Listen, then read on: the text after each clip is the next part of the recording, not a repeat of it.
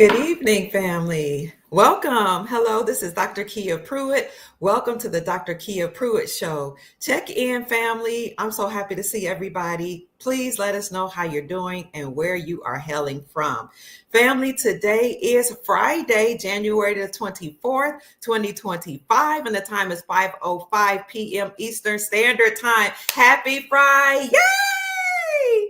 So I hope you are ready for this wonderful weekend, family. I'm so excited about all the things that we're going to experience. Now, I know that people are wondering what is going on in the geopolitical landscape, what's going on financially, economically. When are we going to see these trillions of dollars being injected into the global economy like people have been saying is going to happen? When is Trump going to make these fantastical announcements that he's promised? Well, family, that's what we're going to talk about, but just a little bit. First, I want to say thank you all for joining us. I am so happy for all of you all who have made it to the new year. You know, a lot of us, they say, have been sent during this time. We are so fortunate to be alive to witness this wonderful golden reality into which we're going. And some of us are experiencing it right now. So keep checking in. I see people saying greetings, and I'm putting up your names on the screen as you're checking in. And we want to just give a quick hello podcast today because I know it is the weekend and people have things to do. Hi, Maxine. It's good to see you. Hello, Almighty Kit Kat. KG, it's good to see you. Almighty KG.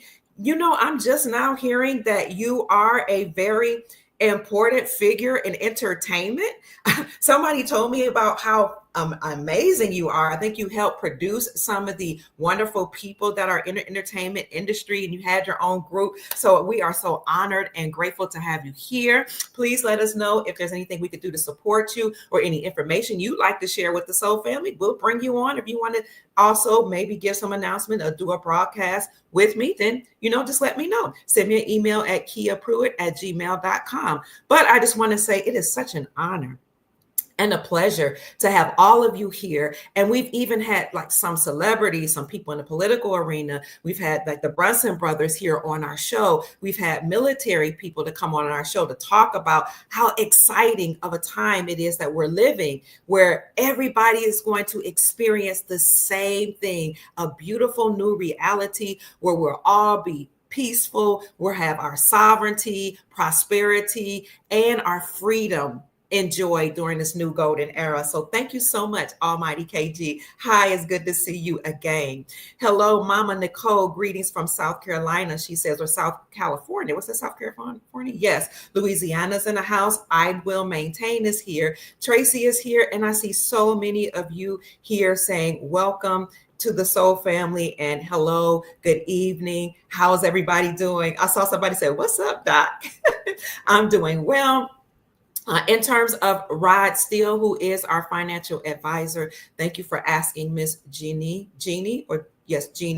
He actually is not doing too well. As you guys know, he was in a very serious car accident, and he said it was the worst car accident of his life, where his car was T-boned. He severed a sternum. He had some back bones broken, his wrist was broken, and many broken bones all over his body. I love you too. And as such, he has been in the hospital since that car accident last week. He's had one major surgery that he had to have the day after the car accident, and then he has to have several more surgeries. Then after he has those surgeries, he has to go into a rehabilitation facility because he has to learn how to walk again. So it's very, very hard for him to come back on, but he wants you all to know that he appreciates your prayers. And he also says, if you have set up for him to do a consultation for him or with him, then please send him a direct message on his Twitter account. And as soon as he is able, he'll get back to those direct messages. Now, he did say it might be a little hard for him to do the consultation while he is on his convalescing bed, trying to get better, but he'll do what he can. And if he can't do it right away, then he'll do it as soon as he gets to the point where he can at least speak well again. Because as I was speaking to him the other day, he was telling me that it was very difficult for him to speak, and I could hear it in his voice. So please, please pray for Patriot Rod Steele, that he gets well and he gets well soon, and that he'll be back to business. He has suffered from cancer, and we'll talk a little bit about cancer, just a little bit, because some of you are worried or concerned about the cancer mRNA vaccines, about which President Trump has been speaking. But he was dealing with cancer, Patriot Rod Steele, and thanks to people like you and the Soul family who were able to contribute to his treatments, he was able to completely get rid of cancer from his body. So that's wonderful. But what that did, the cancer treatments really just made it difficult for him in terms of it depleted his testosterone. And now he has to have this testosterone levels to come back up. So we are praying for the med beds.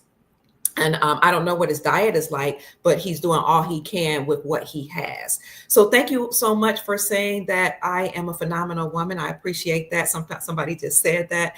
And I will get to your questions in a few minutes. But before we do that, I just want to say I appreciate all of you who have sent me blessings. Some of you have sent Cash App blessings. Some of you have sent me PayPal blessings. I appreciate that. Some of you have sent super chats and super stickers. And so I am very, very grateful, because I know everybody is going through a time right now, or most people are going through a time right now, where they are trying to live within their budget and not give out too much. You have to take care of yourself first and your family first, and then you give from your abundance. So a lot of people say you're supposed to, give from your cup. But if you remember the scripture that talks about my cup being running over, doesn't mean you necessarily that you're supposed to pour all of that out of the cup. The scripture in Psalms is David as actually singing a song, and he's saying, my cup runneth over, like with your blessings. So when the Almighty Source, the Creator, God, the ancestors pour into your proverbial cup so that it can be full, please understand and understand that what's in that cup is for you.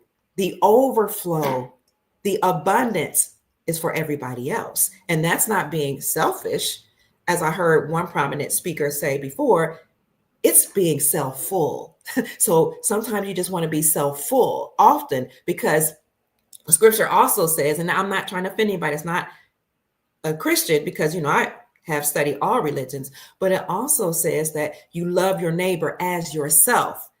It's difficult to love your neighbor if you haven't learned how to completely love, fulfill, and nurture yourself. So my cup runneth over, but what's in the cup is first for me, and then the overflow or the abundance is for others. Now I'm going to speak to the ladies for a second. I know we ladies have a tendency to give, right? Because it's our nature, and we should do that. But please make sure you take some time first, ladies and gentlemen, to take care of, nurture, love on, and dote over your own self, and then give from the abundance. So what are we talking about today? Well, we are just coming off of 4 days of the inauguration, and people have been writing me, hello to all my Instagram family as well, and asking me, what do I think about the administration so far, how it's going. And I don't want to spend too much time on it, because what I try to do, honestly, is to keep my emotions in check. Even when I hear news that may be a little weird or a little different from what I anticipate, I try my best to keep my emotions balanced and hear everything and watch how everything plays out. Because who was it that told us this? Shakespeare told us that the world is a stage, right? So it's true. The world is a stage, and many people that are on the stage are actually actors. So why did I say that? I said that because I believe, or I know, and I think that it's important for us to understand or overstand that President Trump is actually the Trump card that's being used against the deep state. And as the Trump card, Trump is in his final phase of collapsing or totally destroying the deep state. President Trump, regardless of what people are saying behind the scenes or some of the gurus are saying, President Trump, as far as I can tell, is still the president and CEO of the United States corporation. Now, I know people are saying that can't be true because, He is supposed to be, the president that will usher in Nasara. And to your point, I would say he is the president that will usher in the National Economic Security and Reformation Act. He will usher in the global currency reset, the revaluation of currencies, the QFS or quantum financial system. But President Trump, being the CEO of the United States Incorporated, is again being used to take down the deep state. How can I say that so emphatically? Because we've not had constitutional or lawful elections yet. We haven't. We haven't had elections for our republic yet. The last elections we had were just, 2024, and those elections were still underneath United States Incorporated. So we have not yet had constitutional elections, which means that the republic is not in full effect publicly. So just for those who don't know, we have had two governments running side by side: the United States Incorporated, which is a group of bloodline families or people or families that usurped authority from our republic. So you had the United States Incorporated, bloodline families, and then you had our lawful government here, and we had a constitution for our republic. Here you had bloodline families say, we're going to take power from the republic and we're going to incorporate ourselves in the state of Delaware in 1871 as a nonprofit religious organization, and we will have our own constitution called the Constitution of the United States Incorporated, which is separate from the Constitution for the Republic.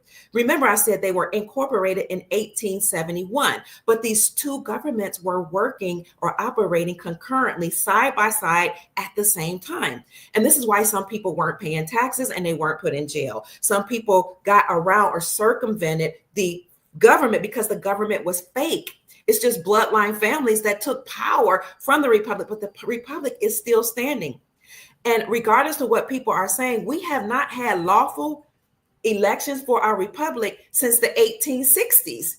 And I can say that assuredly because the United States incorporated themselves in 1871. They were able to do that because they stole power or stole authority from our republic. So again, President Trump is still the president of the United States Incorporated, and he is the last president. He is the transitional president that will transition us into the republic. So what he's doing now is he's using the tools of the deep state, of the cabal, of the United States Incorporated. Somebody said, is my camera blurry? He's using the tools of the United States. All right, is my camera, somebody said my camera is blurry. Thank you for that. To take down, let me use a little, the United States Incorporated. Excuse me, want me to clean the screen.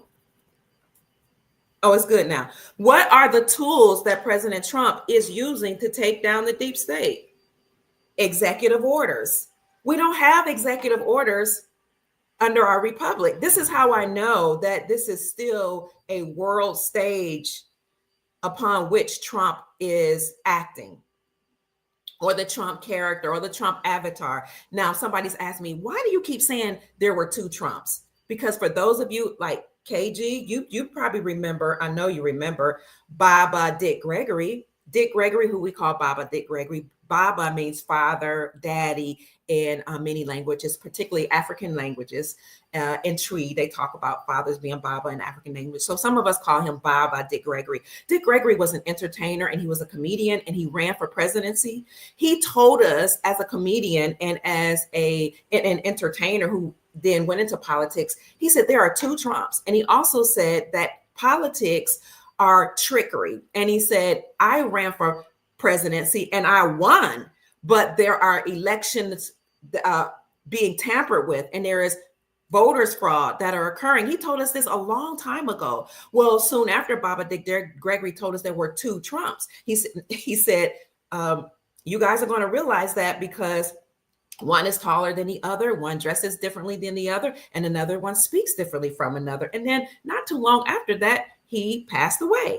Well, not only did he say it, but who is Dr. Ben Carson, the writer of Gifted Hands, the book about surgery, he told us that there were two Trumps. a red tie Trump and a blue tie Trump. Now, why would there be two Trumps? Because all of these prelates have body doubles, avatars. Sometimes they show up as a computer generated imagery or show up, where it's not really them on camera. And they have different people playing them. Some of them have clones.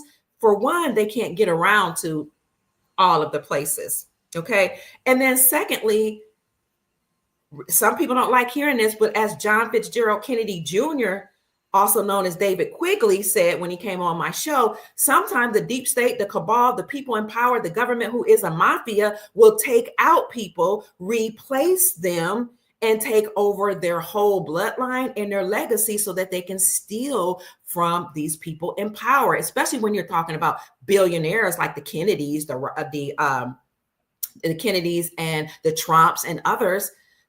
It may not be something that aligns with your beliefs or your philosophy or the way you were trained or taught, but this is what people that are in the entertainment industry talk about. They talk about being replaced.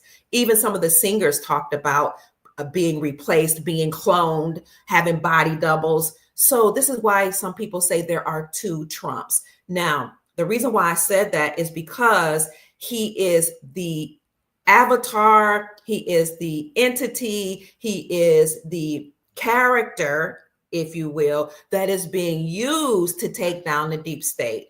I'm not judging whether or not he's a person that is a person that has a moral compass. All I know for Dr. Kia Pruitt is I'm actually grateful that he is being used to take down the deep state. And he's doing some of this, by using their methods. Their method, again, is executive orders. Now, when you look up the executive orders that he is using to take down the deep state, he's doing or signing off on so many of them, it's hard to keep up. Even when you Google all of his executive orders that he's done within the last 72 hours, my gosh, it's so many of them. But again, executive orders are not a means or a measure or any type of systematic thing that you use for our republic, but he's using their own tool against them to destroy them and to bring them down. So there's no such thing as executive orders under our republic. And as I said before, the lawful republic elections does not occur until March the 4th. So there were times when March the 4th in our history landed on a Sunday. And when that happens, then you will have the lawful constitutional inauguration on March the 5th. So some people are saying just because it was historical doesn't mean that it's lawful. Well, it is historical and lawful for us to have the inaugurations on the 4th. So the fact that he had inaugurations or participated in the inaugurations, which actually looked like a funeral to me or a death of the United States Incorporated. That's just what I'm saying. The fact that he participated in that on January the 20th actually makes sense to me. Why would he not? What it actually says to me is he went along with the show, he went along with the program, and he did whatever it took to make sure that he actually was in alignment with what the people are used to. But again, it looked like a funeral to me. I can't say what it was exactly, but this particular image of him right here, and I'm showing him for you that are on my Instagram page, where he's signing executive orders and Melania Trump is dressed in all black with a black hat, standing within a military pose behind him. That kind of struck me as peculiar and odd, almost as if she was watching to ensure that it occurred. Now, some people say, well, she stood behind him to support him. There's a song that says, "Stand by your man." I don't know any real alpha male who would have his wife to stand behind him to protect him from any war criminals or any enemies that will try to attack him. And I know he's an alpha male. What I'm saying is I think there's something that's a little bit deeper here. When you look at Melania in this pose, in this position, standing behind her husband with her cap covering her eyes and the type of outfit, but people saying where her neckline is going in a V, like V for Vendetta, you can see that she has a military pose and she is basically, her posture is speaking for itself. It's actually saying that I'm about my business. This is serious business. We're ensuring that this gets done. It's almost giving not only military vibes, but it's giving, somebody said Palladian, it's giving, that's where I was going, it's giving extraterrestrial vibes, it's giving higher dimensional vibes, vibrations. And some people have said that she may be a Palladian or an interdimensional being, or it might not have even been her. So I don't know what character is playing her role during the inauguration, or was playing her role, and I don't know who was playing the Trump character while he was signing off on all of these executive orders. But that service had a lot going on, and it looked like a funeral to me. It looked very austere. It looked very serious. She was very somber. So whatever ceremony that was, it was, yes, that posture is a very masculine posture as well, which is why I said it was giving me military vibes. And somebody else said it was a posture of authority. Some people are saying that it was photoshopped. And I have to agree that many of the poses that I saw, many things that I saw that occurred at that inauguration looked photoshopped. Even when I saw Barron standing beside some people during the inauguration, where he looked somber, he looked sad, it looked like a green screen, honestly. And I took some flack for saying that on my Twitter account, but it really did. It looked like he wasn't even in the same room. That's why I said everything is a stage. All the world is a stage. We're looking at a show. President Trump, again, is being used to take down the deep state. He is still the president of the corporation, the United States Incorporated. Now, what we're waiting on is waiting for him to sign off on the final thing, the final document, whatever he needs to sign off on, that says, this is it. I've accomplished my goal. This is the end of the corporation. And then the corporation or the government will transition to the republic. So the republic is still standing. There are people that are sitting in certain positions in each state. But I'm holding a position, but we're only holding positions until we have lawful elections. Okay, we will gladly step down, but you had to have people in certain seats so that the cabal, the deep state, the Illuminati, these bloodline families can't pretend like there's nothing to turn it back over to. Well, they have to turn everything back over into the hands of we the people. And I've said before, the chiefs on the land are back in control. And that's why President Trump acknowledged a particular indigenous tribe. He acknowledged a particular indigenous tribe. Other countries are acknowledging indigenous tribes and Afro-Indigenous peoples as sovereign people. Why? Because before you had bloodline families to usurp authority from those countries, the Aboriginal or original people in those countries had a government. They had a republic. They had their own culture and their own ways of doing it. So you have to acknowledge them because things are being turned back over to them. So when we have these lawful elections for 2025, it should happen March the 4th. If it doesn't happen March the 4th, then we know something is amiss. Okay. And so that's why I say I always keep my emotions in check, and I make sure I look at everything to see how things are being done. I will also tell you that it's part of the art of war. You need to read that book, The Law of War Tactics. Read the Law of War Manual, 48 Laws of Power, and all these powerful books about military and how to operate when you are in a position of authority.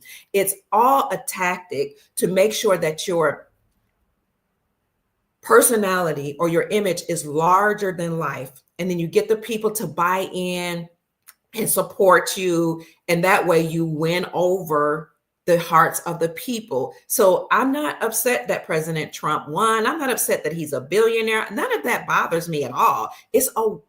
Everybody that's in power desires to maintain power, but you act like you're larger than life, right? And while you're larger in life and you're in a position, you also pretend like you're not smart.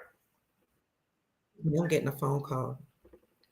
You pretend like you are stupid or foolish, okay, or you don't know what you're doing. And when I said that the other day, they said, well, he's not pretending to be dumb. He is dumb.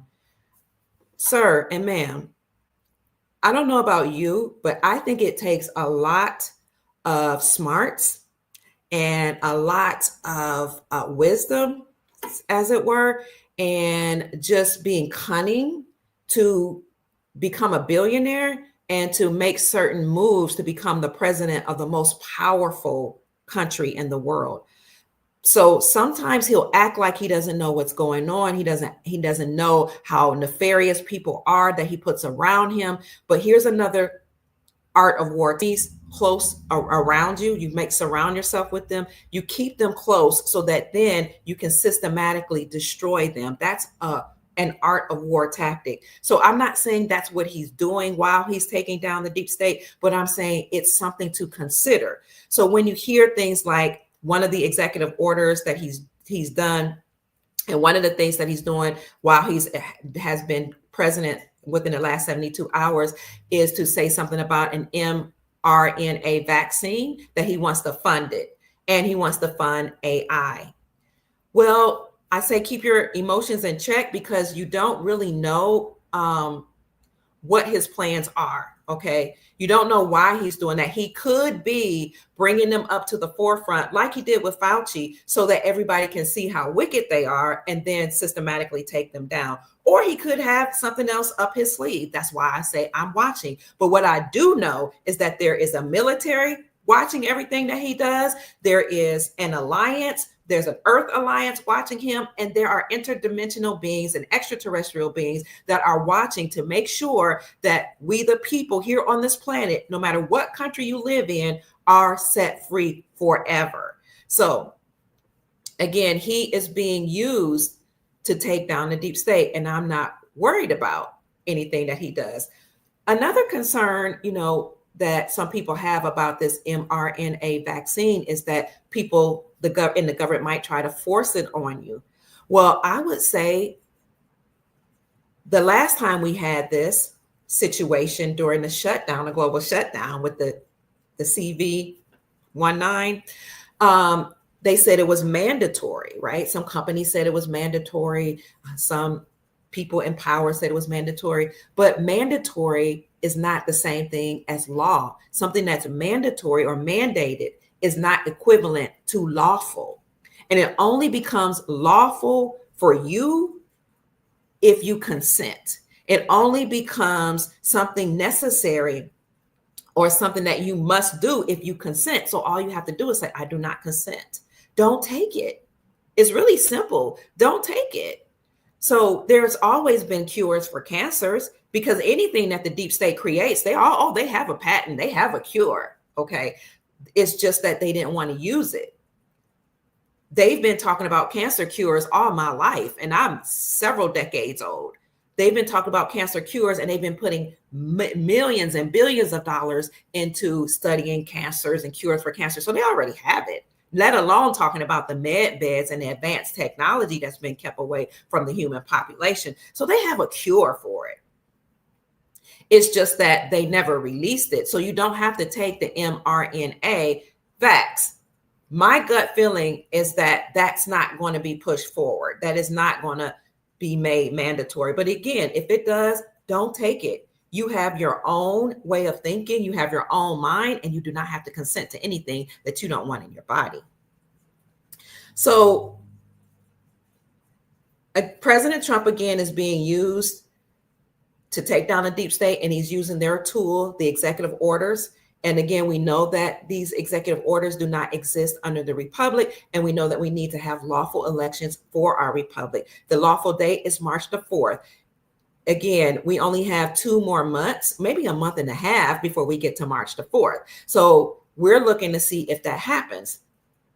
We have listened to, and some of the people that are working in the republic right now have spoken to military intel who are working to reestablish the republic or bring the republic into the forefront. And what they have said is that they have agreed that Trump is a transitional president.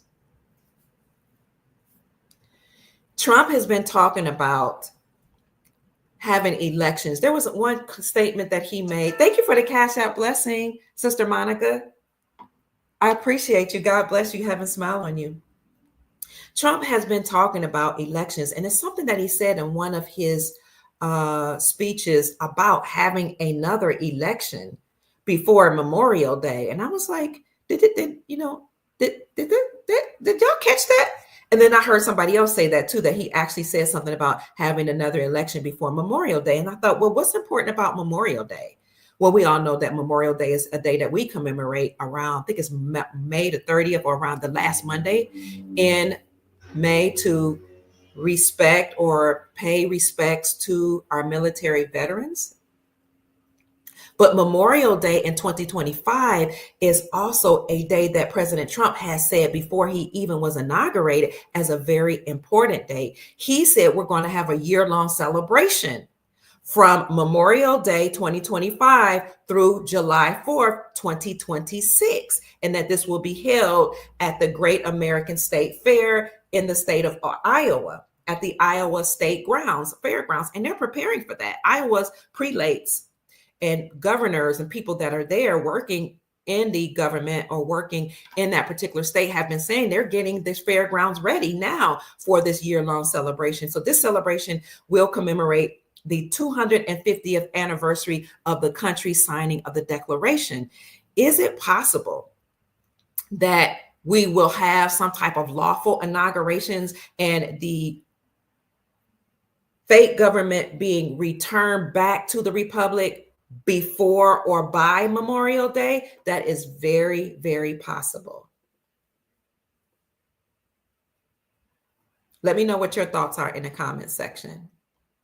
So another reason why I know that that inauguration that we had on January the 20th was still under the deep state is because all of the people that were there, the Congress people that were there, some of the former presidents and prelates that were there, a lot of them should not have any type of dealings or should not even appear at the same place as a lawful president. You can't have the Republic and lawful people playing the same game at the same time. It doesn't work that way. It doesn't go together. You're lawful and you're a criminal. You're guilty by association. So when I look at the people that were there, whether they were what do you call it, justices or elected officials or Congress people, and they are nefarious, then I know this is not a lawful election. Because remember,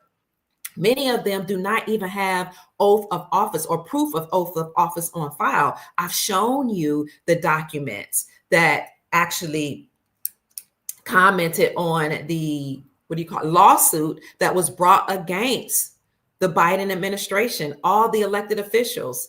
And in this lawsuit against them, the woman, her attorney actually who was representing her, asked for proof that any of those elected officials had sworn oath of office to the Constitution or had even promised to represent we the people. And when they made sure that they put that in place and they brought that lawsuit forward, most of the elected officials did not respond. And they could not prove that they had taken a sworn oath of office to even take that seat. And so those that tried to respond actually they presented something that was faulty or unlawful, or it wasn't, and it was something fabricated. So again, a lot of these Congress people, a lot of these esquires or these attorneys who are now serving as lawmakers, so-called lawyers and judges, will have to be removed because they never taken an oath of office and they have Esquire behind their name. And according to our republic, you may not have a title of nobility and serve for our republic. If you have Esquire behind your name, you are an attorney. You had to pass the bar exam, which is the British accredited registry, which means in essence that you represent the British crown or the Queen. You serve the best interest of the crown, the Queen, and not we the people. You serve the best interest of the corporation and not we the people. So that alone says to me that if you have Esquire behind your name and you pass the bar exam, that says to me that you're not operating lawfully according to our republic. And this is why Moving forward, once our republic is restored and we're returned back to constitutional law, any attorneys that are serving must be stripped of their credentials, or they just must step down, stand down, and then be retrained in constitutional law.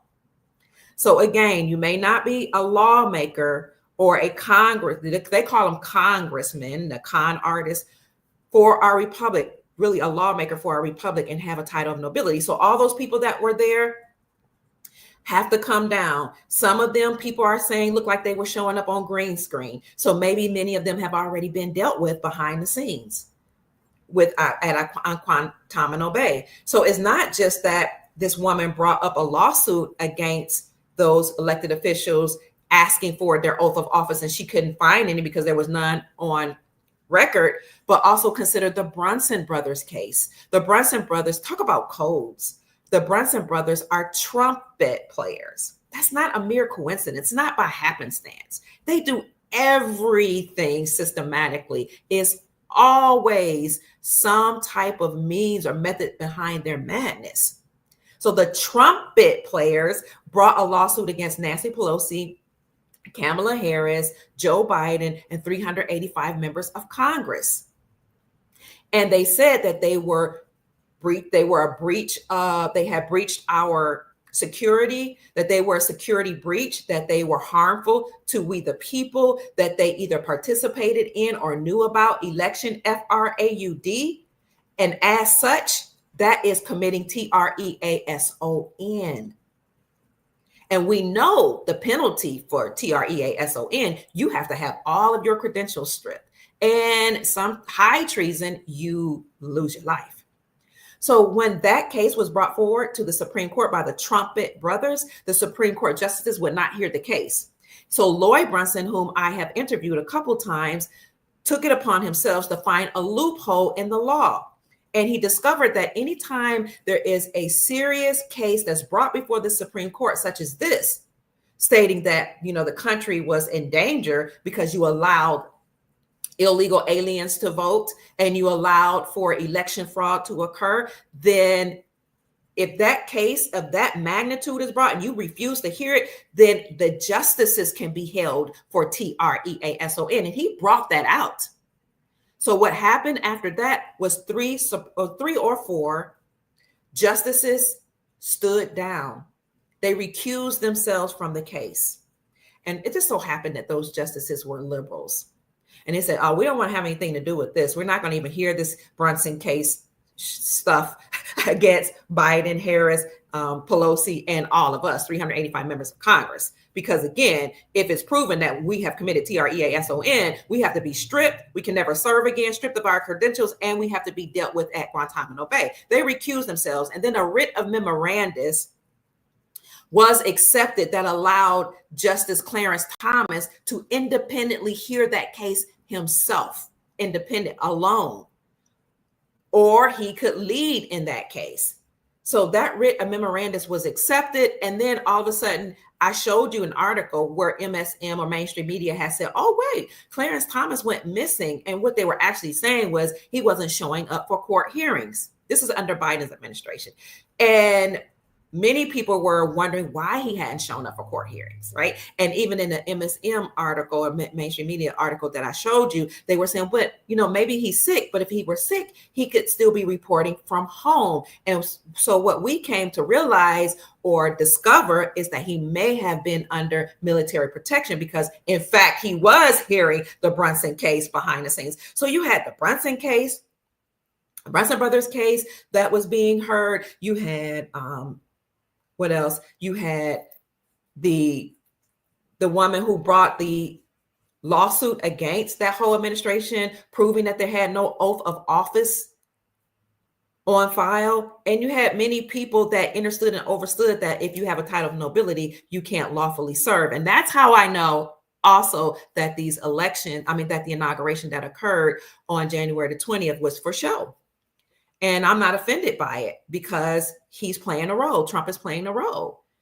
And so what we need to do, in my humble opinion, or my very strong opinion, is to be watchful, and prayerful that things will continue to move along as we anticipate them to. And we do know, again, that the military is in control behind the scenes, and that Earth Alliance is in control, and that we have some visitors that are here. That's why they keep talking about drones. Soon they're going to disclose that these drones that are the size of ships and automobiles are actually motherships or ships, or what they call them, UFOs, or some type of home or apparatus for those visitors that have come. And it's very, very peculiar to me that these visitors or these drones happen to be hovering around military bases.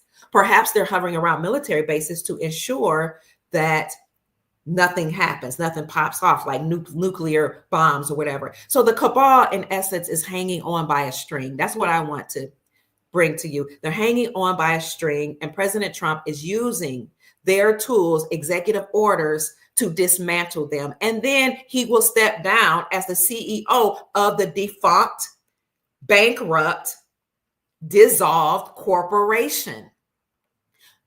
All he has to do is finish with those executive orders, completely, obliterate them, then make an announcement, covert or not, covert or overtly, that the cabal, the deep state, the United States Incorporation has been destroyed. And then that's when the republic steps forward, because they never went away. They never, dissipated. They just need to step forward. We need to step forward, we the people. And then after he makes that announcement and that the power transitions back to we the people, then we will have lawful elections. And again, it's supposed to occur on March the 4th, but definitely before, it looks like before Memorial Day, where we will have a great celebration. You can look it up. You can actually Google it, and I'll do that for you, where you can see that we're supposed to have a celebration, a year-long celebration for the United States' 250th birthday. Doesn't it make sense to have a celebration on the United States' 250th birthday this year, since it is the 250th birthday? And it would be nice to have lawful elections leading up to that or right before that time. Somebody is saying indeed. And don't forget Space Force. Absolutely. Space Force is actually, hi, Chief, actually taking care of things behind the scenes. And that's why President Trump said in 2020, when he had, it was 2019 or 2020, when we had a huge July 4th celebration, he said, we put a lot of money into the military, and we're doing our best to secure the skies. He even let us know he's putting money in the military and secret space program, and we're doing our best to secure the skies. They were securing the skies, securing the portals, to make sure that all of those energies and all of those nefarious beings that were here on the planet leave through those portals, and then those portals were being closed. Chief Rod Hayes is in the house, family, also known as Chief Pontiac. Chief Pontiac, if you want to come on and give your piece, we would be so blessed and honored to have you here with us. I will even send you a link. So everybody's saying hi to Chief Pontiac, Chief Rod Hayes, by the way, who is a very benevolent, well-respected gentleman in this community, who has given us so much information about how the land and the governments are being returned back to we the people. Thank you so much for the super sticker, Sister Rosemary Missy. I appreciate you. God bless you. Heaven smile on you is my prayer. May the Most High bless you with prosperity, abundance, peace, and long life. So what I'm going to do, since Chief Rod Hayes is on the live, is I'm going to send him a link. It's up to you, Chief, if you want to come on or not, but it would be an honor. You don't have to stay long. If you want to give your thoughts about what's going on behind the scenes. So, family, let me show you right quick how we know there's going to be a year-long celebration. Chief, they're saying greetings to you. Okay. Chief Rod Hayes said, give me a few. I'll send it to your Facebook, my dear. And in the meantime, I want to read briefly this article, and not much of it though, that talks about how we're going to have a year-long celebration. You see this, Trump announces a year-long celebration for the United States 250th birthday. The United States Okay, that's the corporation. It's not the republic. We've always been here. Okay, remember when the people from Europe came here seeking refuge, from whatever was going on there in their country, they noted that there were people already here. Yes. So there was a government here, there were people here, the autogenous indigenous people were already here, and they had their own culture and their own way of life. So we're celebrating the United States' 250th year. We're commemorating them. Former President Trump on Thursday announced that he would organize a year-long celebration to mark the 250th anniversary of the United States and host a Great American State Fair in Iowa. 3 years from now, he said, that's when he made this announcement 3 years ago, the United States will celebrate the biggest and the most important milestone in our country's history, 250 years of American independence, in a video announcement. I mean, again, there's the United States Incorporated. There's even the colonies, the 13 colonies that were recognized as their own nation. And then there are the American peoples, or the people that were here before. The colonies that came here, most of them were in the, New England area, New England states. And if you recall, Trump has said this and Obama has said this. Morocco acknowledged us, or were the first to acknowledge us as our own nation, because they are a nation within the nation. The United States is not the same as America. The United States was the nation within America. Okay, we already had Aboriginal copper-colored people here, but the United States had their own nation, their own way of doing things, their own system, their own government, their own flag. They operated in commerce and everything, and they were recognized as such. And according to what many people say, we've had treaties between us. Let me get this link and send it to you. We've had treaties between the two, the United States and the United States and who else? And the American people that were here. The Treaty of Peace and Friendship, again, is one that's very commonly known. When you try to look for it, people will give you commentary on it, but you don't actually see the actual document. And that's because it is stored somewhere for protection. And my son told me where it was stored, but I don't remember what he said. So the United States, again, is its own nation, and they are celebrating. I can have young elder download it or repost to me. Sure. Sorry.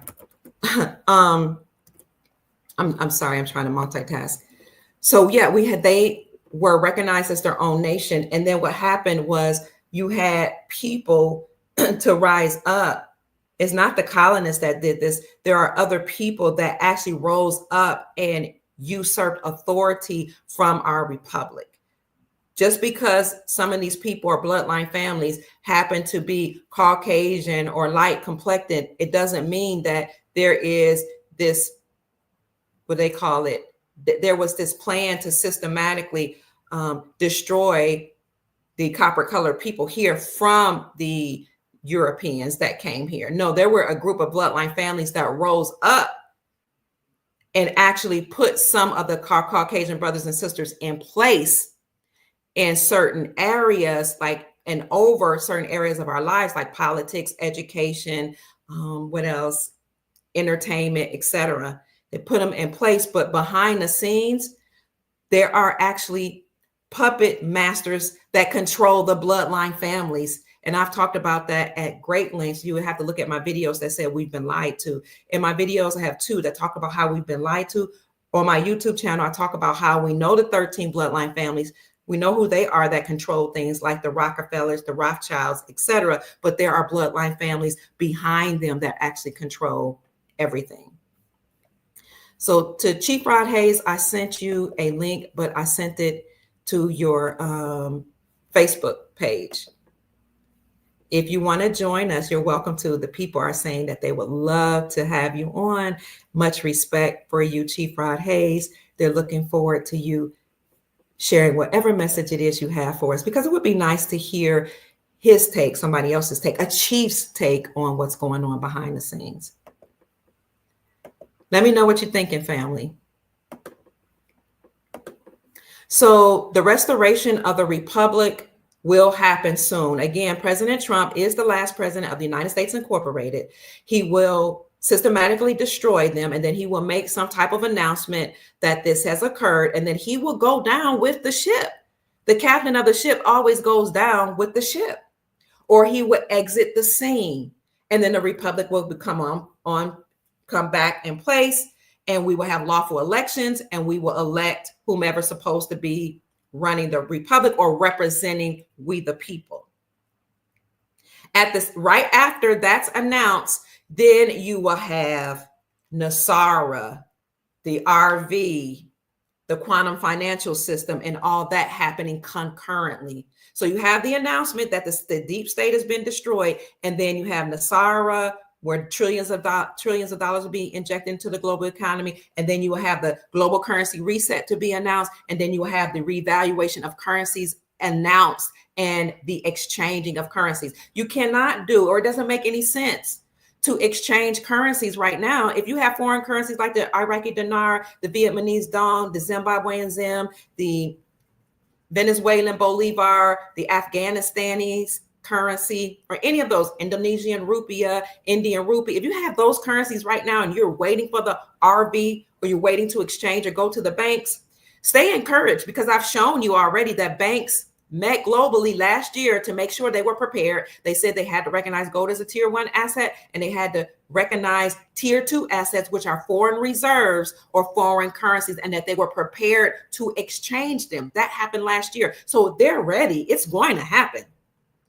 But it doesn't make sense to exchange your currency now under United States Incorporated. It doesn't make sense to do that until all the congressmen are taken out, until the presidents of the United States Incorporated are taken out, until people in certain key places are completely removed, because otherwise they will steal the currency that you just exchanged and re-empower themselves. So we have to systematically get rid of them. We have to completely get rid of the SWIFT financial system, which is still operating concurrently or alongside of the quantum financial system. So all of that has to be dismantled. But behind the scenes, it's happening. You already have the quantum financial system in place. No, you don't have to pay for a wallet. No, you don't have to pay for an account. Everybody already has a quantum financial system account. This is a benevolent account that was given to us by the interdimensional beings, or the people who are not human extraterrestrials that are here monitoring things. They gave us the quantum financial system. So that system is already in place. You don't have to pay for it. You don't have to do anything. You have to sign up any documents. It's already done. But until the SWIFT system is completely replaced and completely taken out, and a quantum financial system is running not alongside of, but instead of the SWIFT system, we're not going to have a currency exchange. But it's going to happen very soon, because we already know that behind the scenes, BRICS, Brazil, Russia, India, China, South Africa, and all the nations that have joined BRICS have already, I say you, Chief, BRICS has already coalesced against the United States Incorporated, and they have used gold for trade. And behind the scenes here in America, 46 states have repealed the state sales taxes from the sales of precious metals and reclaimed silver and gold as money. So everything is ready. We're just waiting for that final nail in the coffin. And having said that, family, let me bring on our esteemed, beloved, honorable Chief Rod Hayes. How you doing, Dr. Kia? Hey, sweetheart. How are you? I'm having a blast watching Trump rip this BS apart.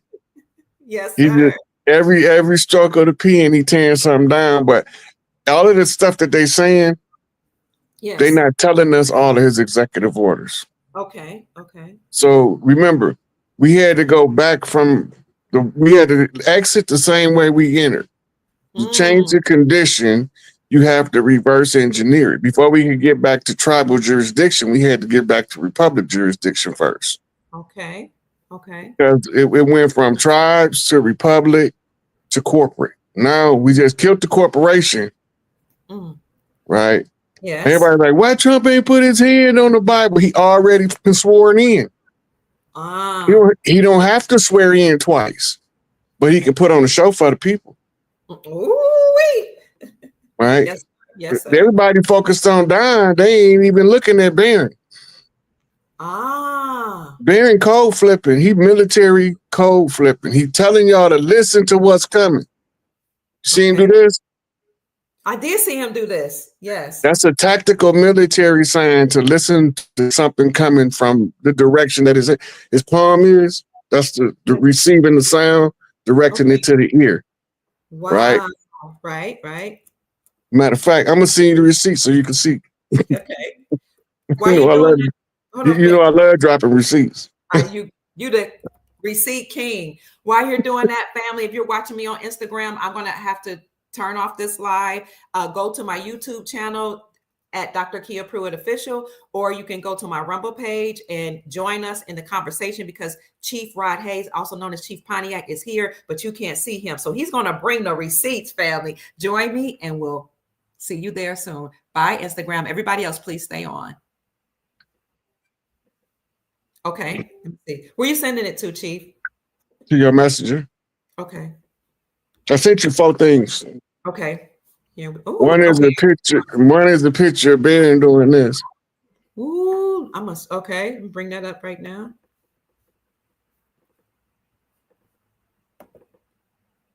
And why I'm doing that, let's see. Here we go. Share the screen. This is so exciting. Thank you for joining us. Wait. You know, I was going through my message and you was laughing. So let me see what Dr. Kia talking about, because I know a lot of stuff going on. Ooh-wee. I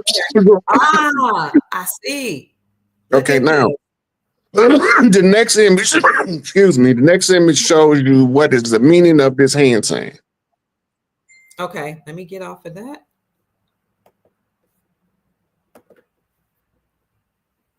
Let's see what the next image is. Nope, I don't think that's it. Okay, I have to go back to your page. A tactical listening hand. That one. Okay, Let me show you. Okay. It's a straight military. It has nothing to do with civilians. I'm inclined to believe that Barron Trump has some kind of way been put into military service to assist his father. Wow. You want to read what it say? Absolutely. A tactical listening hand signal is typically made by cupping your hand next to your ear, often with a slight tilt towards the direction you want someone to listen to, signifying the need to pay attention to sounds in that area. This gesture essentially indicates listen in a tactical situation. You want me to read the rest? That's up to you. You can read much as you want. Okay, key points about the tactical listening hand signal. Hand position. Form a cup with your hand and place it close to your ear. The second point, direction indicator. To specify a particular direction, you can tilt your cupped hand towards the area that you want someone to listen to. And then finally, the purpose. Used to communicate the need to be silent and focus on listening for potential threats or important information. Wow. So he was telling us to pay attention. The voice is the voice of the people, because that's the direction his hand was cupped to the crowd. Okay. Now, this is a notice or the response from the World Health Organization about being America telling them we done with y'all. We ain't dealing with y'all no more.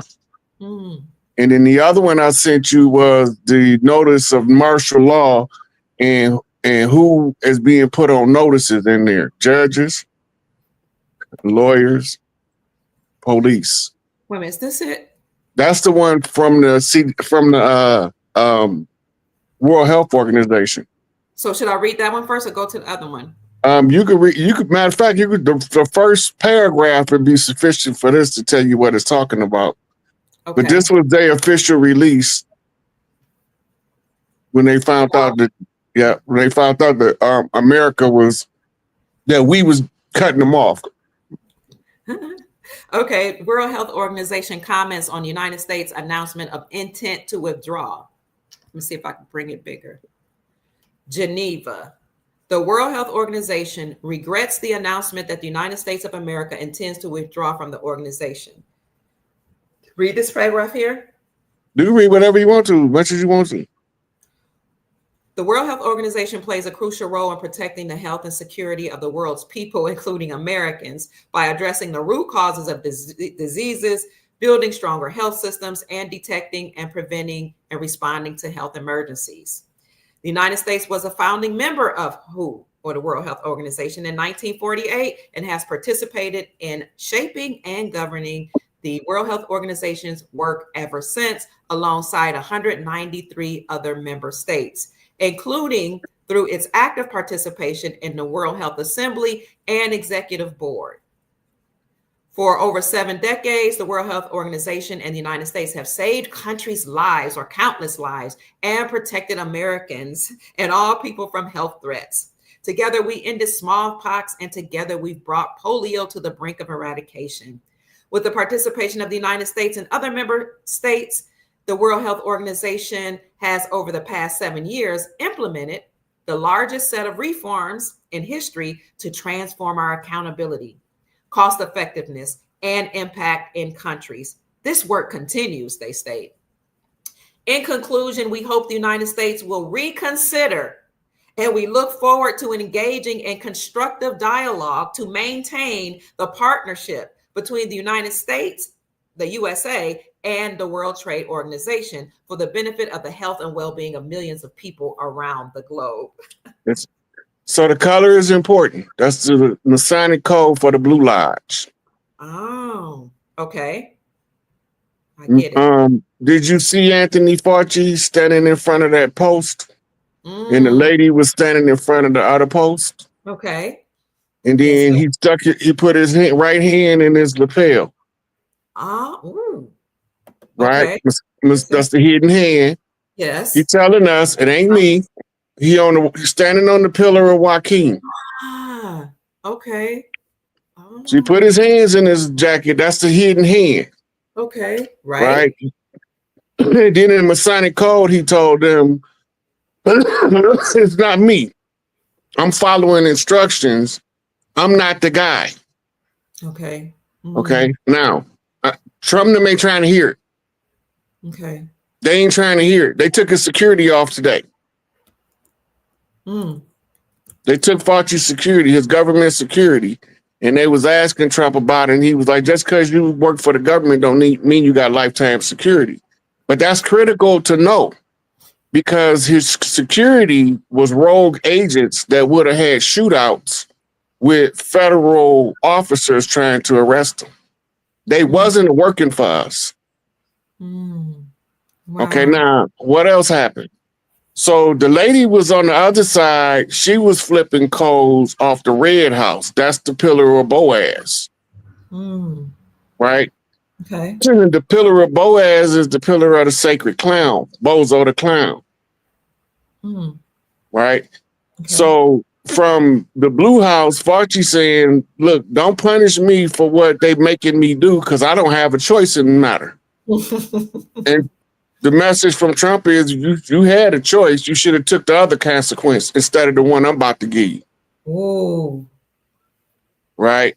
So ain't none of this, they doing all this in our face, playing in our face like we some little kids, and they passing messages over our head by spelling out the words. Right. In this case, they flipping out the sayings.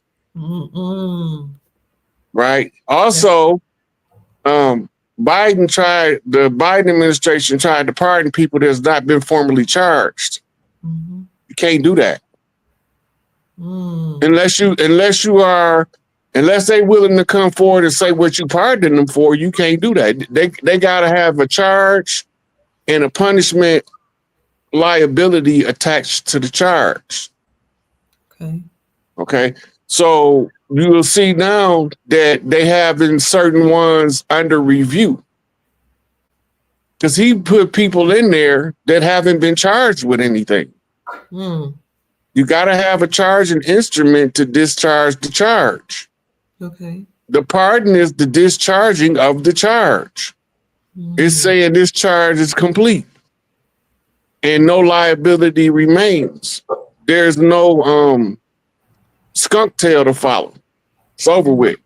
But he can't do that if they haven't been charged. They have to be convicted of something that was belligerent to the state that he's pardoning them from. And also, if you are under suspicion of treason as the head of the state, and you try to pardon somebody for the same treason you under investigation for, that furthers the conspiracy, right? Okay. One of the conspiracy's elements is called overt acts. And so you aware of a criminal activity. It's all a stage show though. Yeah.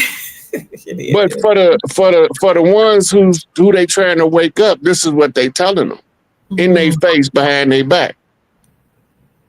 They telling them, okay, I'm pardoning all of these people that haven't been charged because I know they did some dirt. Okay. He's just shining the spotlight on them to let you know they need to be investigated. Yes, I'm with that. Right? Yes. Now remember, we still waiting on Clarence Thomas ruling on the Brunson case to be released. Yes, sir. The only ones don't have oath of office is actors from Central Casting. All of the ones that was about what's right, that been fighting the fight, and they thought they was up against an undefeatable juggernaut, they not charged with nothing. They don't have any complaints against them in the Brunson case because they named all of the ones don't have an oath of office. Yes, they do. Okay, now, remember, they right before the new year, they issued they put a bill on the Senate floor, which is all fictional, because if you go look at Senate hearings from the 90s and the 80s and look at ones from the 2020s, they do not look the same. They're not in the same location. Okay. Okay, so in the process that's taking place, they showing us, it's put the bill in front of the Senate saying that continuity of office if 100 or more congressmen and senators are absent for whatever reason. Why did they put that there? Why haven't it already been there? Nobody ain't never expect that it'd be 100 or more senators and congressmen suddenly unable to perform their duties in DC. Why is it 100 and something? Well, it's 300 and something people on the Brunson list. Yeah, 385. And the bill says 100 or more. So this is how they letting you know that all of the actors, the people that they portraying, they not really there. See, I see that. Yes. Right. And they telling you that it's going to be over 100 of them that's going to be rolling out on what I call it Gitmo TV or Tribunal TV. Now, all of a sudden, you got this specialty reporter. She been following the Q movement and all that for the longest. She ain't always been reporting on Trump. Like she wasn't always in favor of Trump, I should say. But now all of a sudden she's doing this thing in Gitmo because she say it's a whole lot of activity about to start happening in Guantanamo Bay. Who told her?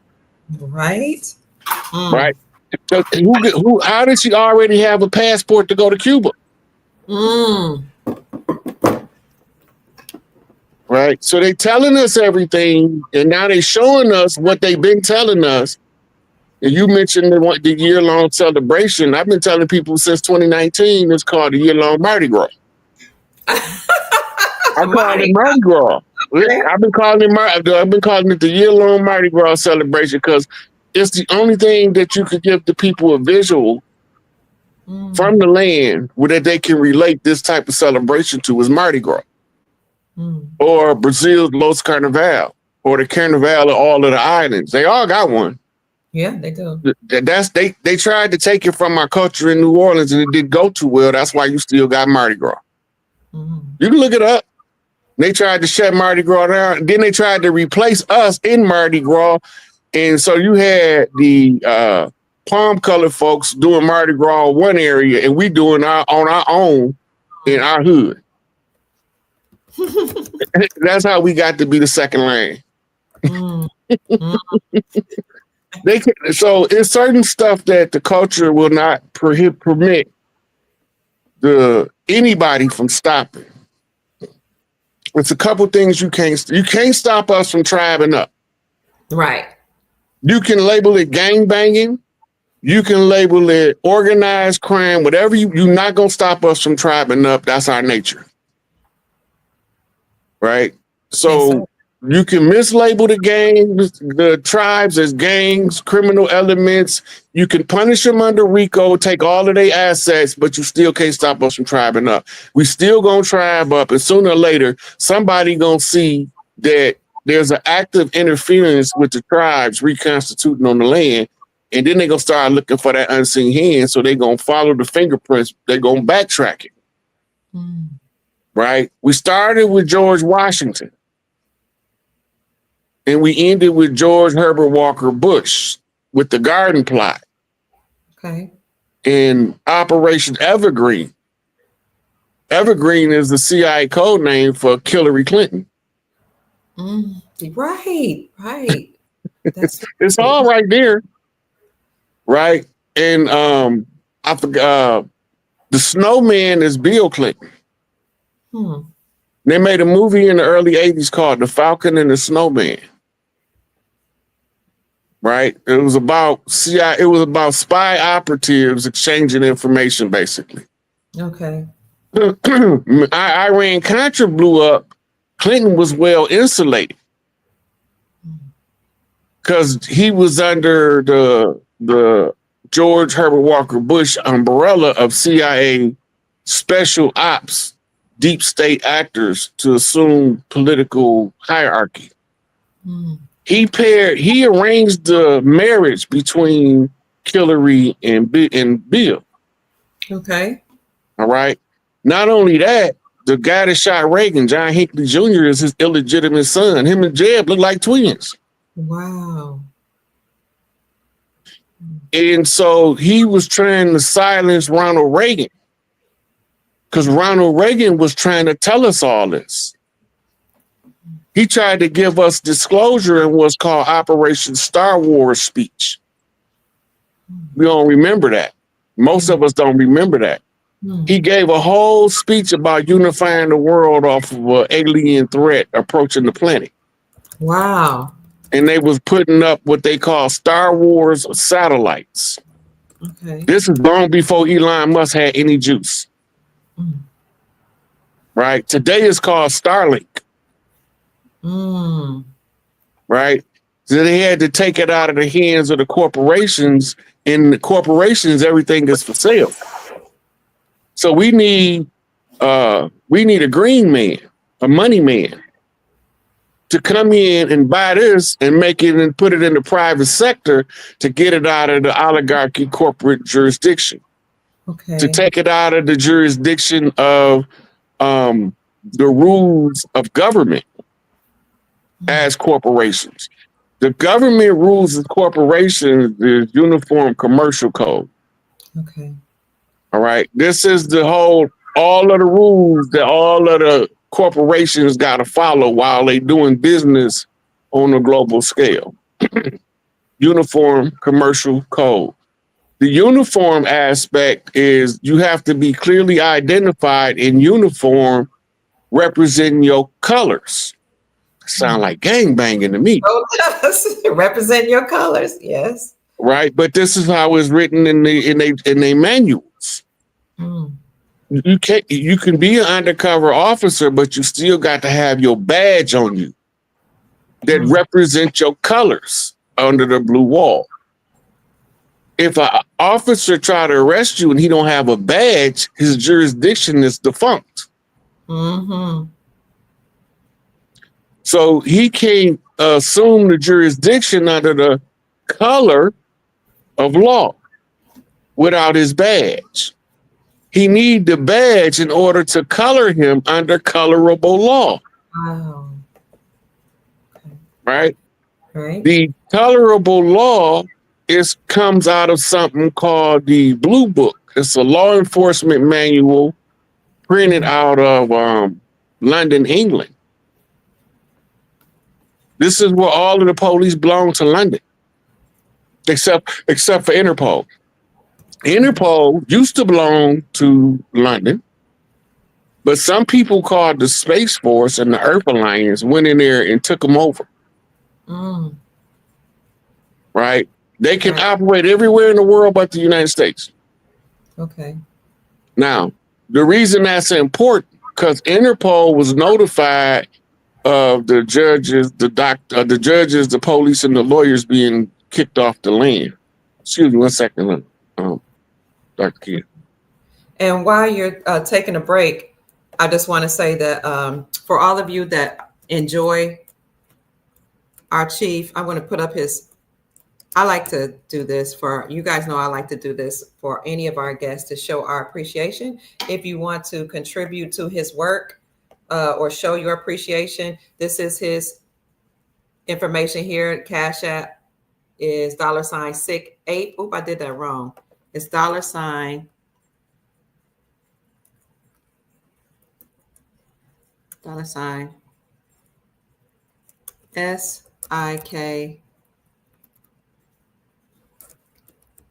Yeah, this is good. He's giving more than what I was going to talk about, family. Somebody says y'all look good together. Thank you. That's very kind of you. Chief Pontiac's information is $SIKAPE for those of you who are interested. And I will, thank you. Look at some of your comments here. Let us know what you think about this information so far. Oh, yeah. You've been watching Barron. Sister Felicia said, I've been watching Barron. Come on, Dick Gregory. I know, right? That's who he reminds you of. Barron Trump, like he looks like he's military, and he's always looking very austere and serious. Like, you know, he's not there to laugh around, joke, or play games and nothing. So you know something is up with him. I do have a picture of him on my Facebook page, a still of him at the place. What do you call it? At the inauguration? Where, let's see, wherever he was. I'll show you guys what he looked like in a minute. It's on my page. Let me see if I can find that. But you saw how austere he looked, how sincere he looked. I'm going through all my pictures right now so I can show you. I'm glad Chief Pontiac is joining us because he's answering some of the questions that some of you had as well. So here is what Barron looks like. Somebody said they've been watching Barron and looking at his posture. This is what he's looking at. Like, he didn't look like he was there to play. That's pretty serious. Okay, now what you're looking at is, you remember the two clown face, laugh now, cry later? Yes. Look at the picture again. Laugh now, cry later. Okay.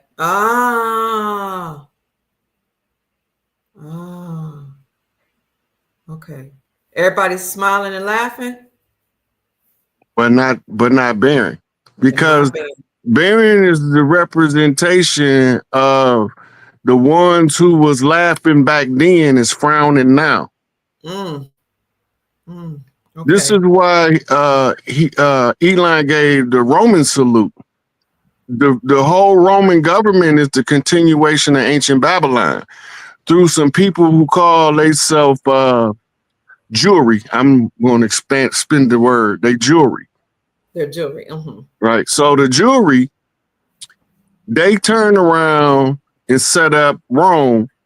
Rome continued Babylonian empire that's described in the book of Daniel. The book of Daniel tell you the empires of the Babylonian empires by the statue. Yeah. Is this what you're talking about? Yep. That's a Roman salute. Everybody think it's Nazi, but it was before. Remember, the Third Reich was the Nazi regime. The Fourth Reich was formed under Operation Paperclip. Do the math. Where's the First Reich and where's the Second Reich? Okay. The Second Reich was under Otto von Bismarck, a donut maker. They call GD's glazed donuts in Chicago. The Vice Lords and the Stones do. Okay. All right. But this is relevant. Right? Okay. Now, the First Reich, or Reich, because Reich is German for right. And the first right was the Holy Roman Empire. Okay.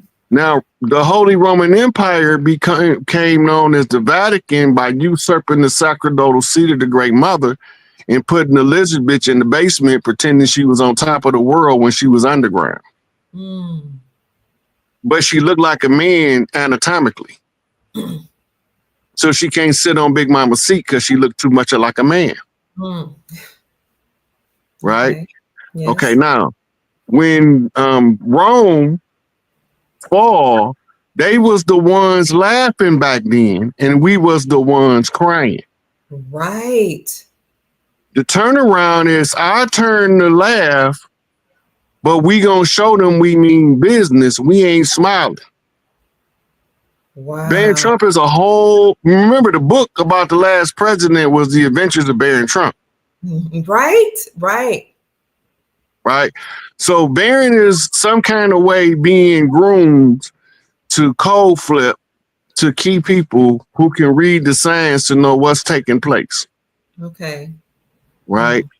Now, Fauci came out and asked his brotherhood for help. Apparently, they ain't nothing they can do for him. Right. Because he ain't got no security no more. I'm gonna recommend that he take a stroll through South Central or O Block or Brooklyn. I'm gonna recommend that he go where we at to see how we feel about him for real, and why everybody's cameras all of a sudden don't work when he come up MIA. Even the government cameras won't work. They just found him laying there. But he ain't gonna do that. So I'm just wishing. I'm wishing he walked down my block. Ain't no cameras on my. It's a couple ring door cameras, but if you get in front of my house, I can disable mine. Oh. Can I ask you something? Speaking of, who's in control and Baron possibly being military, is this here that you showed me? What does this mean here?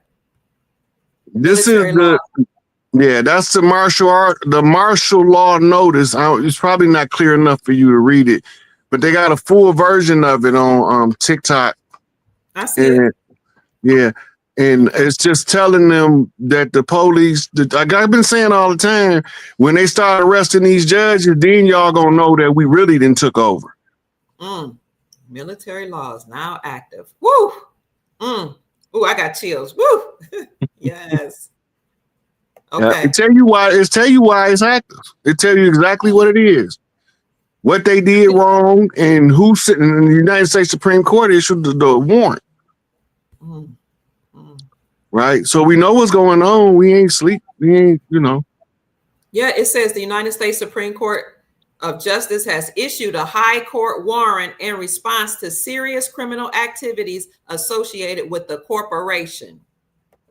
The only way that the Supreme Court can issue a warrant from that high up, high crimes and misdemeanors are directly taken to the Supreme Court when it involves high government officials,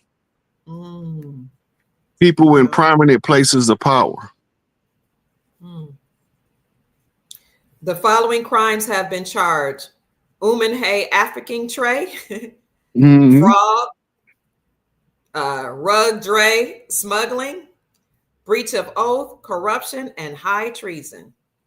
The following corporations and individuals involved in the above crimes will be facing the full force of the law: police officers, judges, solicitors, government workers, social service personnel, anyone involved in the trafficking trade of children. All current laws are non-void and dissolved. The only laws that remain actual and enforceable are constitutional laws, common law, and which is tribal law. Oh, what's that say? Common law is tribal law. Oh, tribal law. Oh, okay. And provisions outlined. Sorry. So the common law is the law that was already here before they established the corporation. Okay. You ever heard of a common law marriage? You live with somebody 7 years, y'all married. Yes. Yeah, but it's not 7 years. It's tribally ascribed to different numbers of years. Okay. right? But after a certain amount of years, you automatically in a union, in a permanent union, Mm, mm, right? And the common law is often talked about in a lot of case law, but they only enforcing statutes and codes.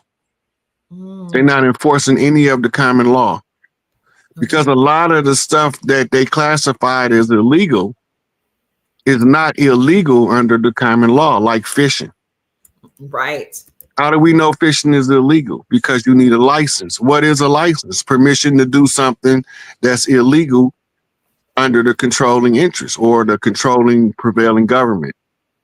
Speaking of the licenses, when you say that with the overturning of the Chevron doctrine, all those licenses will cease to exist? Those agencies will be repurposed because they can be used for something else, but Mm, they won't be able to enforce it as it was before. okay. Right? That's like you're not finna give me no $500 fine for catching the fish. Mm, We supposed to go fishing. We supposed to be able to feed ourselves. right. These laws restricting us from hunting and gathering on the land. You know, farms, they had something called the Beautification Act, American Beautification Act. This is why, because everybody had gardens in their front yard. We ain't had no grass. The front yard was for the garden, right? And then like the children outside playing, they go grab a tomato, a cucumber out of anybody's yard. Ain't nobody gonna say nothing, but don't take too many. Right. Right. Right? Remember, other people got to come get some too. That's the only thing they'll say to you. That my grandma, Big Mama, it was like Mhm. that at her house. Mm-hmm. Yeah. Mm-hmm. See, then now we starting to slowly creep up on them and take our stuff back step Okay. by step. Mm, Now they starting to reveal y'all all of the stuff that was going on in y'all face behind y'all back. It was mm, open in the public, but you ain't know what it meant. okay. That's why as a responsible adult, if you get to be adult and you can't read, you don't have no excuse in this era because you can have your phone read it for you. That's true. So anybody ignorant in this time frame choose to be ignorant. Mm. If you don't know how to work your phone, you can call your grandbaby in there. I need you to put this book on my phone, baby, and turn it on so my grandma can hear it now. Because you know I'm getting old and I can't see too good no more, and I don't really know how to work all these electronics. I just said that to my grandkids about something on my computer.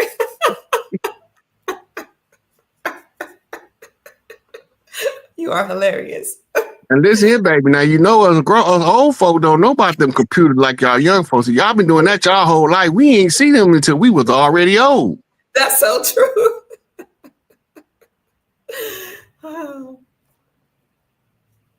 Family, if you are enjoying this commentary by Chief Rod Hayes, Chief Pontiac, then please hit the like button, subscribe to the channel, share the video, and send him a Cash App blessing just to let him know that you appreciate him at the $ SICAPE. That's $ SIKAPE.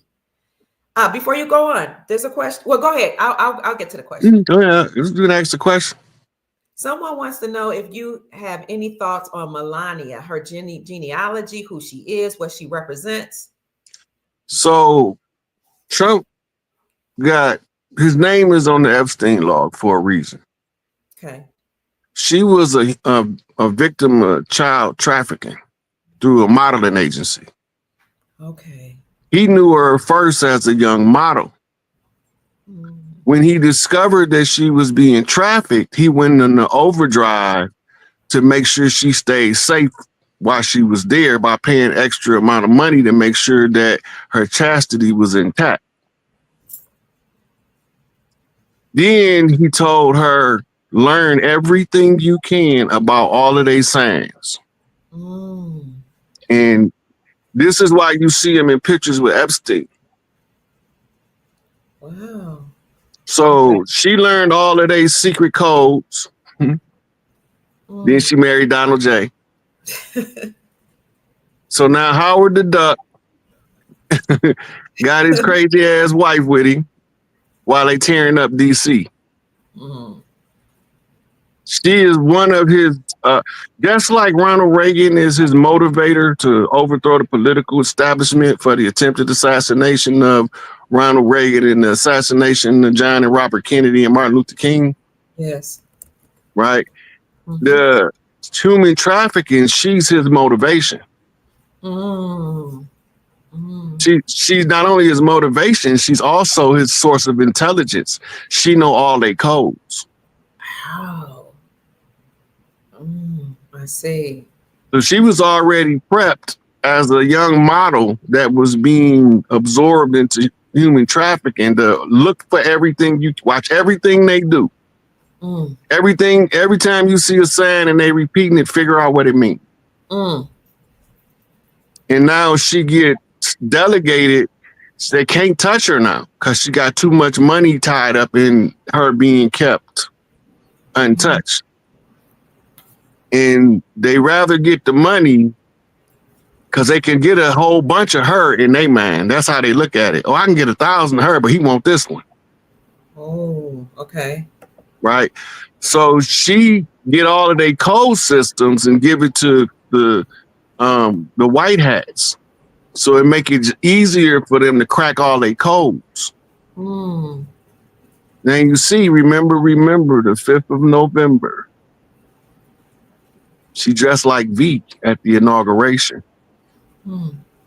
Right? Yeah. Go back to watch the movie V for Vendetta and listen to why he's telling you to remember the 5th of November. Mm. Right? Because that was the bomb blast that nobody heard. It came out as the Schumann resonance spike. Right? So she's telling us that this is here, it's Vendetta is here. V is here. Right? And the V for Vendetta is to strike back at somebody who first struck you. Mm. Oh, I see. Right? Mm. So now all hands on deck. You see all of the children came out. Right? He got a daughter named Tiffany. The new WWE Women's Champion is Tiffany Stratton because it's Tiffy time. Mm. I ain't this ain't a coincidence. Remember, Trump got trained as a bad guy by Vincent Kennedy McMahon. Right? Then he became the apprentice to try out what he learned, to determine if he can be enough of an asshole in order to make people take him serious, because he was too nice when he was. They don't look like Indians to me, and they don't look like Indians to enemy. And all of your divine wisdom, sir, they don't look like Indians to me, and they don't look like Indians to Indians, right? So he was too nice back then. He was too cordial. Go look back at the first inauguration. Matter of fact, the debates when he roasting Hillary Clinton, telling her all of the dirt she did, and she's standing there looking like, I can't believe my cousin telling on me.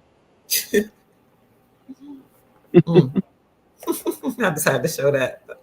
You know, it's a post that go with that that's really good. Okay. On your page? It might be this post because the picture. Okay. Yep. Yep, that's it. Should I read it? Oh, yeah, that's some good stuff right there. The Silent Warrior, a symbolic reflection. In this image, we see Melania Trump depicted as a warrior cloaked in mystery, her eyes obscured beneath the brim of a wide hat. The air is thick with mist, the background shadowed in an eerie haze, yet her stance is one of absolute poise, precision, and power. There's no passive figure, nor is she an individual easily swayed by the chaos of the world.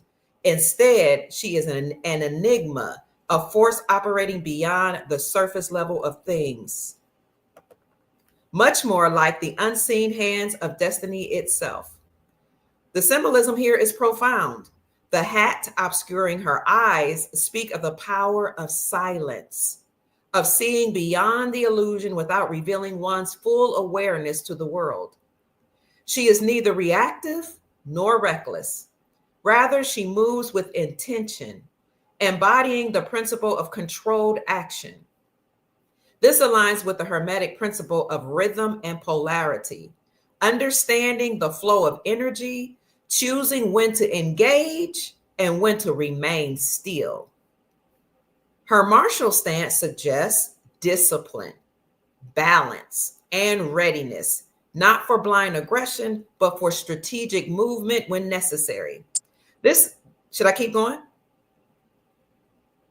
This echoes the path of the mystic warrior, the one who does not fight for mere victory, but for a greater cause, standing firm in integrity.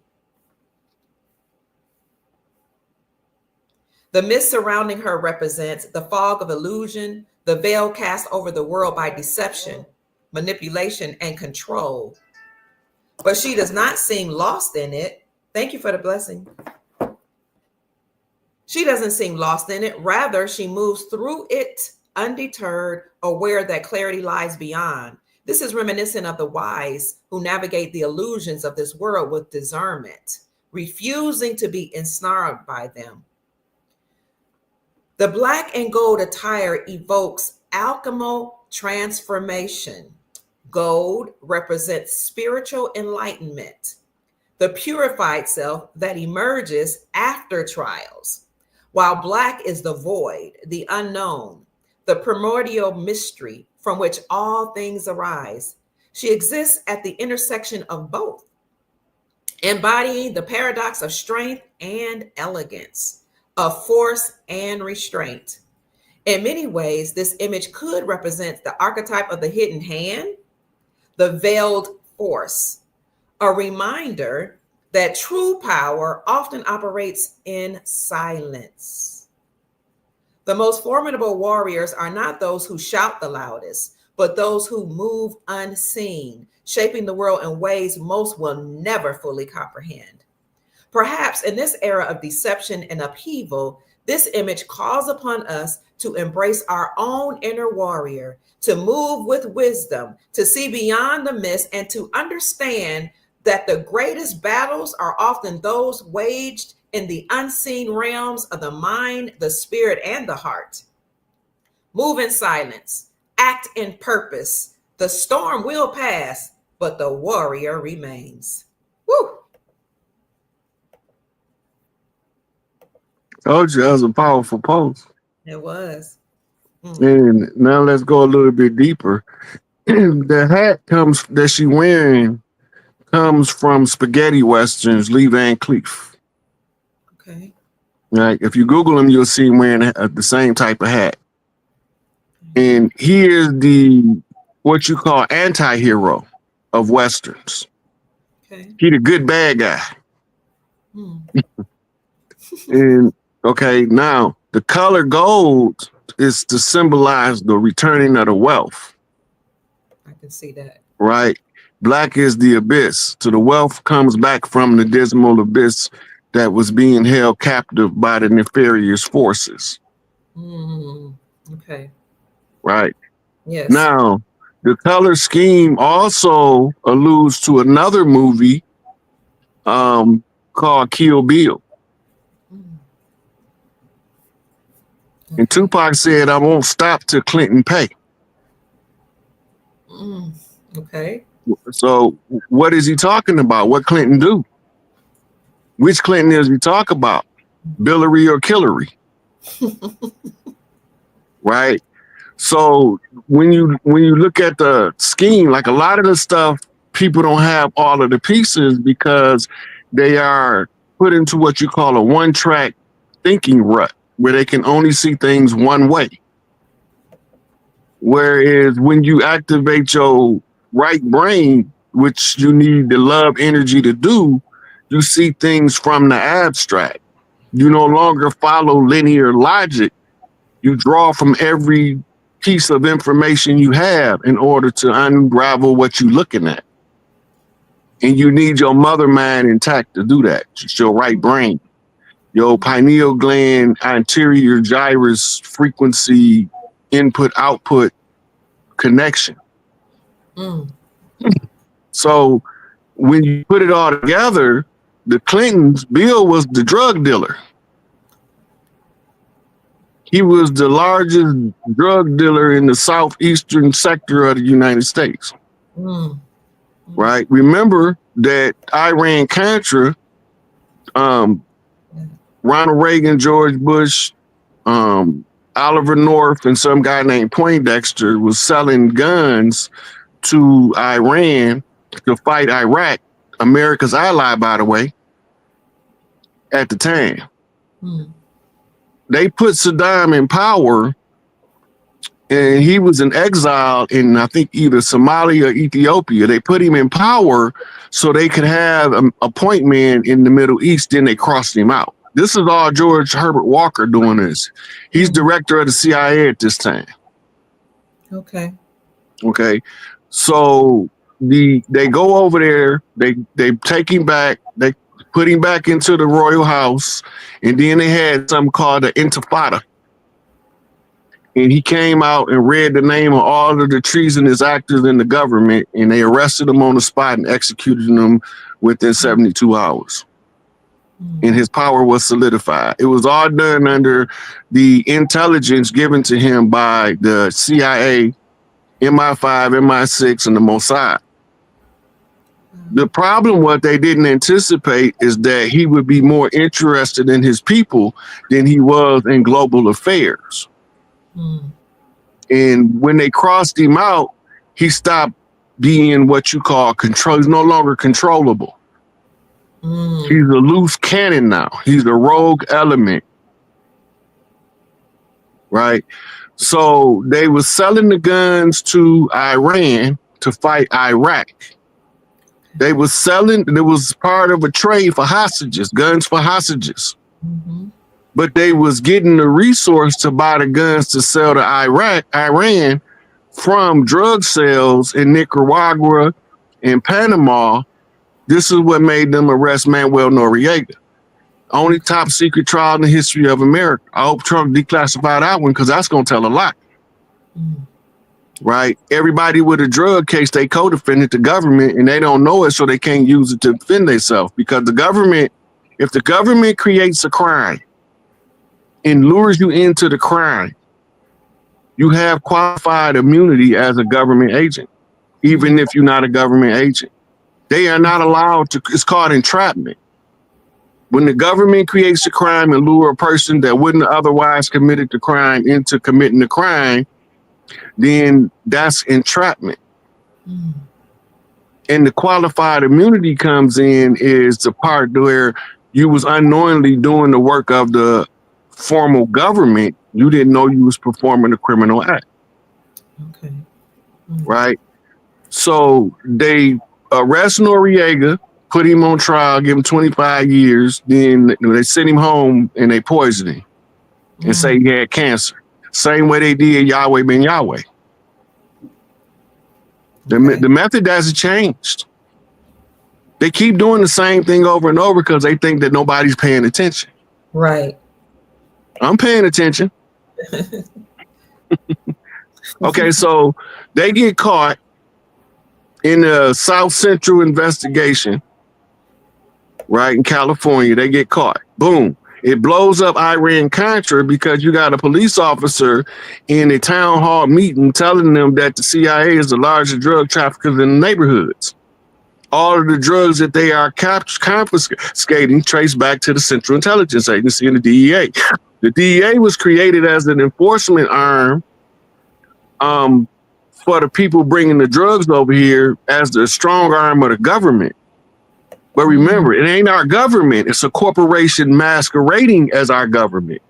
Absolutely. If you just look at the name Drug Enforcement Agency, what are they enforcing? Right? They was enforcing the drug trade. But they had to lure them in there. Most of them thought they was fighting against it. They didn't know they was helping it. That's why a lot of the agents is not held accountable for the dirt that they was doing, because they believed they was acting with authorizations from the government or from we the people. But we the people didn't approve that BS. Right. The nefarious deep state actors approved that and got caught. So once they get caught, they expose that the government is instrumental in the drug trade. Right? Yes. So they go, I think Oliver North got 1 day suspended sentence and a year probation. right? Then they indicted a whole bunch of people in all of the hoods for drug conspiracy cases, giving them life. When the people they got the drugs with got suspended 1 day sentence and a year probation. Right? So we ain't watching that because we don't know what it means. Because we only looking at things from the 6 o'clock news perspective. That's true. Yes. Right? So if it didn't come on the 6 o'clock, like even that was on the news back then, but most people don't even remember it. People my age don't remember to watch. I watched the Iran-Contra hearings. Then when I came home from prison, I watched them again because I was like, I couldn't have been what I thought I saw because I must have been young and naive. Right. But as soon as I watched them again, that's exactly what I thought I saw. Right? Remember, the platform Ronald Reagan got in the office was to get the hostages back from Iran. I remember that. What most of the people in this country don't know is that the hostages was never actually in Iran. They was in Arizona at a Air Force base. What? The climate looks the same. Then all of a sudden they all got released. Now remember, they flying them in from Iran, but they end up in Texas some damn where. It's a short flight.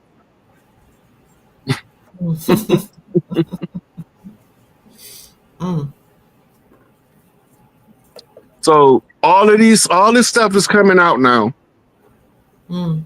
Right? If you read Behold the Pale Horse, the mandate or the sealing of the JFK file, the Robert Kennedy file, the Martin Luther King file, it was restricted until 2025. Coincidence? Oh. Coincidence? I think not. Part of a plan? More than likely. So that's why Trump just ordered the declassification of the JFK, RFK, and MLK files, Junior's files. When they get done backtracking everything and they find out that it was some dark-skinned, woolly-haired people sending some pale faces to do their dirt, it's all gonna come out. Yeah. Now you remember, JFK did the separation of church and state speech. That was because the Jesuits approached him. Because he was a good Catholic child, they figured, okay, he gonna work for the Jesuits. He was like, man, get out of here. Constitutionally barred from you telling me what to do. Then he gave another speech about the secret societies because he had been approached by all of them. Right? And then he said that there was a monumental conspiracy. They didn't openly wage war. Okay. Right? The one that's gonna be a big shocker is when they arrest Netanyahu.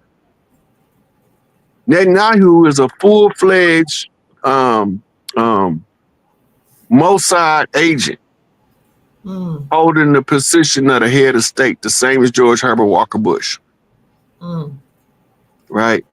If you read in the Behold the Pale Horse, he tell you that Senate Select Committee at 2 a.m. elected George Herbert Walker Bush as the permanent president, and they declared him King George I of the United States of America, part of the Garden Plot. Right? Obama come in, Obama is the Jackal. They had another movie called The Jackal about some espionage. Right? The Jackal, why do I say he the Jackal? Because he's the demon seed, Rosemary's Baby, in the Omen trilogy, the original, was about him. But everybody looking for a little blonde-haired, blue-eyed boy to be the one. That's gonna be the one that they call Antichrist. With 3 6s in his head. Right? That's all Obama. Now, this is how you know. Where's Obama's father from? Is it some people say Africa, some people say South America. He's from Kenya. Kenya, right? Right. Kenya is the land of the jackal. Okay. The Demon Seed movie tells you about a lady being artificially inseminated by artificial intelligence. Right? This is talking about laboratory DNA genetic manipulation because they clone Akhenaten. In the Boys from Brazil program, that's who they was cloning. They wasn't cloning Adolf Hitler like everybody think. So then you get Rosemary's Baby was born of a jackal. Okay. But it is not until Omen 3 that they dig up the grave to Damien to find out that his father was a jackal. That's all relevant. All of it is tied together. Right? So G Dummy, I wouldn't have went through with that.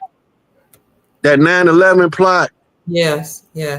He would have been able to go down in history as a good president if he had never approved that.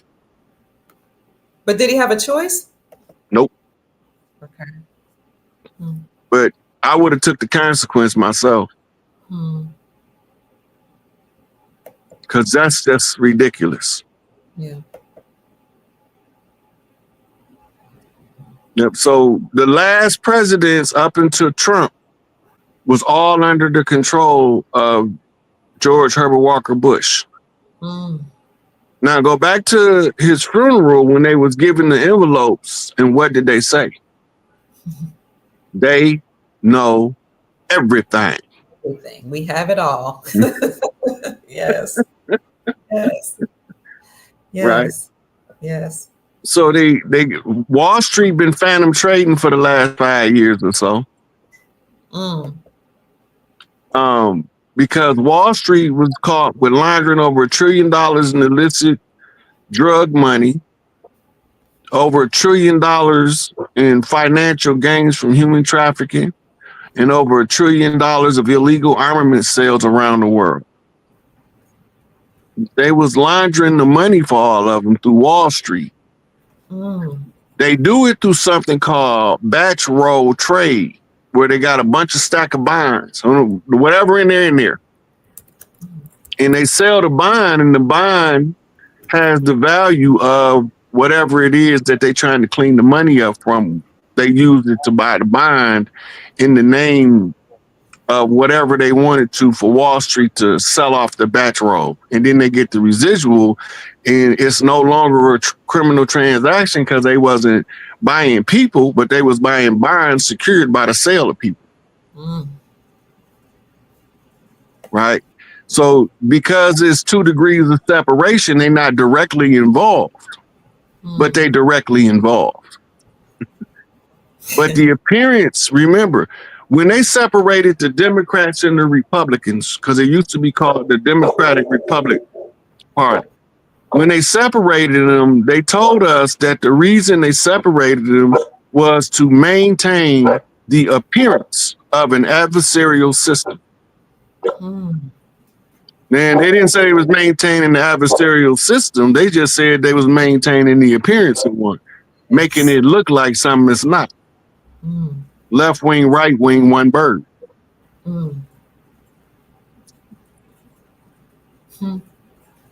Good point. Chief, somebody wants to know, if I would ask you, who is this new republic government formed? Oh, do you know anything about Turner? Oh, Turner's the person who was supposed to re-inhabit he reestablished the republic. Yeah, I don't know nothing about him. I can't speak on that. I don't have any information on it. Okay. So where do you see us going from here, Chief? To a golden age. Somebody else just said that recently too. That was Cat Williams. Wait a minute. No, it was Cat Williams. Wait, no, it was Trump. It was him too. Everybody know we going to a golden age but us. We still crying gloom and doom, and it's the end of the world. Sure are. I'm over here trying to tell them that's a lie. It ain't the end of the world. It ain't the end of it's the end of their system. Yes. Oppressive slave system. using fractional reserve banking and usury interest programs to strip the people of their intrinsic wealth. Right? Right. And the Supreme Court just ruled that fiat money ain't money. People try to say that their ruling was fake, but I always say whenever you look something up and they say it's fake, that's because they don't want to know. You got to remember though, all of the government is shut down. If you go to the executive order website and say this page is frozen in time for posterity, it will no longer be updated. Well, where are we going to log all the Trump's executive orders at? And where's all the Biden executive orders? Because the last one on record supposed to have been from him. Ooh. So what about all of the ones after that date? Where they put them at? When the government is falling, they're going to try to conceal it as best as they can until they can't conceal it no more. Well, they almost to the moment of truth. That's the first time in the bull fight that the bull actually see the matador behind the cape. Ooh. The moment of truth. Now he got to decide if he want to take this last ditch effort to slay the matador. Because if you know that if he missed, the matador gonna kill him. Then the last strike of the matador is called the death blow. By this time, you see the bull look like a peeing cushion with swords sticking through his body. Right? Because that's what they're using to slay the bull is swords. That's an old conquistadors game that they brought over here. The running of the bulls. They just seen us with horses and rodeos and wondered what we do with a bull.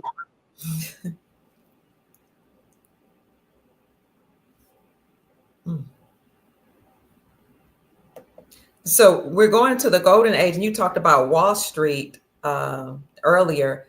My overstanding is that the stock market will collapse and it won't come back. Is that what you have heard or understand? I told you they've been phantom trading for about 5 years. I didn't say that. Excuse me. Right. That means it's the end of Wall Street. Wall Street done. Right. They just got to bring down now remember, the Federal Reserve, they fenced that in. I mean, it's been seized by the people. Right. So the Federal Reserve is done. All of the banks been purchased by the Treasury. That means they no longer FDIC. Now they United States Treasury backed. Your insurance is coming from the Treasury, which is going to be backed by substance. And this is why that ruling came out about the fiat money. Right. Because we got to get rid of fiat because it's tying us to perpetual poverty. But all this stuff I've been saying this for like 5 years now. People thought I was crazy at first. Now they starting to see this stuff. And they're like, how do you know that? I'm not prophesying. I'm not making predictions. I'm reading signs. Reading the signs. And they telling us in our face what they gonna do. I'm just translating into simplified terms where you can digest the information and clear your vision up. That's it. That's all I'm doing. And so, yeah. So when I get done telling them what I'm telling them, all they gotta do is sit back and watch. They gonna see it eventually. Because I'm not what they call fantasizing. They literally telling us what they gonna do, but they not telling us straight up and direct like we talk. Right. Everything they do is coded. Crack the code. And that's what I was going to ask you. People ask me all the time, why are they speaking in codes? Why don't they just come straight out and tell us what's happening? What's your response, Chief? The reason they use codes is because what you don't know can be used against you. But once you know it, you can defend yourself from it. And we didn't know we was under a corporation for the last 250 years. We didn't know. So we couldn't do nothing about it. Right. But once you know, all you got to do is say something. The Patriots will get it from there. You just put it out there so that they can understand what you're saying. And they don't look, we ain't gotta do nothing. We got some rednecks and hillbillies that'll straighten this out for us if we get out their way. And I didn't talk to plenty of them, and they all agree with me.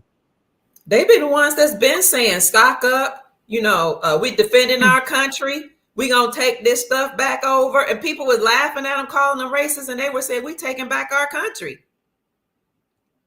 They've been more. Look, the rebel flag. Yeah. They've been riding harder for us than we even been riding for ourselves, because we didn't even know that was our flag. Come on. The rebel flag is the flag of the Iroquois Confederacy. Hence the Confederate flag, the flag of the Iroquois Confederacy. Right? They didn't normally use flags. They used to use belts to symbolize treaties in woven form. I can't pronounce the word Wappamaka belt. but they used to use those, like it's the seal for the tribal nations that made the agreement. Right? That's not even the reason why you don't recognize the flag is because it's sideways right there. It's supposed to be the long way, because it wasn't never intended to be an actual flag. It was a seal. Oh, okay.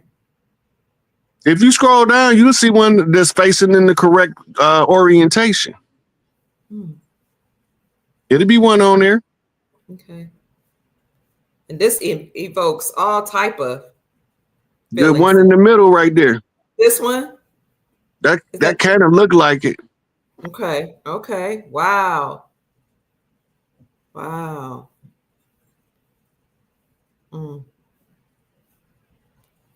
Here's one. Wow. Okay. Yeah, but it's the history.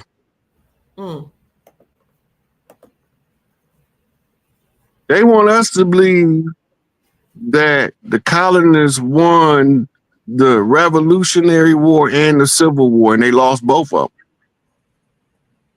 them. But they didn't lose them to the people. They lost them to corporate interests. Okay. Right?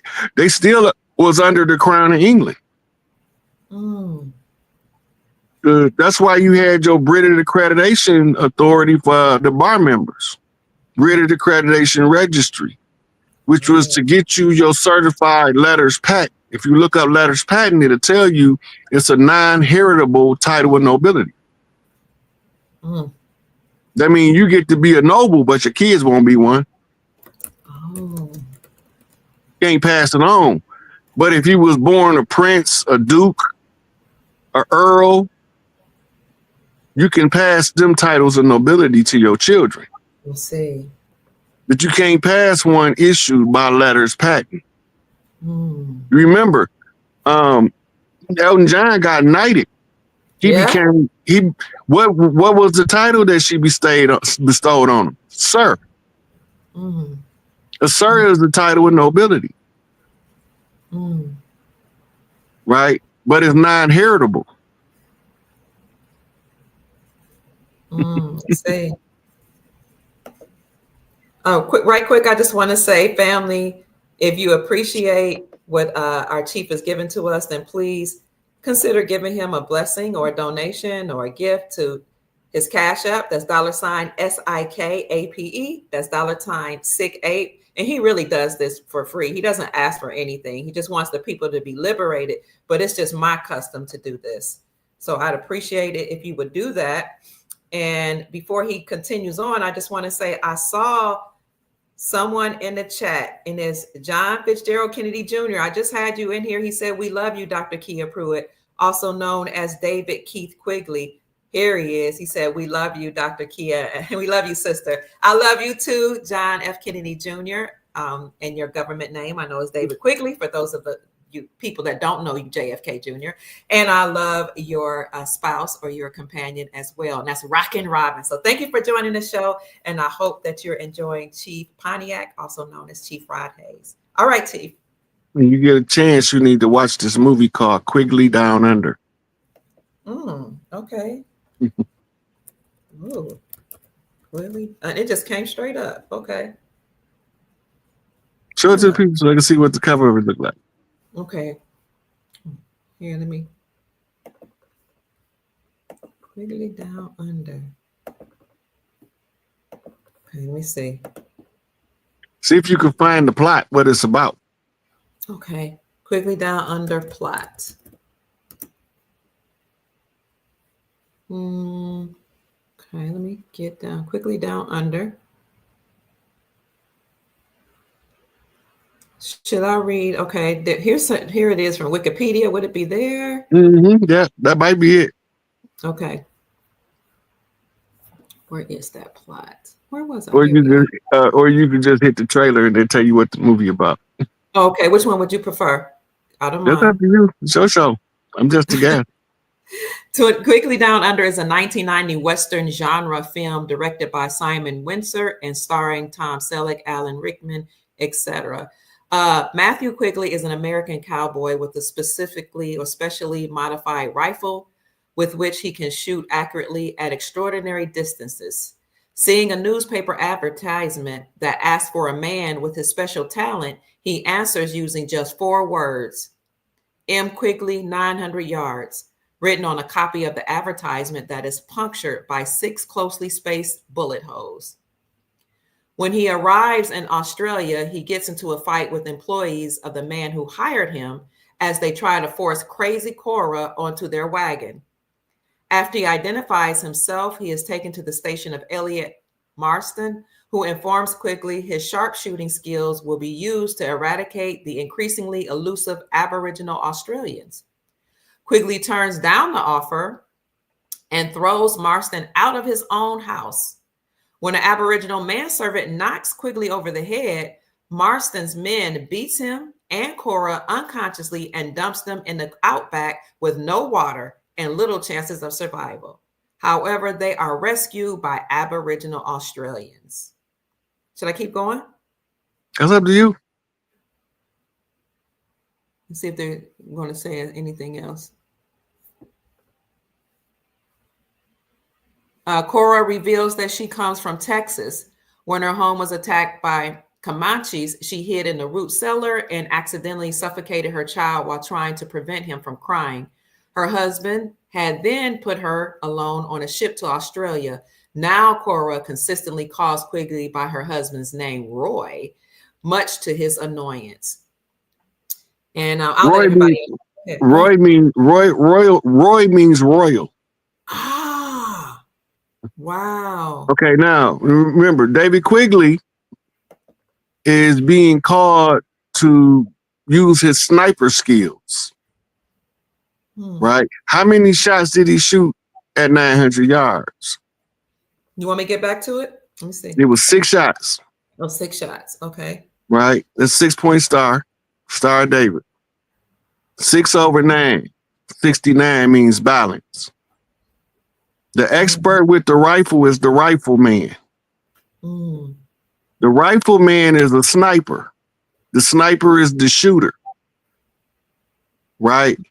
The snipers that's the shooter also needs the one that calibrates the wind position called the spotter.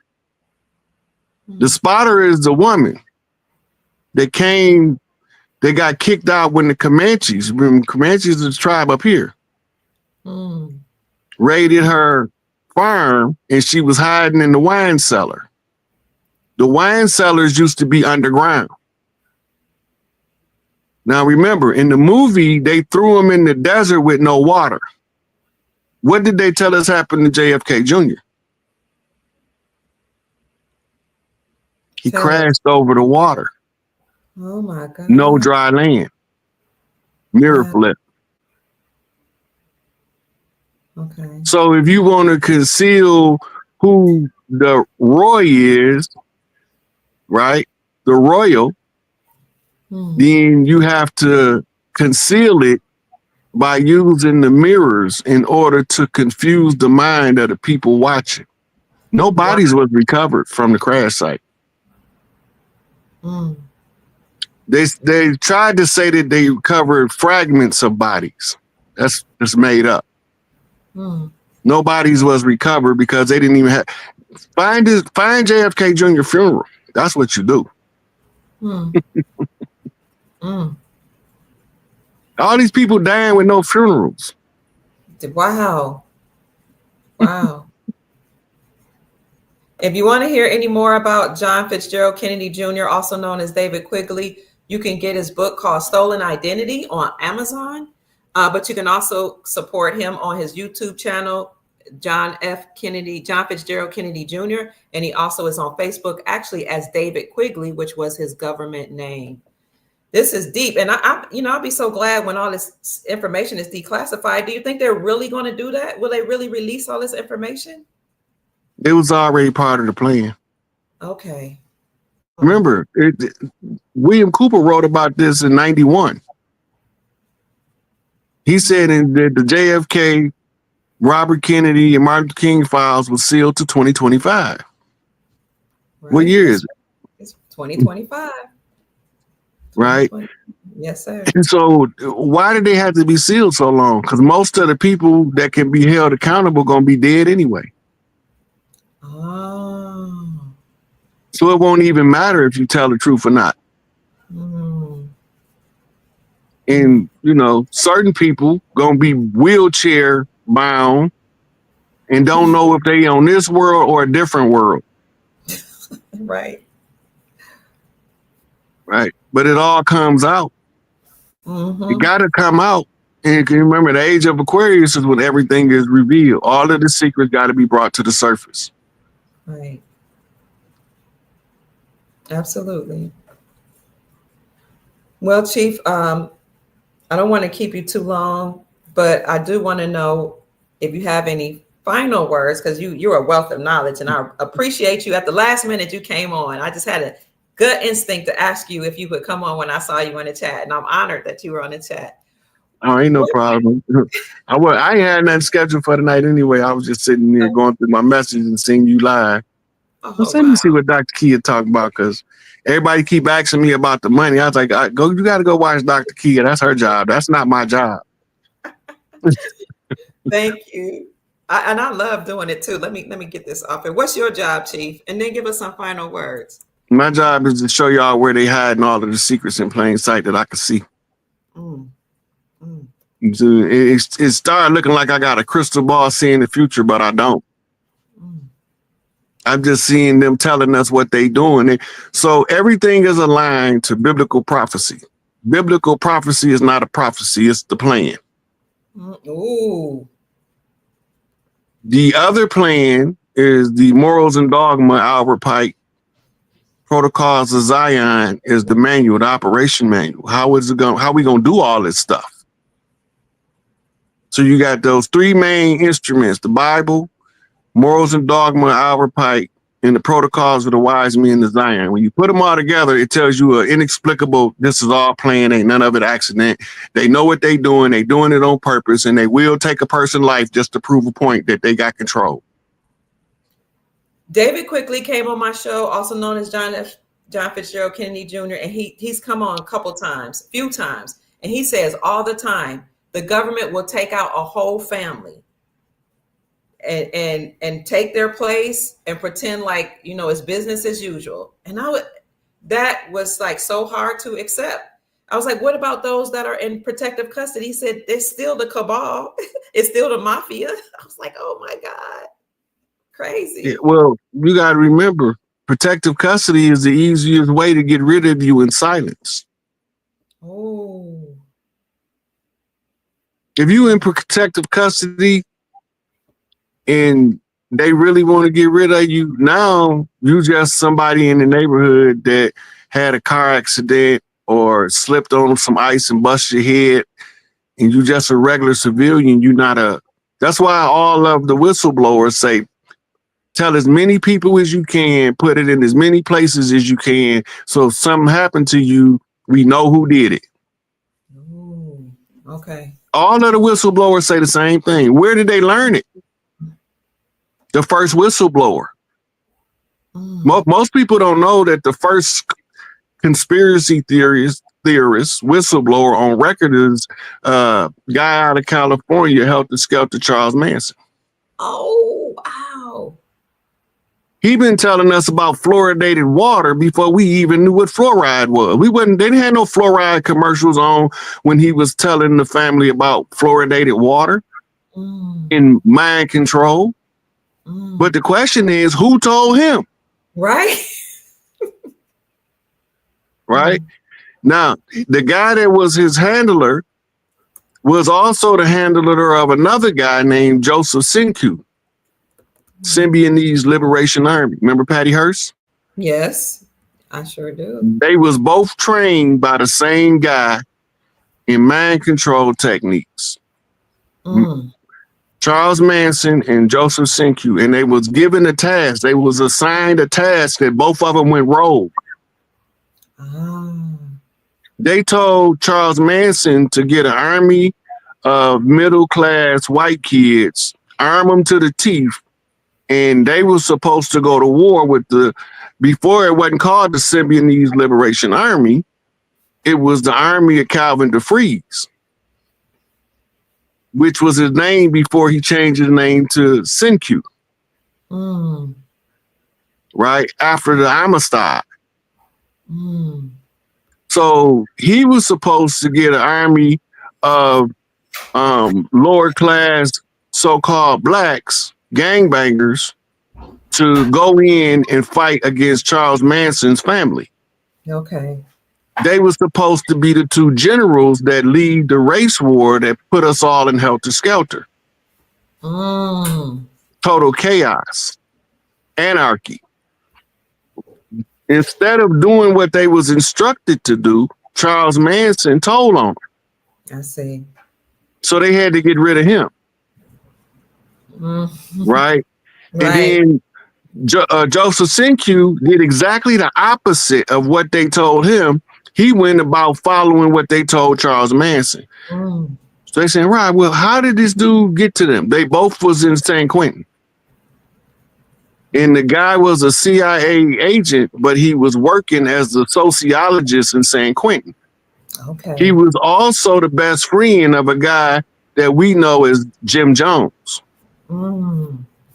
Now, when you go look at the pictures of Jim Jones, you will see the guy, but they will never put his name under the picture. So he'd be in the picture with 4 people and it got 3 names, but that guy name ain't on there. Because he's a CIA asset. It can't tell you his name. Okay. Right? But it's too late to get the picture out of the public. They just don't put his name to it. So now he's what you call a spook. But he's the spook in the house. He ain't the spook by the door. Right? In spy lingo, a spook is an unidentified operative. Okay. Right? And spook by the door is the operative that none of the ones on the inside trusted. So they kept him at bay as he began to use his skill set to train the gangbangers in the inner city. Wasn't that a book? There was a book and a movie. That's what I thought. I thought I heard about that. Okay. Spook by the door. Okay. Yeah. He was supposed to be under the what's that the term they use for hiring people? Affirmative action. He was supposed to be the first melanated affirmative action hire of the Central Intelligence Agency. Okay. In the book, he learned everything he can from the agency and start organizing gangbangers in Chicago. Why they pick gangbangers? Why he just wasn't organizing the people in Chicago? Why they had to be gangbangers? Right. They not telling you he was organizing tribes. Wow. They're not gangbangers. The only reason why they raising all this hell on the land because they know we at war. They just can't see the enemy. Because the enemy look like us, but they ain't us. So we just indiscriminately killing each other, hoping we get the enemy. But we can learn how to spot the enemy because he gonna always try to convince us to kill each other. Right? Yes. No matter what's going on, he want us to kill each other. And if you mention a peace conversation with him, he's going to become belligerent and hostile and use a whole bunch of colorful language to tell you ain't no peace. He ain't us. Right? We don't mind tearing something up, but we want to be right. They don't mind getting toe up as long as you don't know that they ain't right. That's right. Right? So they'll sacrifice themselves for the lie, but we only gonna sacrifice ourselves for the truth. And self-sacrifice is the highest form of sacrifice. If you look at all of our struggles, more of our struggles has been stopped by people that look like us than by people that don't. Give us an example. Denmark Vesey. Denmark Vesey was told on by a nigga. Gabriel Prosser was told on by a nigga. Either one of them would have reclaimed the land. Even in the fictitious story of Nat Turner, to tell you right on the book that this is a fiction, but everybody believed he was a real person. But even in that book, Nat Turner was betrayed by a nigga. They told him where his location was. That's the same thing Jomo Kenyatta told the British how to bomb the Mau Mau in the woods. Right? Look at Noble Drew Ali had a mufti staff. The only thing we have today that can remind you of it is the FOI. So how did they get their hands on it? He had to be betrayed by somebody in his ranks. Right. Because we wasn't listening to the police in his day. We knew the police was the enemy in 1920. It wasn't no mistake about it. We knew they was the enemy. Right? We didn't start the serve and protect motto that came about. That's the 60s, the late 60s and the 70s. But to this day, you can't tell the people in California that they ain't the enemy. They remember the chokeholds with the batons that was killing us, the shootings in the back because we was running from them. That was all slave instructions for slave catchers on catching slaves they was following. If the slave run, you shoot his ass in the back. Just don't let him get away. Right? It go. Somebody said free Dr. Malachi. Dr. Malachi, you got a book called The Light.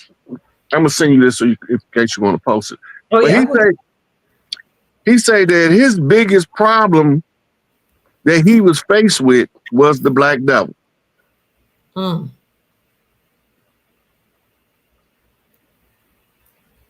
you at?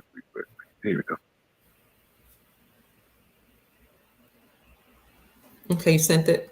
I hear it.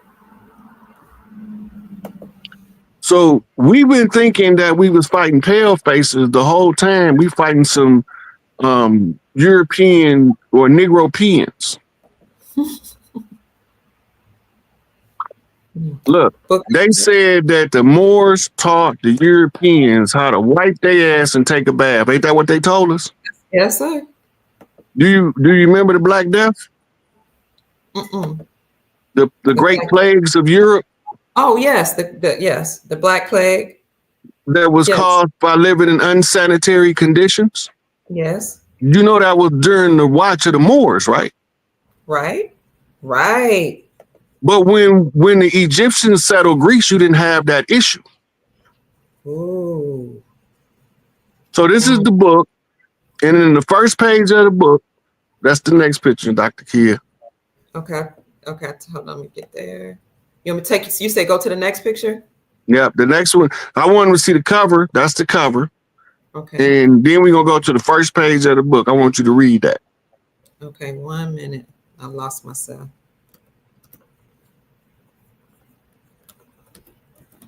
Hold on.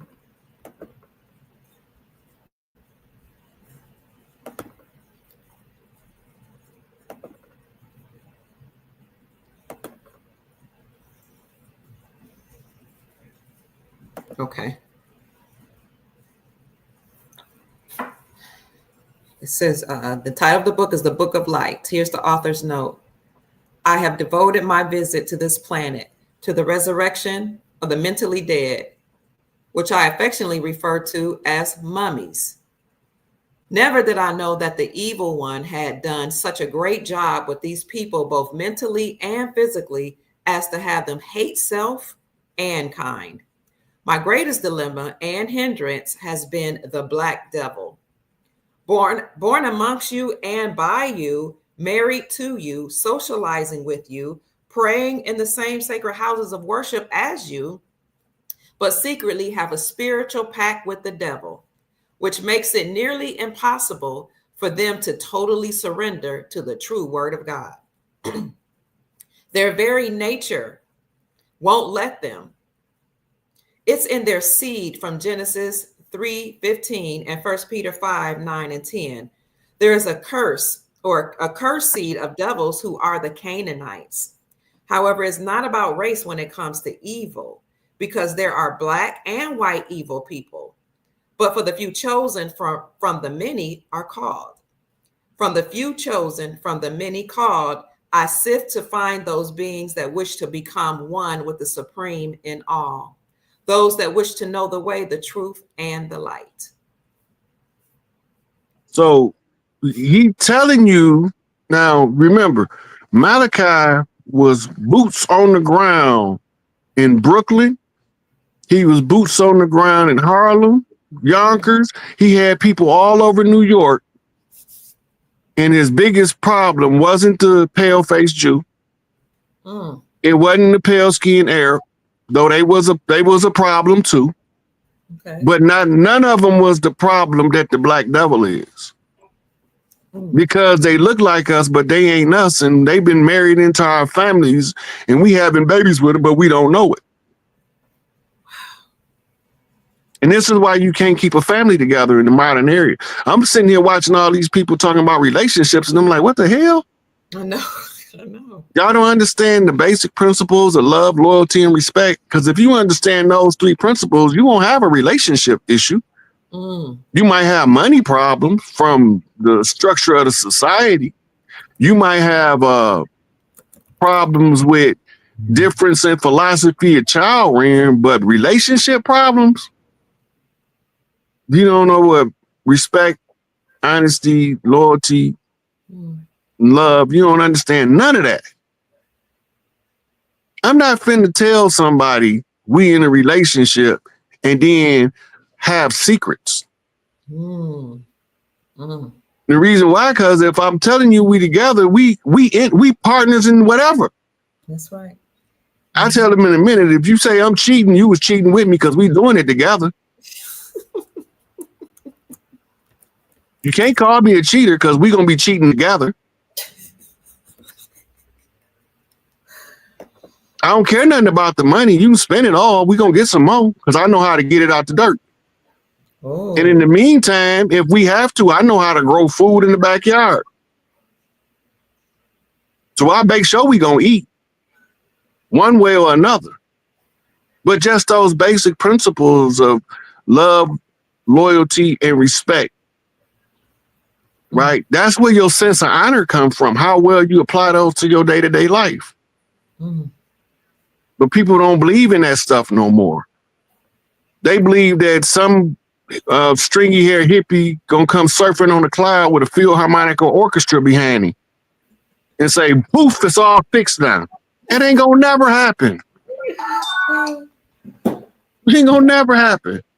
You gotta have, look, the royal blood is betrayed by the noble character.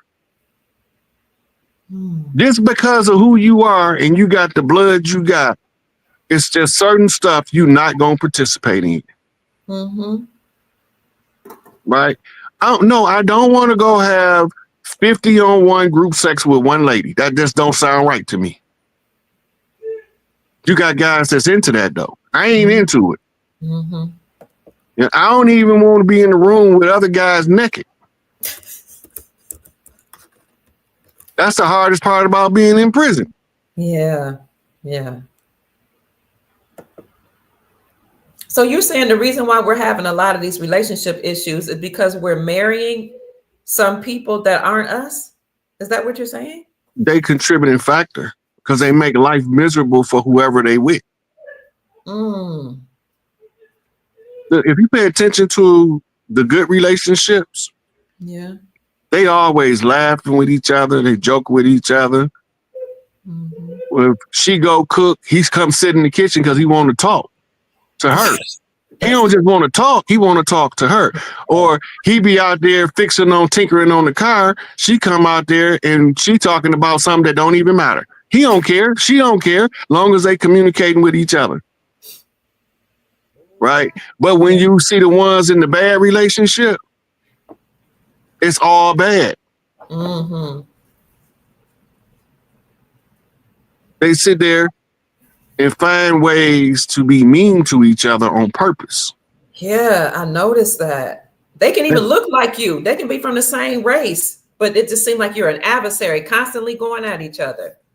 Most of the time, they're the same skin color. We more likely to marry somebody from our own similar phenotype. Right? Because that's your tribal nature activated. Right? But when you're on a higher frequency, you don't see phenotype no more. You see what's in the person's heart. You can either work with them or you can't. That's true. They so busy trying to own somebody and push this slave driver mentality in a relationship that is tearing the relationship up. Wow. The ones that look like us that ain't us, they have no respect of a person's personal space. They have no respect of a person's personal opinion. You don't have no right to no personal opinion. If me and you in this relationship, I own you now. Do you even? She's got papers on me. I remember that. Slave papers. Them slave papers. This ability to be able to keep and maintain the slave. You licensed. Remember, license permission to do something that's illegal. So why are they giving you a license to get married if it's permission to do something that's illegal? But who don't need one? Common law marriage. Well, why they don't need no license? Because they following nature. They're not following man. Right? In nature, every relationship got a shelf life. Unless it was meant to be. Right? You got a lion he might be the king of the pack for 5 years. Then one day, one of the females in the pack oust his ass, and all of the rest of them help her because he wasn't carrying his weight. You didn't got too old, broke teeth. He can't bring down the bull no more. And they don't need that. They need a survivor, a warrior. They need a gladiator. So if they don't run him out, that young soldier gonna come in and run his old ass out of there because he can no longer perform the function as the king of the jungle. Now he's the jester. He just putting on the king's crown for now until the real king come around and run his ass out of there. You never hear anybody say it from that perspective. You are the first one I've ever heard say that. Yeah, look. If you pay attention to a pack of pride of lions, notice they call pride, not packs. Right? Because they operate on what's called the mother principle. Okay. The male cannot stay in the house if he's not productive, period. Then that's the end of the story. That's the whole post. The man can't stay in the house if he's not productive.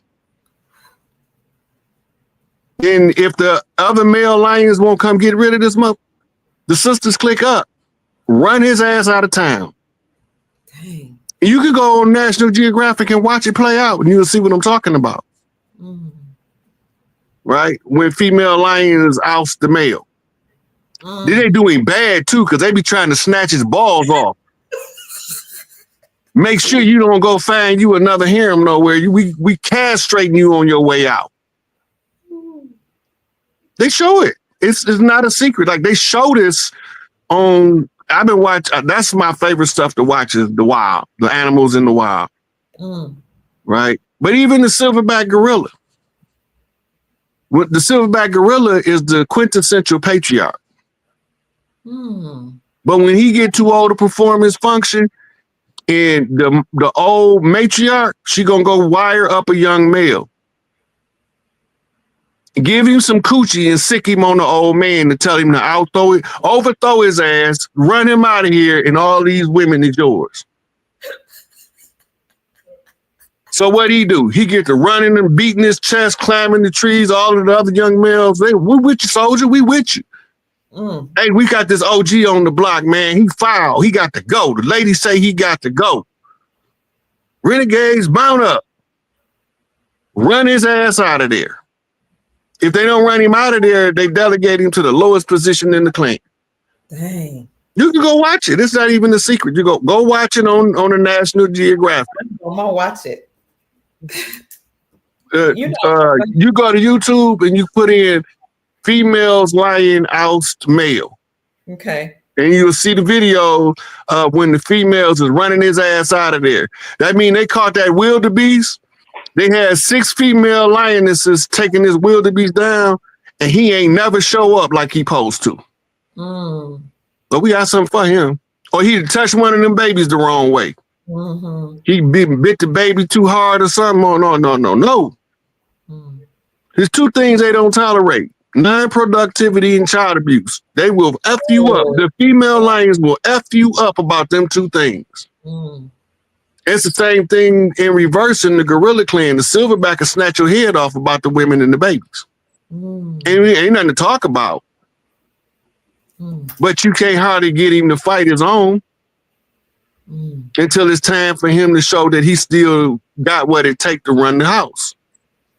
Every now and then, a young buck might rise up on his own. The females watching. They ain't saying nothing. They sitting there eating their bamboo shoots. If this nigga show any sign of weakness, though, and one of them females get up and go to screaming with that young male, all of the young males gonna oust his old ass. They gonna form a alliance to get rid of him or relegate him to the lowest rank of the clan.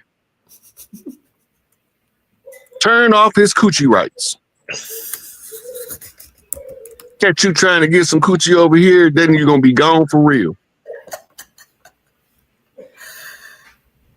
I always say, for those communities that support polygyny, which, I support it. That's what is best for that, a culture or a society or people that practice it. I always say, to me, it would seem like the women should be in charge of that and not a man.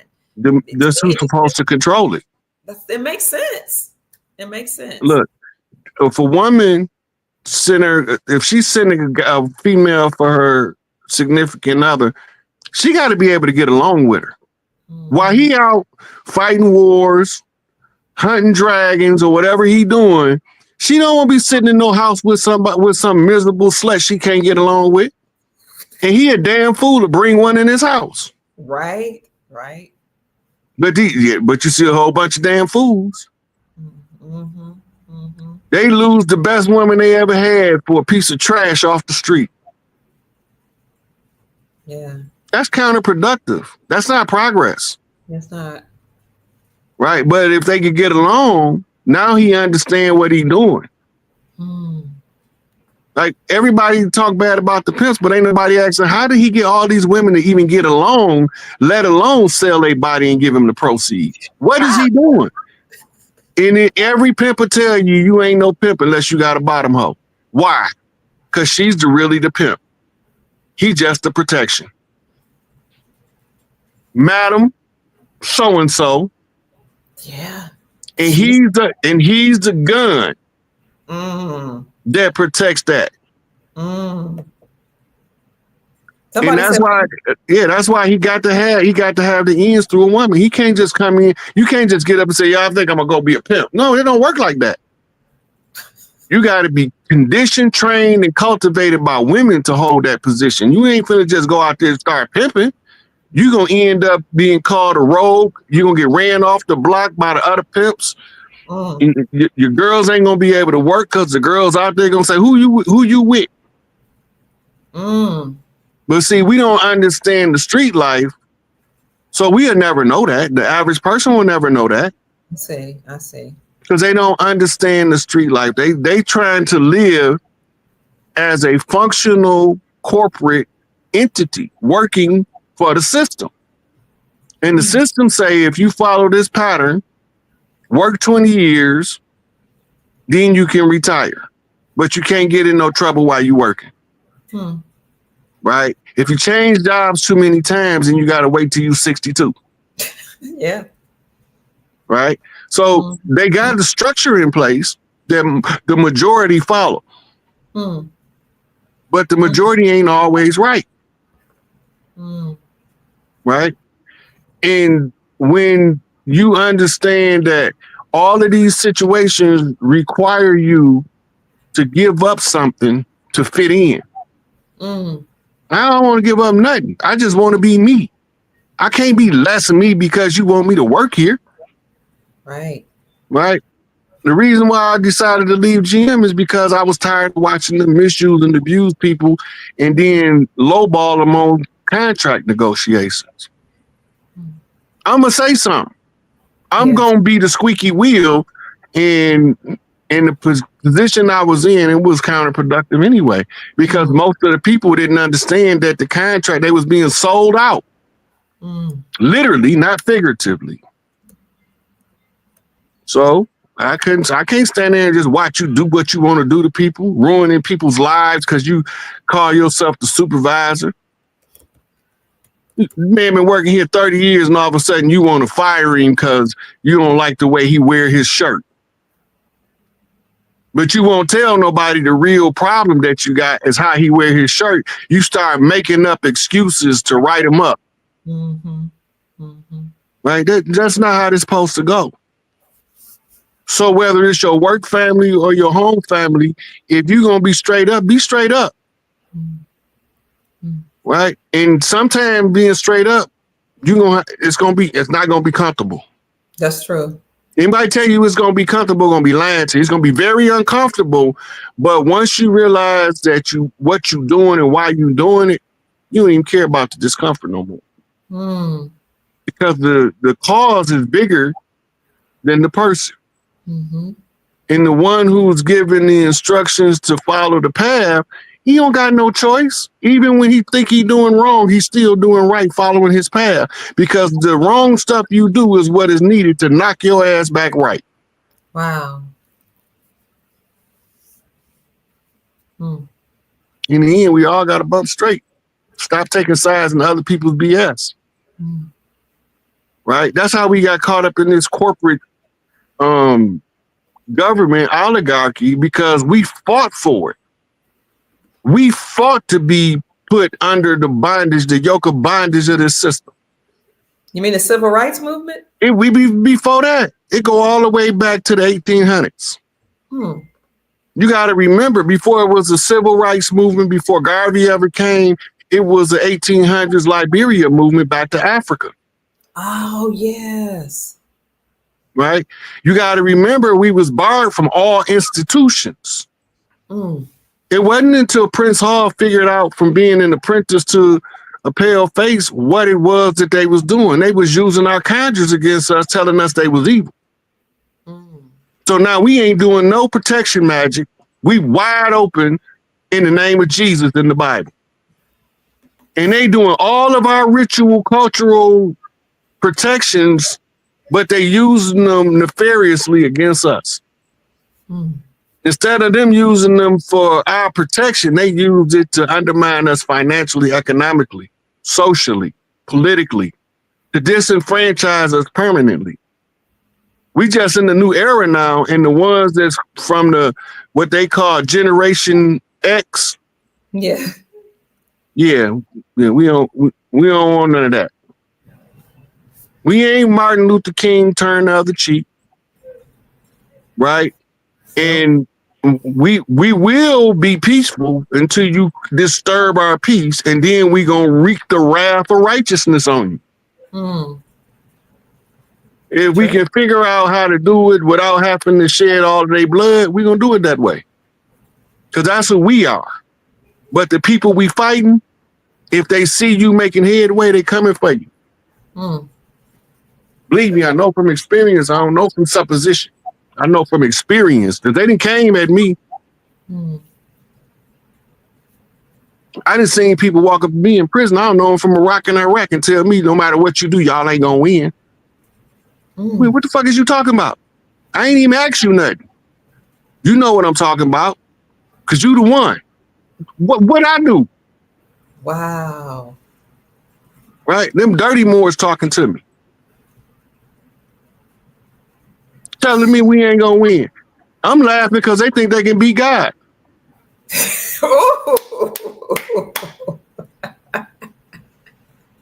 How the hell you gonna beat God? God is gonna created it all. You think you're gonna beat God? That's my number one ally.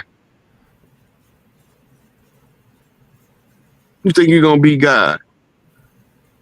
Kanye West said, "I am a god." Hey, my mama was God. Okay. I came from my mama. I can't be less than what my mom and my daddy was. My daddy was a God. Well, Because when we was in church and they was telling them God stories, I kept saying to myself, now dad God and mama God, but these people they talking about, I don't know that stuff. And I used to get in trouble in church because I would blurt stuff out like, why that man up there laying? Well, one time, look, we was at Pastor Avenue Church in Grand Rapids, Michigan. Everybody know Pastor Avenue, but they don't know they know him. okay. Pastor Avenue is the blood uncle to the DeBarge family. Oh, okay. He a mama's brother. All right. He's telling us the Jesus story. And Jesus died on Calvary. And he died for the sins of the world. I'm 6 years old, every bit of 7 at the most. Okay. I said, Mama, why that man up there lying? My mama pinched my arm out there and wrung a chunk of meat off my arm. Why don't you say that up in church? When we got home, and she pulled me to the side. She said, baby, you can't tell these people what you thinking like that. She said, you create a world of trouble you can't never get out of. You let them know what you thinking. I ain't saying nothing. I'm just looking at her. I'm like, this is weird.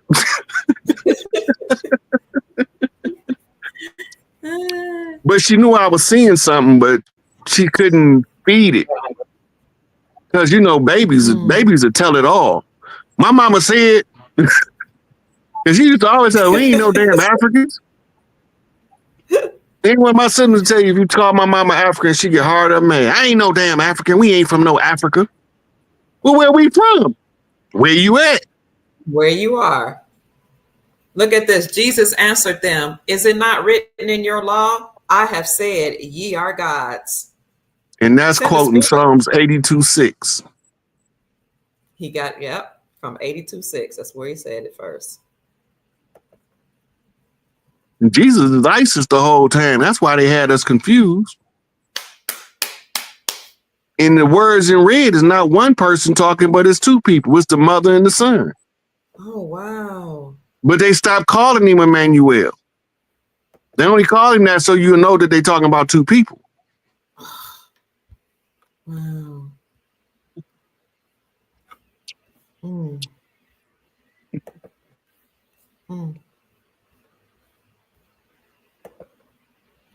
You got any more questions, Dr. G? You want to take some questions? I mean, Dr. Kia, before we go, take a couple questions from the crowd. Okay, I'm just want to show them that is from Psalms 82:6. I said, you are gods. You are all sons of the Most High. For people who don't know that that's actually written in the biblical text. I know everybody's here not a Christian, but it is written in the biblical text. It's also written that the blood of the righteous shall not be spilled in vain. Ooh. Why is that important? Because of the blood magic. They know that by murdering righteous people, sacrificing their blood, that it has to be answered for. If you don't answer for it by rejecting the sacrifice, they can't suffer for it. You got to reject the sacrifice. That's an unrighteous sacrifice.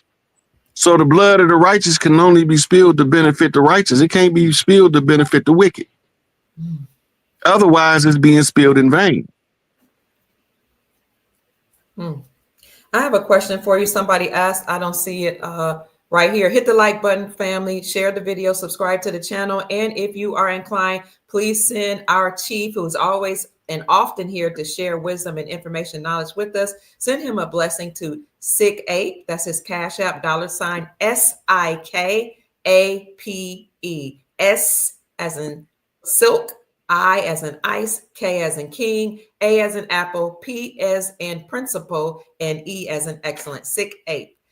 Somebody wanted to know if you knew the relationship between Trump and Kanye West. You know what that's about. Yeah, Kanye was trying to get him to release Larry Hoover, but Trump didn't do it because it wasn't time yet.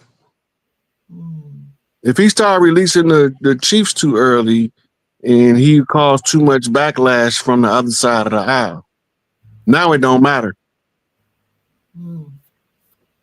The martial law that arrests the judges and the attorneys is also going to give a whole lot of reprieve to people that's locked up. Because what they locked up for if the judges is illegal and the lawyers is illegal.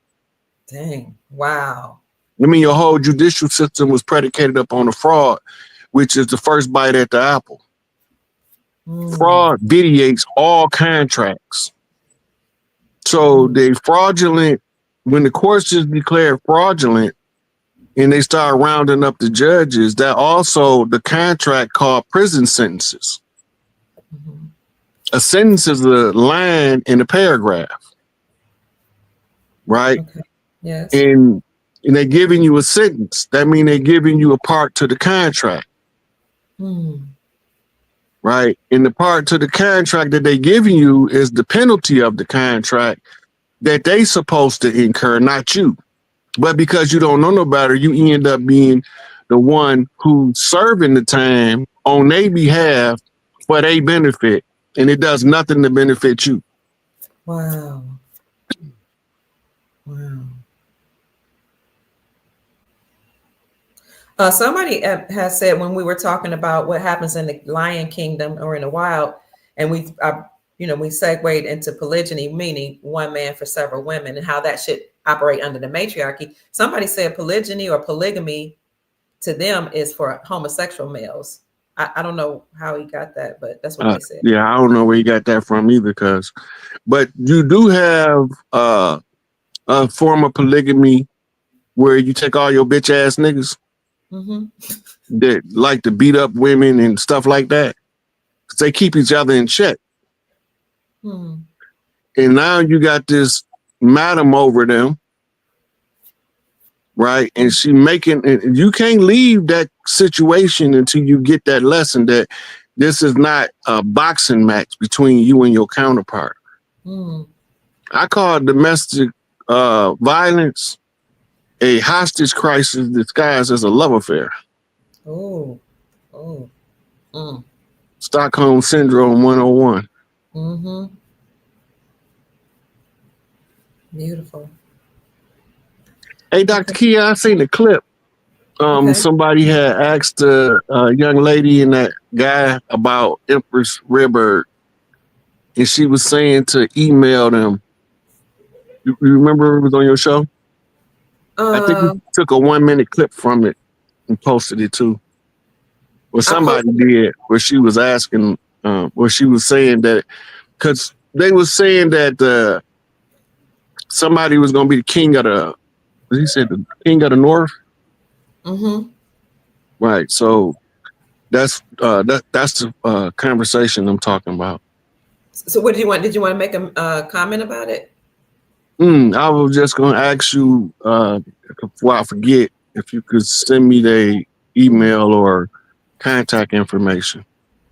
So what did they say again? Because I don't even remember. You said somebody had asked her if they knew who Empress Redbird was, and they were saying that they didn't directly know her, but they know that it's other people, and to have them reach out. I got to remember what show that was on. I'll look for it. Yeah, I'll send you the clip, and then you'll see what I'm talking about. Thank you. Thank you. Let's see. What will happen to Social Security? You're not gonna need it. look, everybody that been paying into Social Security gonna get a refund within the next 5 years for all that they paid in from the beginning of their first, because it's the same Social Security number, so it's easy to track it. And they've been following the IRS, and they've been following the Social Security Administration. They've been following the Federal Reserve for 50 years and Wall Street. So they know every transaction. They know who owed what. They know who stole what. They know who got put out their house, who got evicted out their apartment. They know everything. They got records of it. They know who all of us is and our original tribal names that's no longer pronounced on the land. Because most of the names of the tribes are exonyms. They're not what the tribe self-identified as. And this is the easiest way to know. If you translate that tribal tongue's name of a tribe into English, it's going to always be like the people or the folks. Right? Or the village, like Pueblo. Pueblo is the village. Right? So we're going to always be referred to some kind of way as the people, the folks, or the village. So the name can be anything, but in that tongue that it was derived from in its original utterance, it was identifying the people of the land as the people. This is where you get your we the people from. Because they doing it in our name, but they doing it without our permission. Wow. Yes, sir. Thank you. That one you just put up is incorrect. It's SIS. Oh, sorry. That's here it is. Thank you, T. Somebody just texted me, Taj Diami, one of my close friends. He wants me to ask you about Stargate. And then after that, what's the spiritual meaning of a red cardinal? Because one was next to him yesterday. So what's the meaning about Stargate, and what is the meaning of a red cardinal? The Stargates is a system of portals. All of them don't go to the star. Most of them take you to other parts of the planet. Right? This is just the general Stargate information. Some of them do go to the Mars and Venus, but most of them keep you on the planet. It's just like, for instance, you can go into the gate in Arizona and walk out in Giza. Whoa. Okay. You go in the one in Arizona, you can come out in the Himalayas, you can come out in Australia, you come out in Hawaii. They got wherever they had the priest temples at. They all on ley lines. They had a complex in Alaska. If you go back to the beginning of the pandemic, the La Palma was threatening a volcanic explosion. And then they kept seeing what I call them the backblast, because they had to create space for the lava to flow. So they was blowing holes to backfill it. But they had a gate, and the gate had a opening in Alaska. And then they was trying to locate the third gate. So it took me about 2 weeks before I located the third gate. Was on the west side of Mexico, in the Pacific. So once they had identified the gate, the jumper ship, right? That was what they call the vril hive ship. The vril is the worms that go in your eyes, but they was brought here by people, or what looked like people, who was already infused with a vril. Okay. When they put them in the portal, then they blew the lava into the portal with them and closed all 3 stargates at the same time while they was jumping between stargates. And that's why La Palma never blew, causing a tsunami on the East Coast.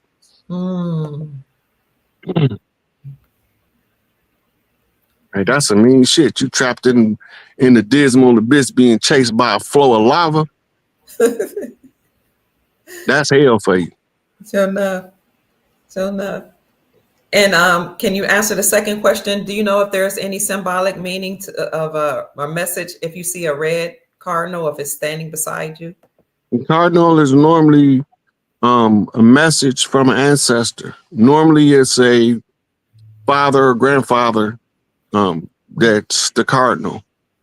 Wow. And the cardinal is also a high priest in the Catholic Church, Mm-hmm.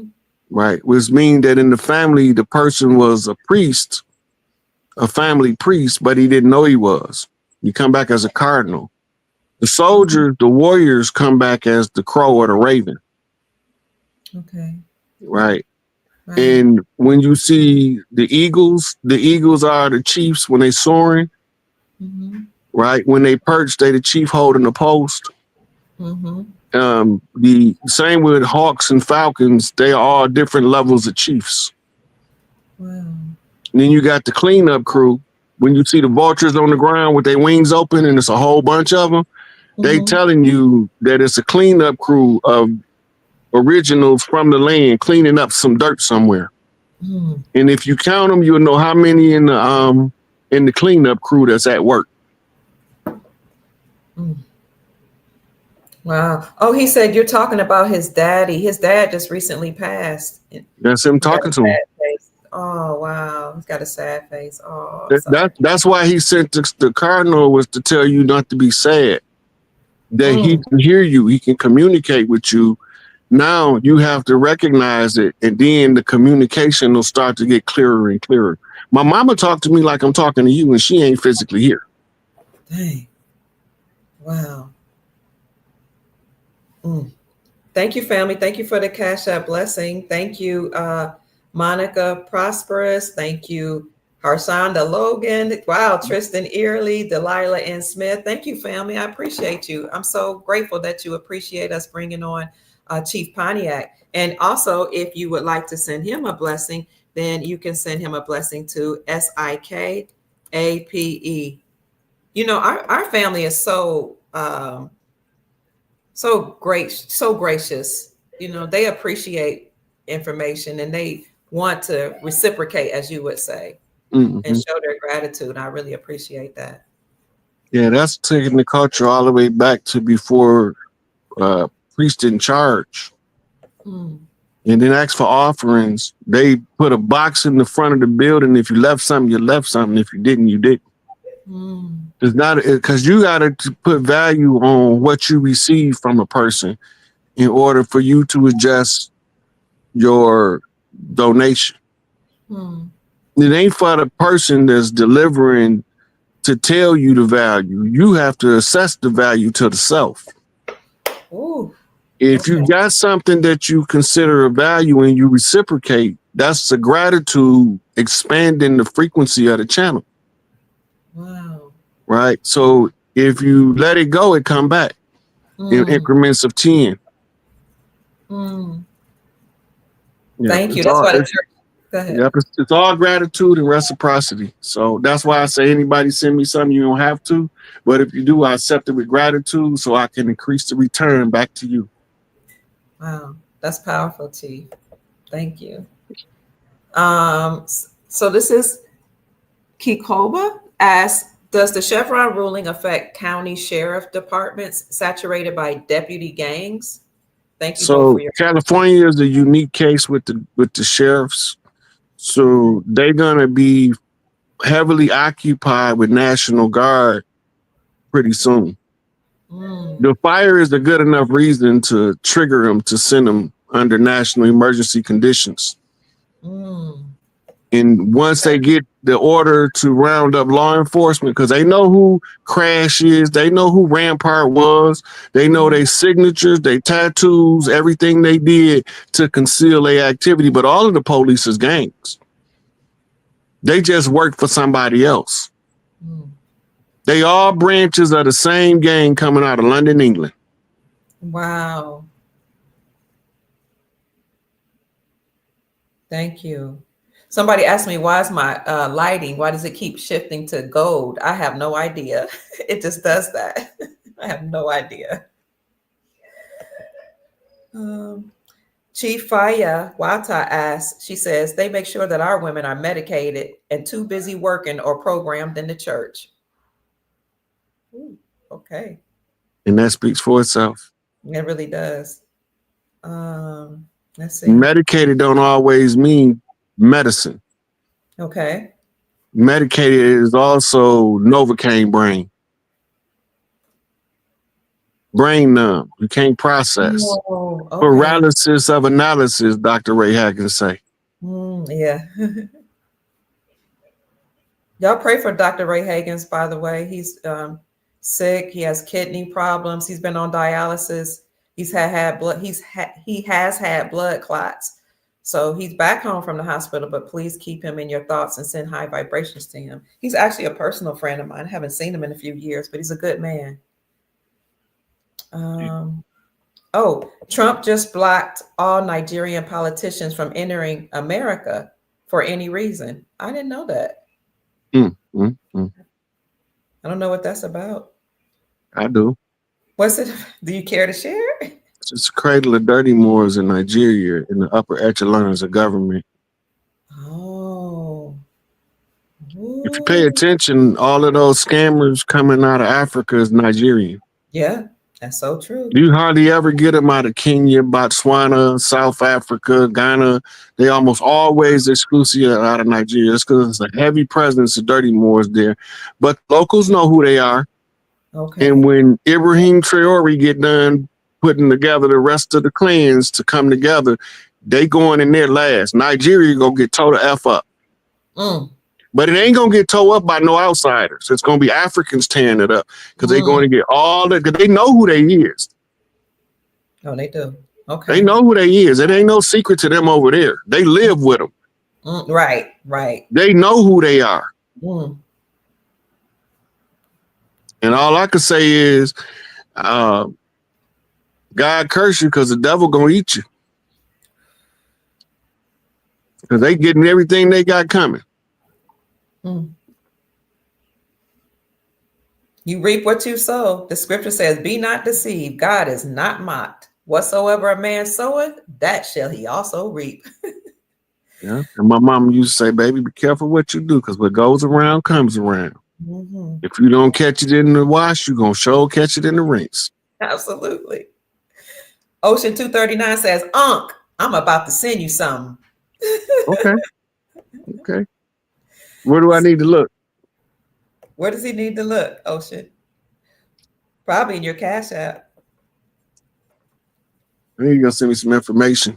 Oh, he's going to send you some information. Oh, if y'all want to find Chief Pontiac or Rod Hayes, you can find him. One place is Facebook. Is that okay for them to go to Facebook, or where should they find you? Facebook or Instagram, either one. Okay.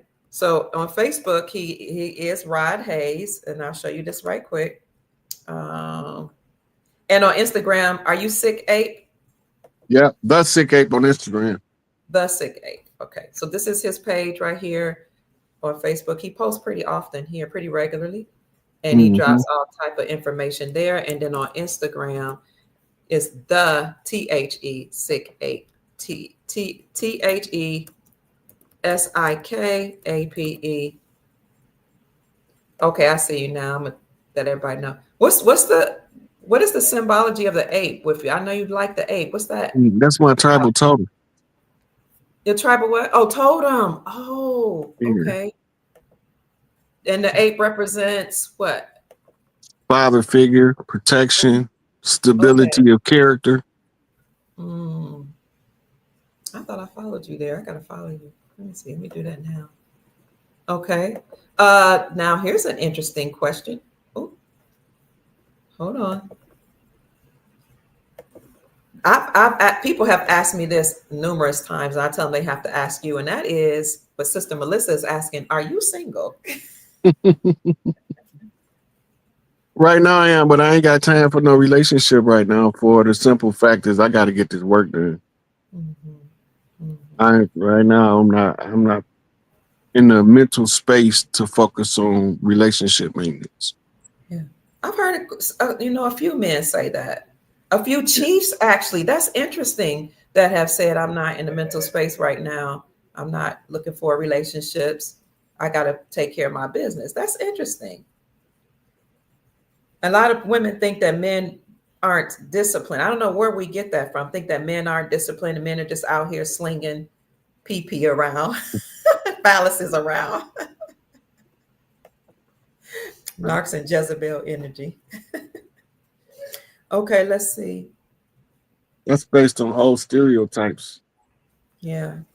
Those stereotypes was created to villainize us, so our Mm. women don't want us to make us available for other women. Oh. Oh.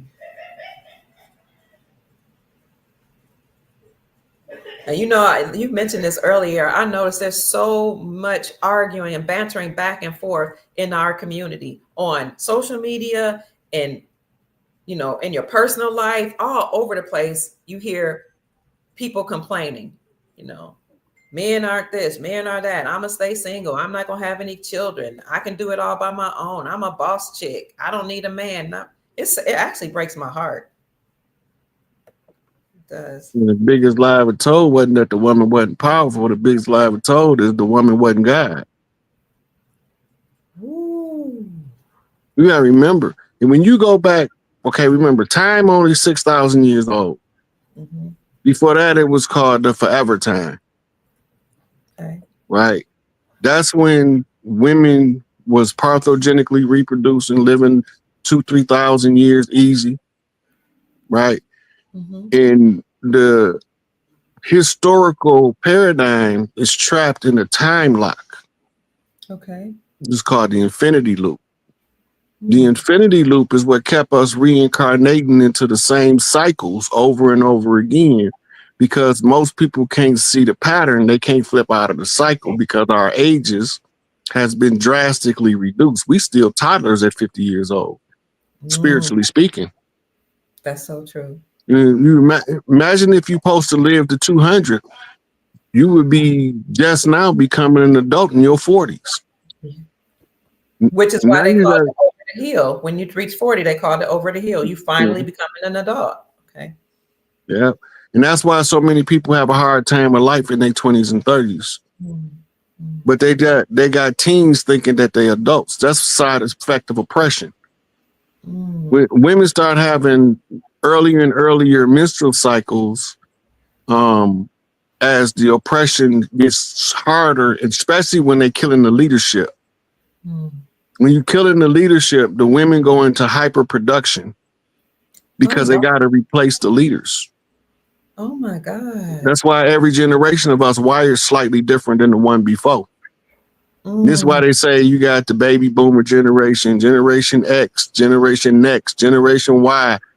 You got the millennials. All of those is to just tell you that their grip is getting weaker on our consciousness, because the children that's being born are starting, they got the information now. They got it now. The babies got it now. You can go to the TikTok, you can go to Instagram, you can go to Facebook, you go to YouTube, and all of these youngsters know we know the truth now. Oh yeah. They sure do. They making songs about it. All of the new rappers, they ain't talking about trapping no more. The new guys, they ain't talking about trapping. They ain't talking about hustling. They talking about, I'm an Indian, I want my shit back. They sure are. They sure are. Look, go to YouTube, pull up God King Joshua. God King? Yep. God King Joshua. Okay. Oh, never heard of him. Okay, let me see. These youngsters ain't playing. They not playing at all. They don't have no retreat, backup, no off switch, or none of that. Dang. I see him. Click that first video and listen to about the first 30 seconds of what he's saying. The first one, the or very the one first here? one, that one right there. Okay. Can y'all see it on your end? Because I'm on another screen. Hold on. Okay, I'm gonna get through this commercial right quick. Yes, sir.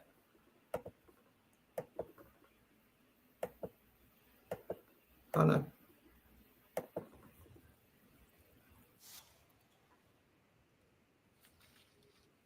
This is what I mean when I say the youth got it now. We can get our old ass out the way. It's their turn now. They coming. Boy, your mind gone. These people got you bent like your spine gone. Did you forget you a god? Get your grind on. They get wrong, we create a new crime zone. Boy, your mind gone. These people got you bent like your spine gone. Did you forget you a god? Get your grind on. They get wrong, we create a new crime zone. Boy, your mind gone.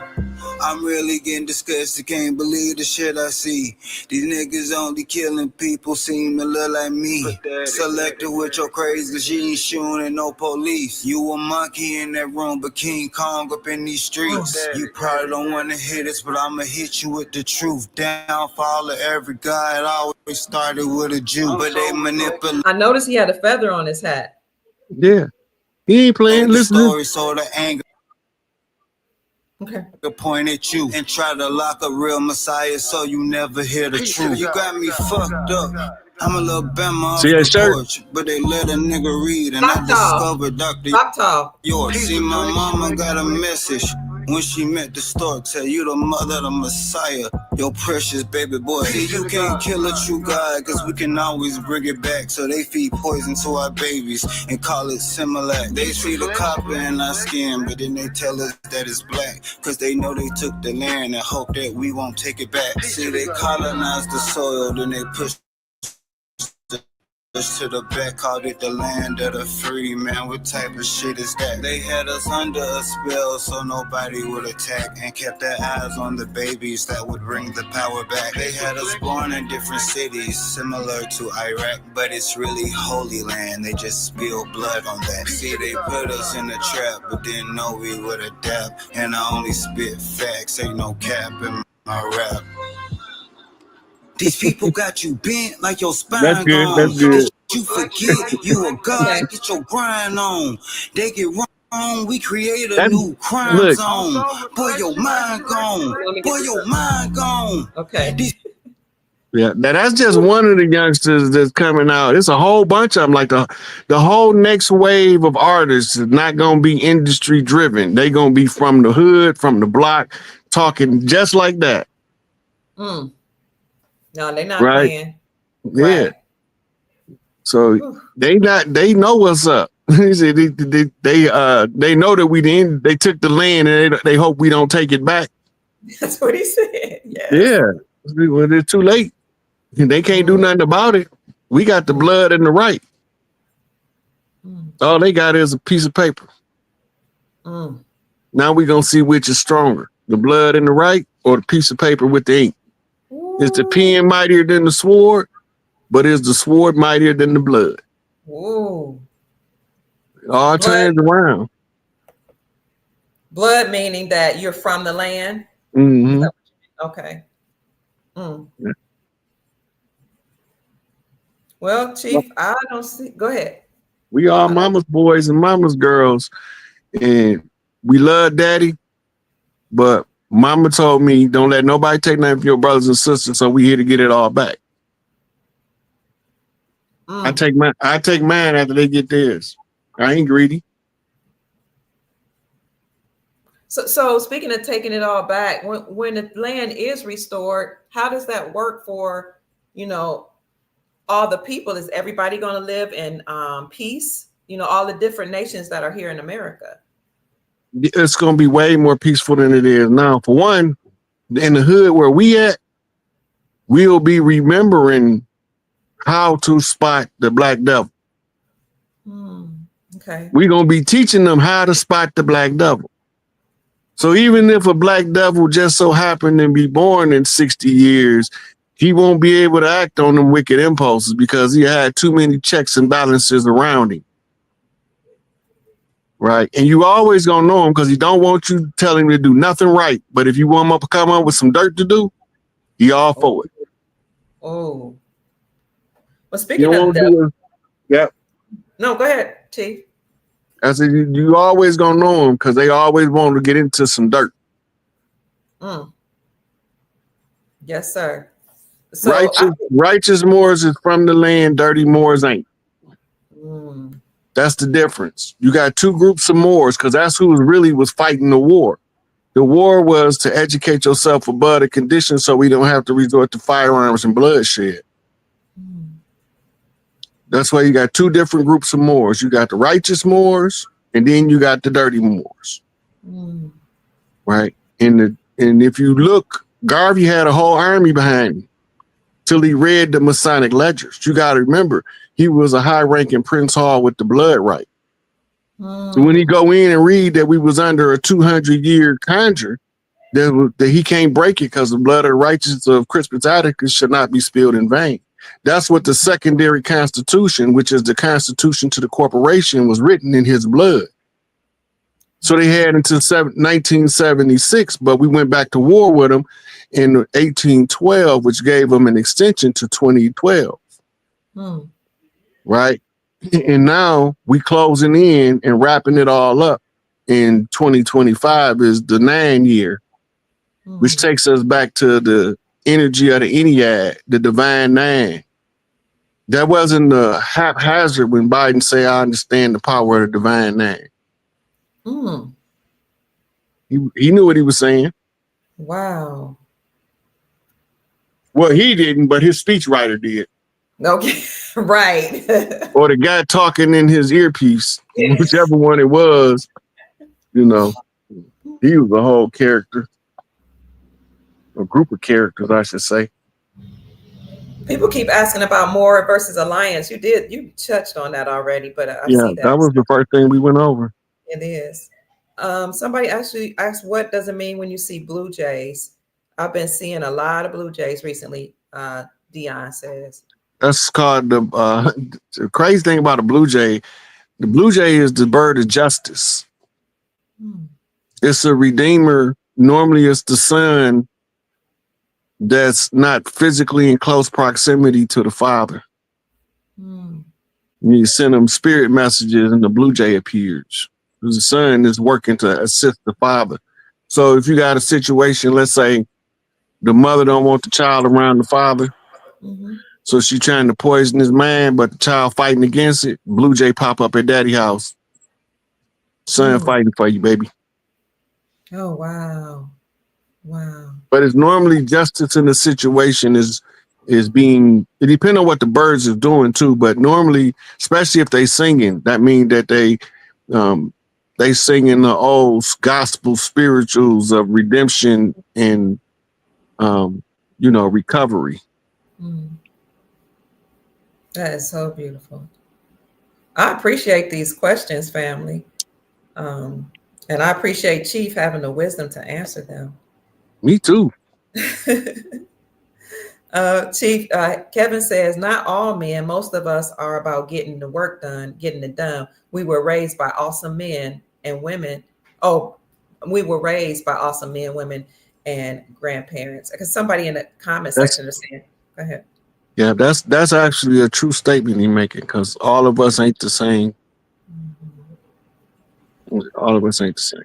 And I keep hearing that over and over, men are no good, men do this and men do that. And I don't know if some people just have these talking points or if they're attracting certain men, I don't know what that's about, but it's disturbing to hear how disparagingly we speak against the men.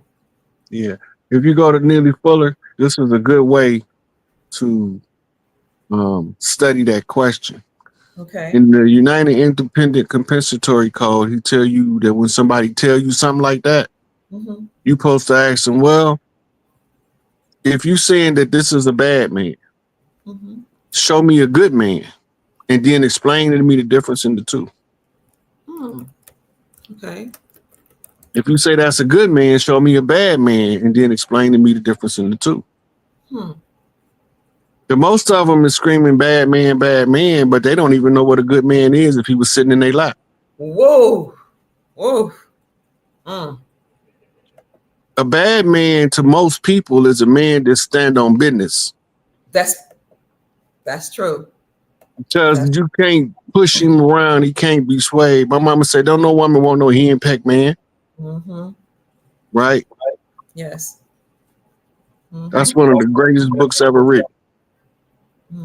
Neely Fuller by Neely Fuller. And Dr. Francis Cress Wilson was his mentee, I believe, and she used to always speak about him and reference him in her work in the ISIS papers and during her speeches.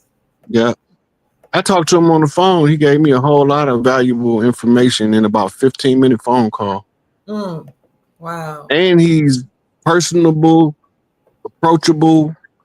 He talk to you. You don't got no, he getting old now. We need all of his wisdom we can get. And also they got a YouTube page that he's talking on. They do animations on his voiceovers. Oh, nice. Okay. Yeah. His name is Neely Fuller Family. Let's see. Terry says, Chief, you rock. Love you. God making me blush. I'm trying not to blush. They say you got them receipts. Oh, and Chief Longwind says, Chief, you got my receipts. I sent this to you. I don't know what he sent. I'm not sure either. I have to look it up. Okay. But a lot of people send me receipts. They hear me talking about something. And I might not be going deep enough for them. And they go look it up and come back with some more stuff. And we pile it on. They're enjoying the work. They said they love you, Chief. This is great work. That's Rome. Hi, Rome Haywood. Rome says this is outstanding. Wow. Someone says we are the original people on the land. Is that true? Yeah, we from the land. We don't come. We ain't just plop. We came from the land. We emerged over here, like Africans emerged in Africa, Asians emerged in Asia, Aussies emerged in Australia. And they got histories. When somebody telling you their history traced back 30, 100,000 years, they original. Amen. Somebody said this is Enchanted Healer. TM says, I have yet to hear Dr. Kier say anything positive about the women that uplift our men. Well, a lot of times when I'm talking about families, the reason why I speak about how much more we should love our men or how we should do better is because that is what I see a lot, is the shift in the family dynamics where the women, supported her husband in the Black community. I don't know about what everybody else. And I noticed that there's a shift towards feminism that tears down the men systematically and, do hurt their own babies, support, the unalivement of babies. And so oftentimes, like when you admonish or you talk about what's wrong in the community, it may look like I'm not uplifting the woman, but I also have videos where I'm teaching women on my channel how to be elegant, how to be graceful, how to be pleasant, how to be sweet, how to care for yourself, how to support your man. So I do try to do a balance, but I appreciate the feedback. Well, also this, the people that got it right, they don't need to be corrected. But the people that's out here screwing up, exception all twisted, them the ones need to be corrected. Don't nobody have to say nothing to the ones doing the right thing that they can get some accolades. Right. But while we problem solving phase, it ain't time to give out accolades yet. It's time to solve the problem. Yes, sir. Yes. Then Chief. When the problem is solved, we can go about giving the accolades. Because there's a lot of good people out here doing a lot of hard work to help the majority, but most of us don't see those people. True. Right. It's more people doing good that you don't see than it is that you do see. That's true. And they're usually quiet. They're not loud and abrasive. So if you go to my Rumble channel, you'll see, and you type in Dr. Kia Pruitt on rumble.com. I put how to be elegant in the search bar. You'll see I have here's a video, how to be graceful, top 10 traits of an elegant woman. Elegant ladies love men. And I talked there about how, there are women that love men and this is how they typically behave. Be exclusive, how you're supposed to preserve your energy as a high class woman. I talk about how to exude and accentuate elegance, how to manifest using sigils, how you can live your best life. And I have other things on here. Oh, how to become a wife of noble character. I have been a wife, and I took care of my husband till he passed away in 2022. How to thrive. I have lots. From Mistress to Housewife is about how I took the mistresses that were a part of my life and actually took them in. Everybody can't do this, and trained them how to become good, noble women, and how to spring from this position in which they worked. I taught them how to treat a man. I taught them how to be kind, how to raise their children. They went back to school. The ones that wanted to go to school, I trained them how to be a noble woman. And I'm telling the truth. And their children have come to love me, and they call me mama. And I taught them how to go on from their situation and actually marry men. And my brother-in-law, God rest his soul, Dexter, who recently passed, used to tell me, I don't know how you did it.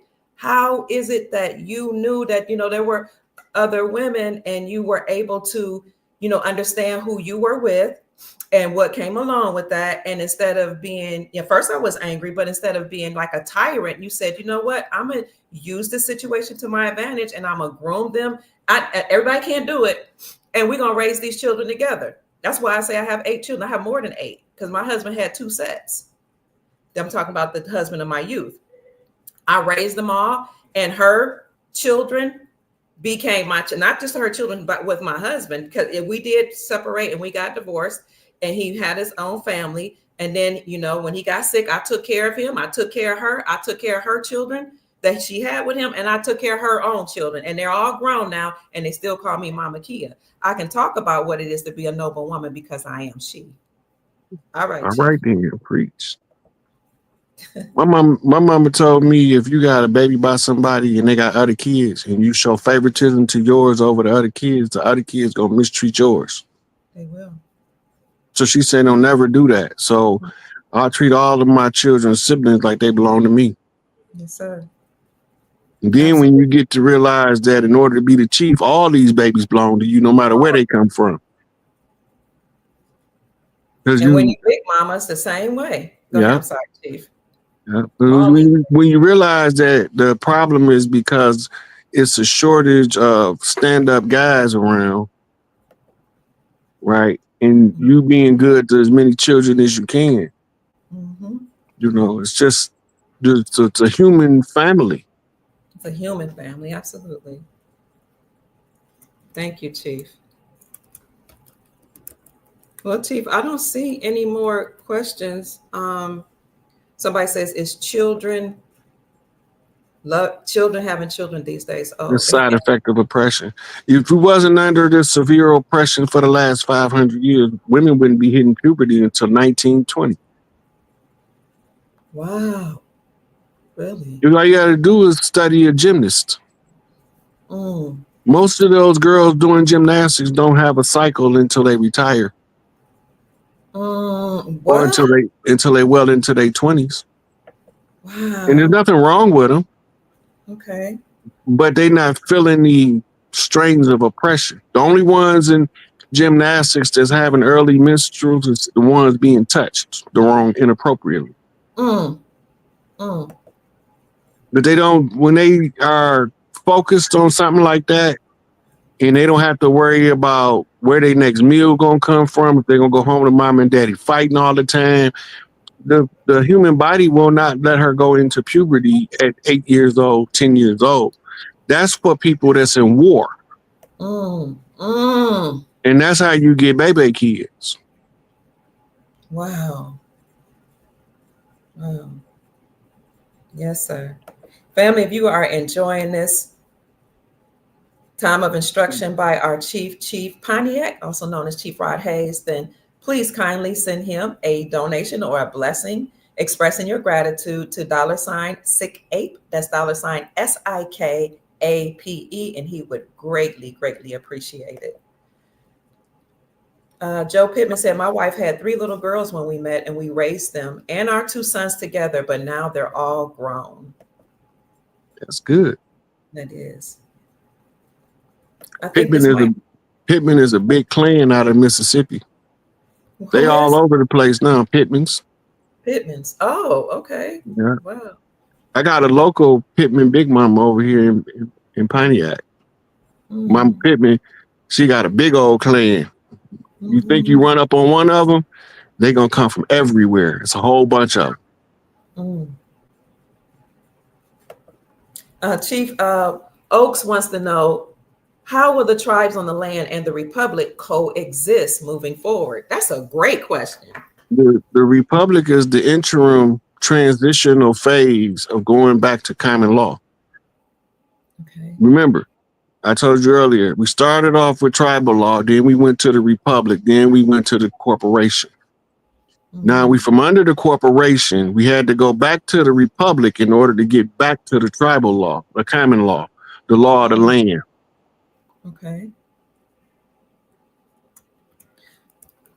So now there are people that are re-inhabiting the republic, and I've been asked to actually serve as a justice or an interim administrator or judge, which I haven't had to do anything. But so you have people that are volunteering to just hold the place, to just sit in a seat for the republic. But we don't know how that's going to look, that transition from Trump, because we know he's dismantling the corporation, to the republic. And then to that question, I'm wondering, so does that republic then run or represent everybody, or then does the republic turn over to the Aboriginal indigenous people on the land? Like, do we know yet? Yeah, I don't know how it's going to look, but I know it's going to happen. Okay. The republic not going to last the whole 4-year term. Right. But sometime during the celebration, we're going to have another celebration in the middle of the celebration to celebrate going back to the common law. But we first had to get to the republic. That's what the J6 situation was all about. Putting the law of the land behind the Admiralty flag to reclaim the jurisdiction from the law of the seas in order to go back to the law of the land, which puts us under the first republic. And then we go back to tribal lands. Everything was given back to us in the Indigenous Rights Acts. There's two versions. It's a United States version and it's a UN version. It's also an operational blueprint, if you know your culture, on reclaiming everything. That's what I've been following the whole time. That's how I knew to use the oral tradition. But if you don't know what the oral tradition is, you can't use it. Right? But everything I do is public notice. Notice to agent is notice to principal. When I get done talking, they either know or they should have knew. They know I'm a war chief. They know I inherited the responsibility of Chief Pontiac, and his final conflict was with the French. That was the Louisiana Territory. The same with Toussaint. They lose 2 battles, they out of the war, because you got 2 out of 3. Right? And so they lost to Toussaint in Bookman in Haiti, and then they lost to Chief Pontiac and this team of chiefs because he wasn't by himself. Right? He was the one that they sent out front to do the talking. Okay. So I'm just the one they sent out to do the talking. I'm the brain banger out of the gangbangers. They told me I can't be in the street fighting no more. I got to go hit the books. So get in the library. That was a direct order from Larry Hoover. Wow. He didn't know which one of his soldiers was going to be in the library, but he knew one of them, but one of us going to listen. One of us is more interested in seeing him free than working at Nordstrom for $100,000 a year. I could have been working anywhere. I got the skills to pay the bills wherever I'm at.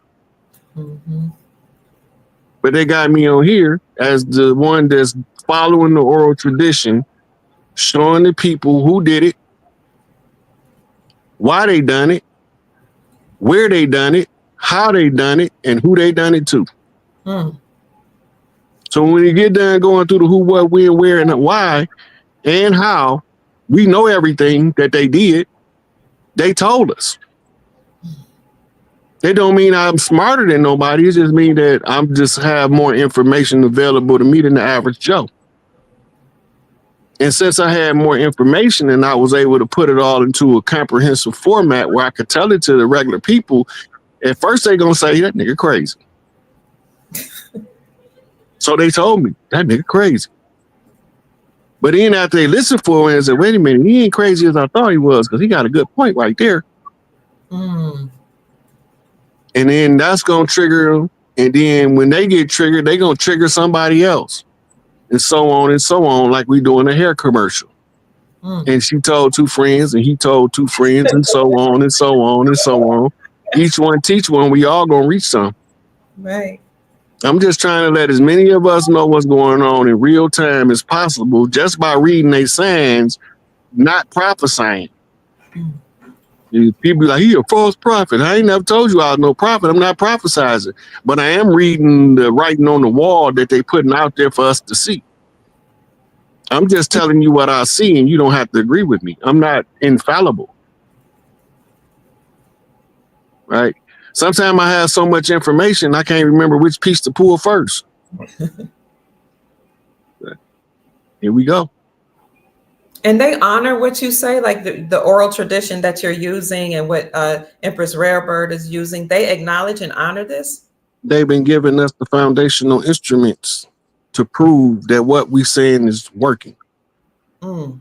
But I'm not the only one doing certain stuff. For instance, I'm not the one who told the Pope that he was on notice in the public domain. That was a different tribe in Canada, but we all working toward the same goal. Okay. Right? I'm not the one who put Atlanta and Cop City on notice. Those were the ceremonial Muskogee Creek. Mm. They can speak up for the Muskogee Creek if the Muskogee Creek don't know what to do. Right. They ceremonial membership can speak up if they know what to do. So the ceremonial tribe went and put them on notice. Mm. Right? When the totem pole was being marched across, I didn't do that. But because I can show you where it's at and what it means, right? We had, in order to reclaim DC, we had to stake a totem pole there. It was done in 2017. It was several tribes involved in that, not just one. So you got a whole bunch of different tribes doing different stuff. Right. Right? Chief Warhorse declared victory about a week ago. Mm. She's a certified war chief. She has the right to do that because she got treaty agreements with them people. I don't. I'm from 9 treaty tribes. They erased us from paper. Whoa. So I can use the treaty tribe to prove a point to the 9 treaty tribes as long as we carry in tribal tradition forward. And all we have to do is put it in the public domain. We ain't got to prove nothing to nobody. When she put it in the public domain, it's on her channel, Cooking with Chief. Mm-hmm. They was setting up a memorial for one of her family members. Mm-hmm. And they had a meeting in this circle, and she came with the wreath to declare the peace and told you all of the symbolism of the wreath. That's on her channel, Cooking with Chief Warhorse. Mm. Right? But that was instrumental for the rest of the tribes because it ties into what the collective is doing. Mm. And I've been telling people for 3.5 years now, she's the big deal chief because she the one got to declare victory. Mm. Wow, I see her. Mm-hmm. Scroll down, let me show you the video. Okay. Let me go to her videos. Yeah. Go to the lives. It should be under lives. Okay. Cooking with Chief, serving up history, update, birth of a nation, Columbus discovered America, Columbus discovered part 2. It was about a week ago, so it wouldn't be down this far. Okay, these are the lives. Okay. A week ago, the only live that comes up right here is Cooking with Chief, serving up history. Yeah, that's it right there. That's the one right there. Okay. You see where it say Bonfuka? Said, oh yes, from Bonfuka, yes. Yeah. So in her speech, she tell you about they being recognized by the federal government as being a separate tribe. Their tribe had dual citizenship. Okay. And then she got a politician on here. He goes through the verification of her credentials. And then they tell you that she separated from New Orleans. That was a critical piece right there. New Orleans is the corporation. Oh. So her parish is separate from, they can get their own resources allocated to them. But before that, just like with Empress Bertiasi, the corporate governments was blocking them. Right? The term in law is estoppel. Right? That sounds a whole lot like Gestapo, don't it? It does. I was going to ask you about Empress Verdiasi, Gaston L. Turner Bay. If you knew about her and if you knew that she had taken the United States Incorporated to court. Mm-hmm. Okay. Well, they got a lot of infighting in her clan, and when she left, it left them in disarray. Oh. Okay. But she never stopped fighting her whole life. And she got people in her family that's never stopped fighting. They have what's called a living record because it goes back to the beginning of the corporation and the struggle for autonomous rights.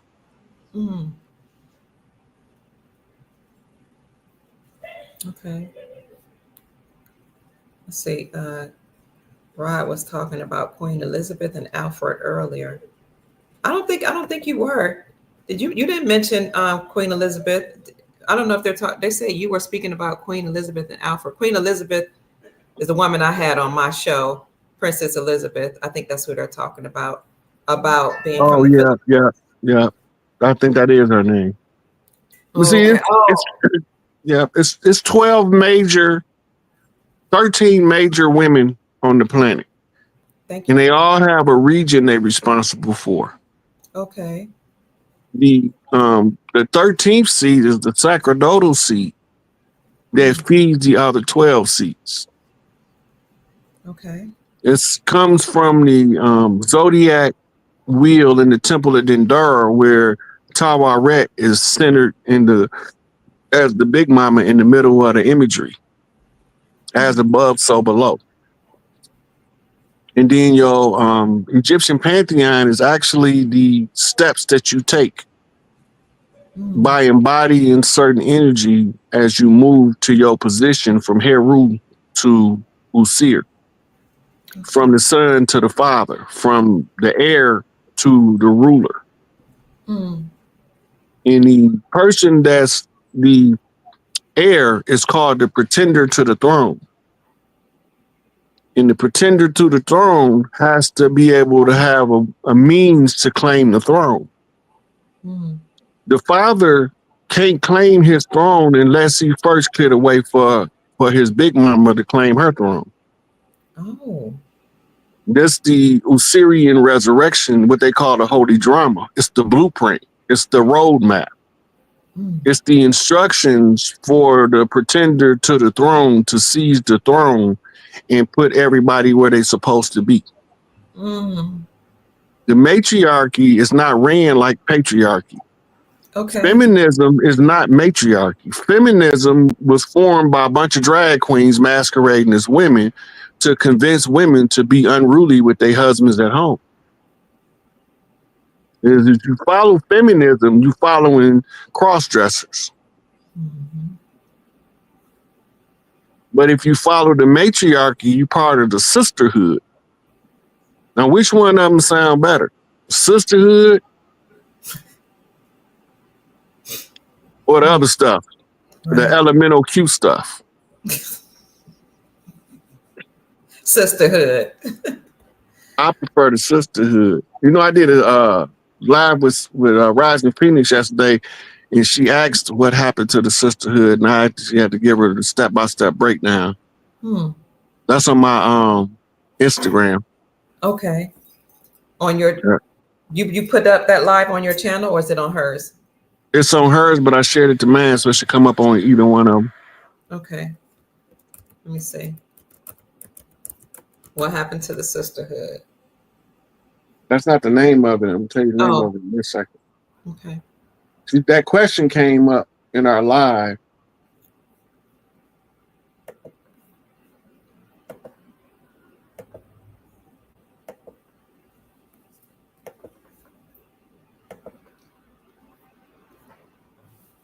I guess it didn't come up on my page. Let me go to my one. Okay. I'm gonna send it to you so you can show them which one to look for. Okay. If you want to follow Chief Pontiac, also known as Chief Hayes, you can follow him on Instagram at The Sick Ape, TheSikape, or you can follow him on Facebook at Rod Hayes, ROD as his name, first name, and his last name is HAYES. If you've enjoyed the live so far, family, and you want to show him your appreciation by sending a monetary blessing, you can send it to his Cash App. And that is at $SIKAPE. Okay, sorry about that, Chief. I'm here. Okay, so this Phoenix page. Oh, let me get this off here. Matter of fact, I'm just gonna send you the video. Okay. That's gonna make it life a lot easier.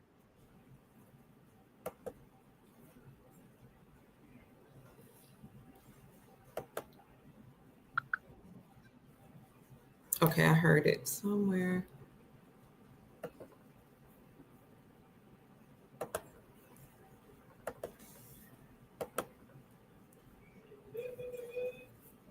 I know you sent it. I saw it. Let me just go to your messages. Okay. I'm gonna click on the link and oh, okay.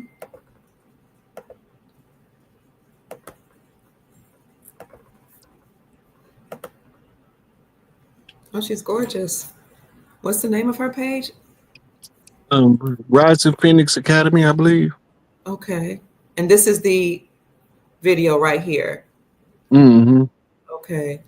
Nice. Rising Phoenix Academy. So you all want to see that, family, go to her page, Rising Phoenix Academy. And see if I can actually, I don't see the actual. Is this her? No. That's her. Yeah, this is, okay. So this is the video with you in it right here. Yep, I'm about to come on, and if you let it play a few minutes, you'll see me when I come in. Because it's supposed to have been 3 of us on there. She's actually blood descendant of the Haitian Revolution. Wow. And was instrumental in closing that conjure. And the other person on there is the blood descendant of Duddy Bookman. Oh, wow. Okay. But they didn't ever let him in. Risha Stone, they wouldn't let him in. Okay. But I had to find them in order to close out the Haitian conjure. Right, so they can the tribes can regain control of Haiti. That's what you see down there. If you see in Haiti, they brought Jamaican police down there. They wouldn't allow them. Kenya was supposed to go, but the Haitians rejected Kenya. They said, no, we don't want them niggas over here because the last time we let somebody come from Africa, we ain't been right since. So they wouldn't let, because at first they was only going to accept help from Africa. And then, I don't know, they must have talked about it among themselves or something. It was like, no, the last time we let somebody from Africa come over here, we ain't been right since. So the only people that they allowed to come over there and help them with policing the territory was Jamaica. Okay. That's where Duddy Bookman was originally from.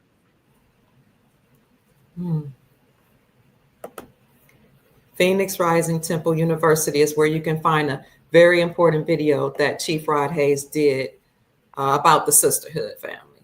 Yeah, we talked about a lot of stuff, but it's a nice little piece in there just about what happened to the sisterhood.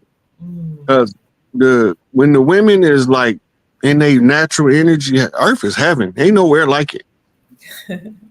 But when they in their war, Sekhmet, Kalima, raging energy, it's the miserablest place to be. Because they not gonna act right until everything is set right. And this is the truth at the root of all of the relationship issues. The women stuck in war mode because these dudes is some broads. Men don't want to stand up no more. They want to sit down and pee now. They got whole instructional videos on men sitting down to pee now. Well, no way. No. Coming up with all kind of pseudoscience to justify men squatting to pee. Won't you just flat out tell him I need you to be a bitch for me? instead of just going the long way, hitting all the way around the board, coaching them and coaxing them. Just flat out tell him, let him make his mind up whether he want to be one or not. Mm-hmm. That's the same thing they did with science and races, ethnicity. And ethnicity ain't necessarily race. So what the hell is a race? Mm-hmm. And how do you got a race that don't got no end? And what is the end to the race war?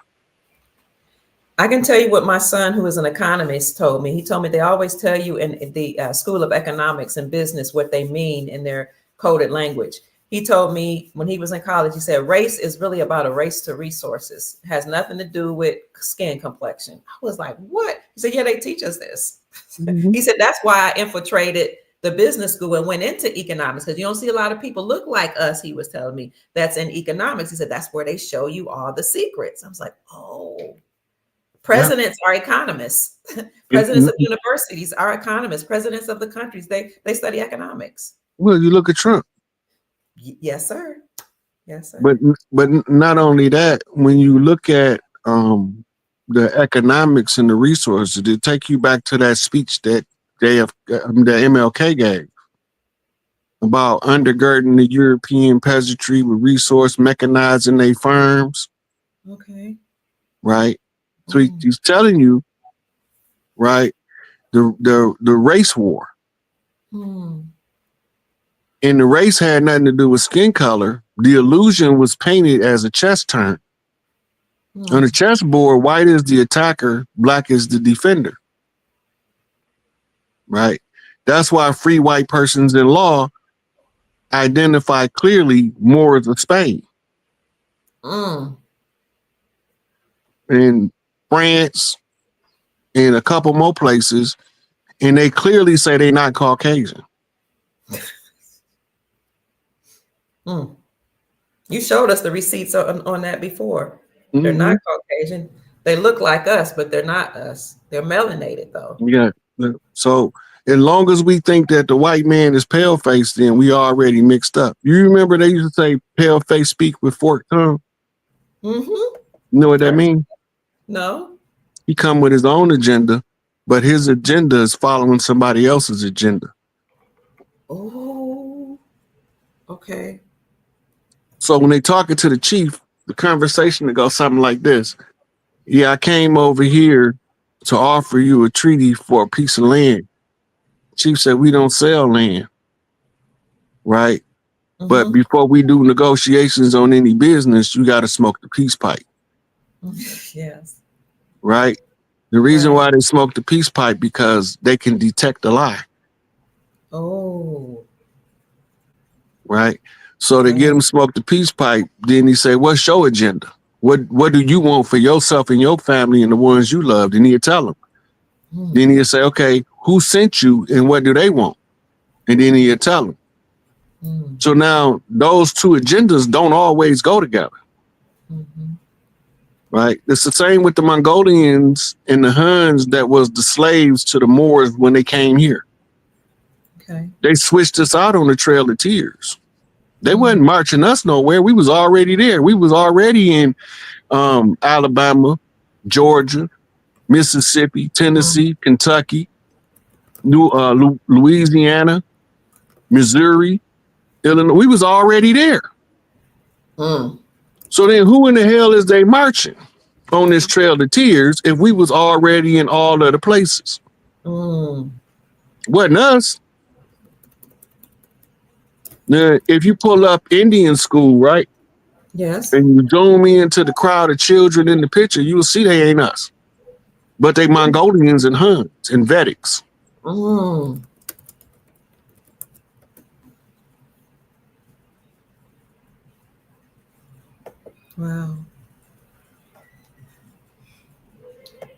Another question somebody has me, asked me, I didn't see it here, is can you speak on why Trump mentioned cryptocurrencies being, go ahead. We're going to be going to some kind of digital format for banking.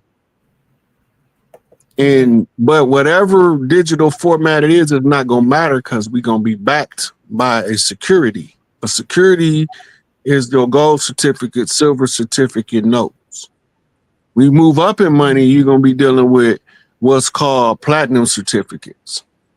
Mm. Then you're going to go from the notes to white diamonds. Oh.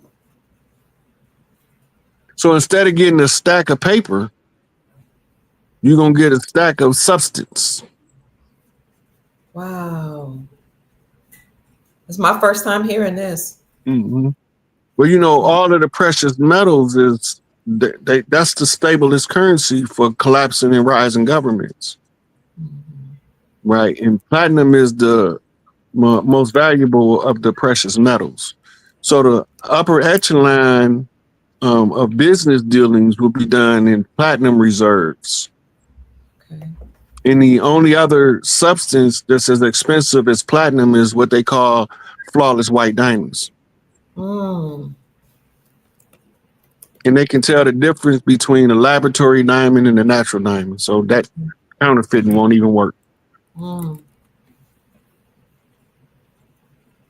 Thank you for that. And thank you for that question, family. That was a great question. I think that's it. Let me see. Yeah. The digital format is just to keep count. It's the record keeper. Okay. Wow.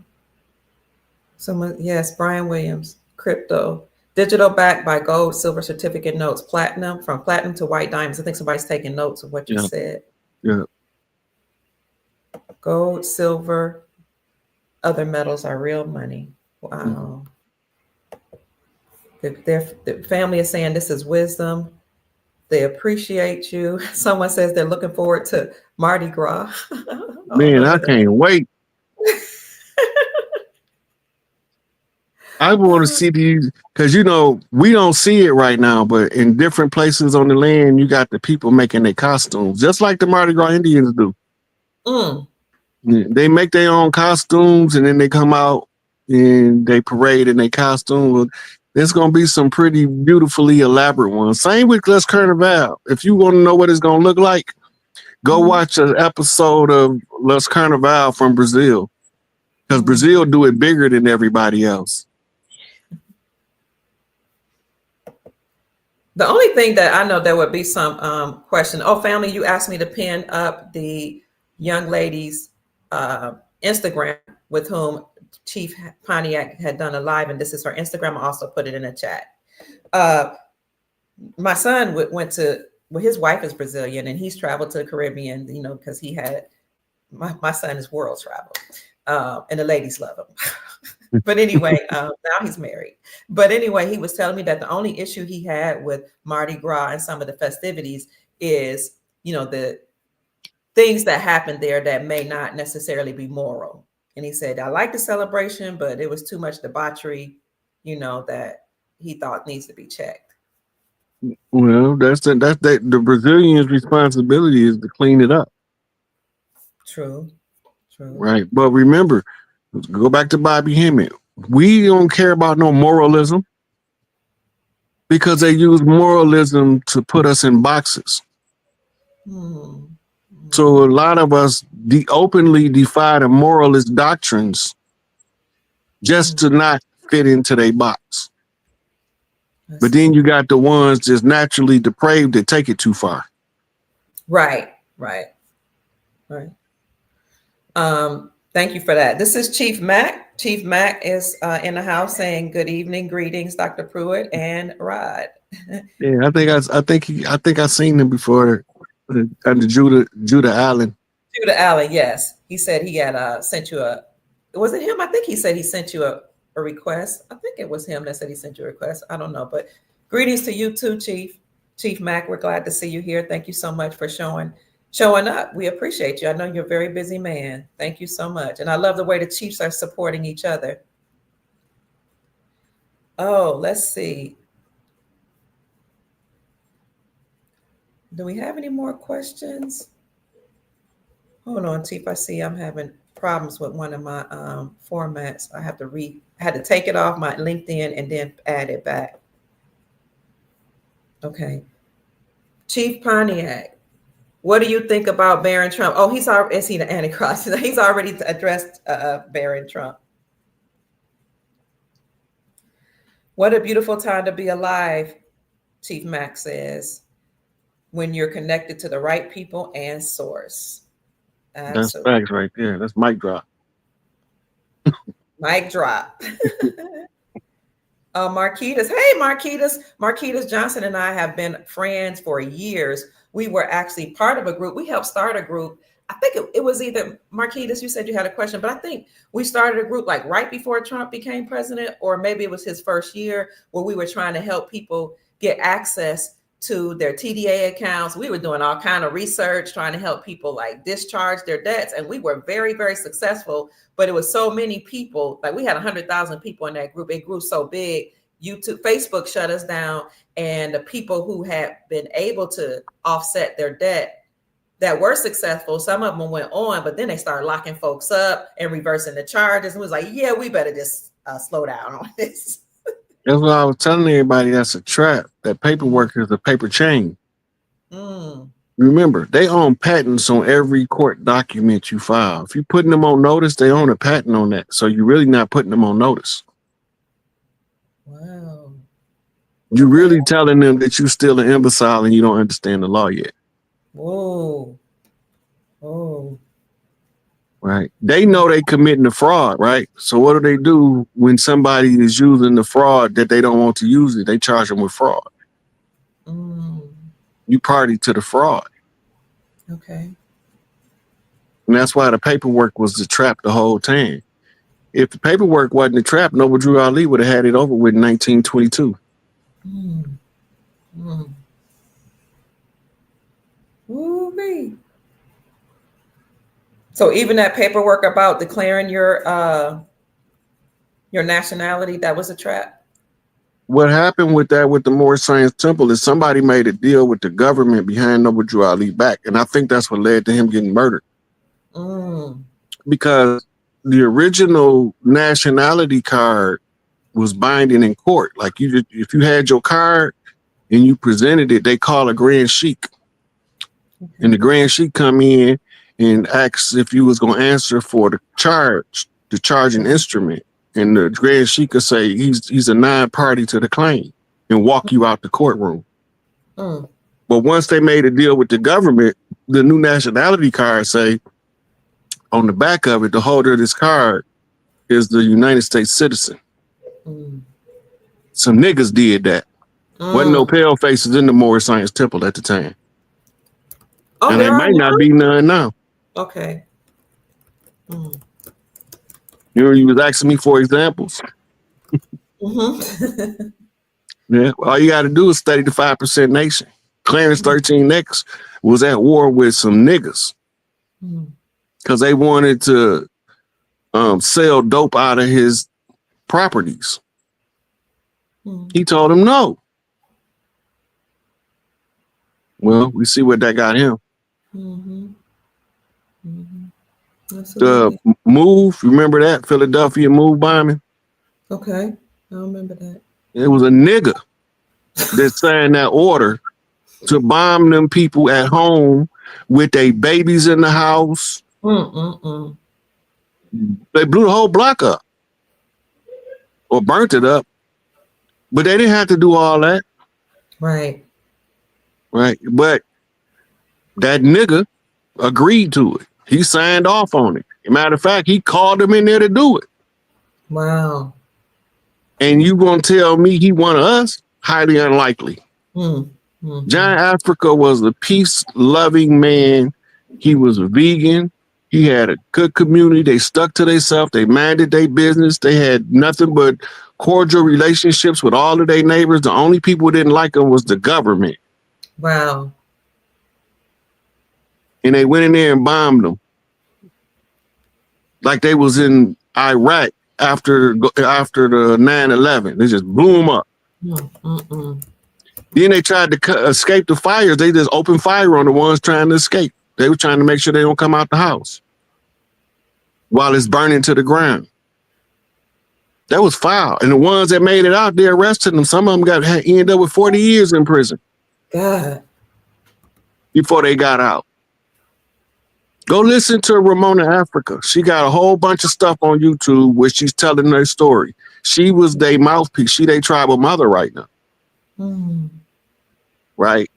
So they can't say that we don't know what happened, because ain't no way I would have sent nobody to bomb no place with a bunch of babies in it, knowing that the babies was there. It ain't that they didn't know they was there. They knew that it was families living there, and they was only mad because they was living off the grid. That's the only crime they committed. And that's not criminal.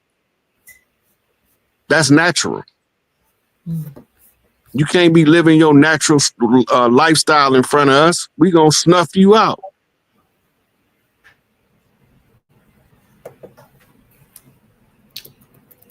Thank you. What Marquitas wanted to know, Chief, is Melania Palladian? I asked him, is Melania? I want to know if Melania is Palladian. It's a good probability. She got that. That's how they look kind of like her. I can't say for sure, but she have that look. She really does. There's something very peculiar and strong about her. Like she just doesn't look like your average human.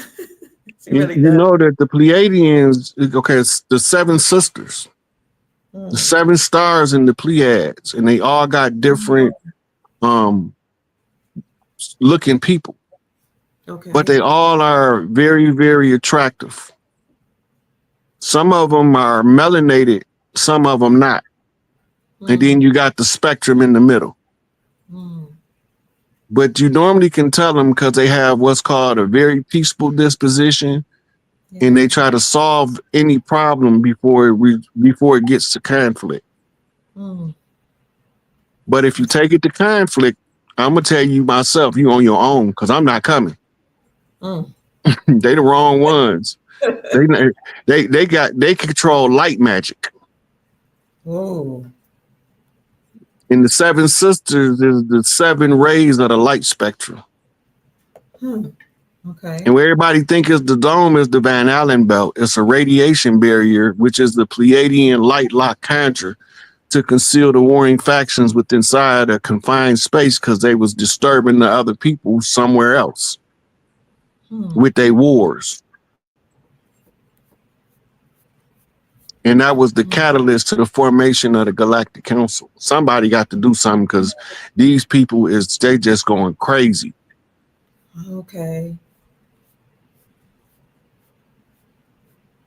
So the Pleiadians are actually here, it seemed like, to help us, the humans. They are. They part of the Galactic Alliance to... Okay, so the issue is a sibling rivalry from Nibiru. Okay. Did they call it in your Bible the war in heaven? The war in heaven was between Michael and Satan. And what? Michael, the archangel? Yeah, that's what remember, Michael and his angels fought the dragon as his angels, and then they cast the dragon to the earth. Right. That means the war in heaven landed on earth. Oh my gosh. But nobody never tell you that the war was over.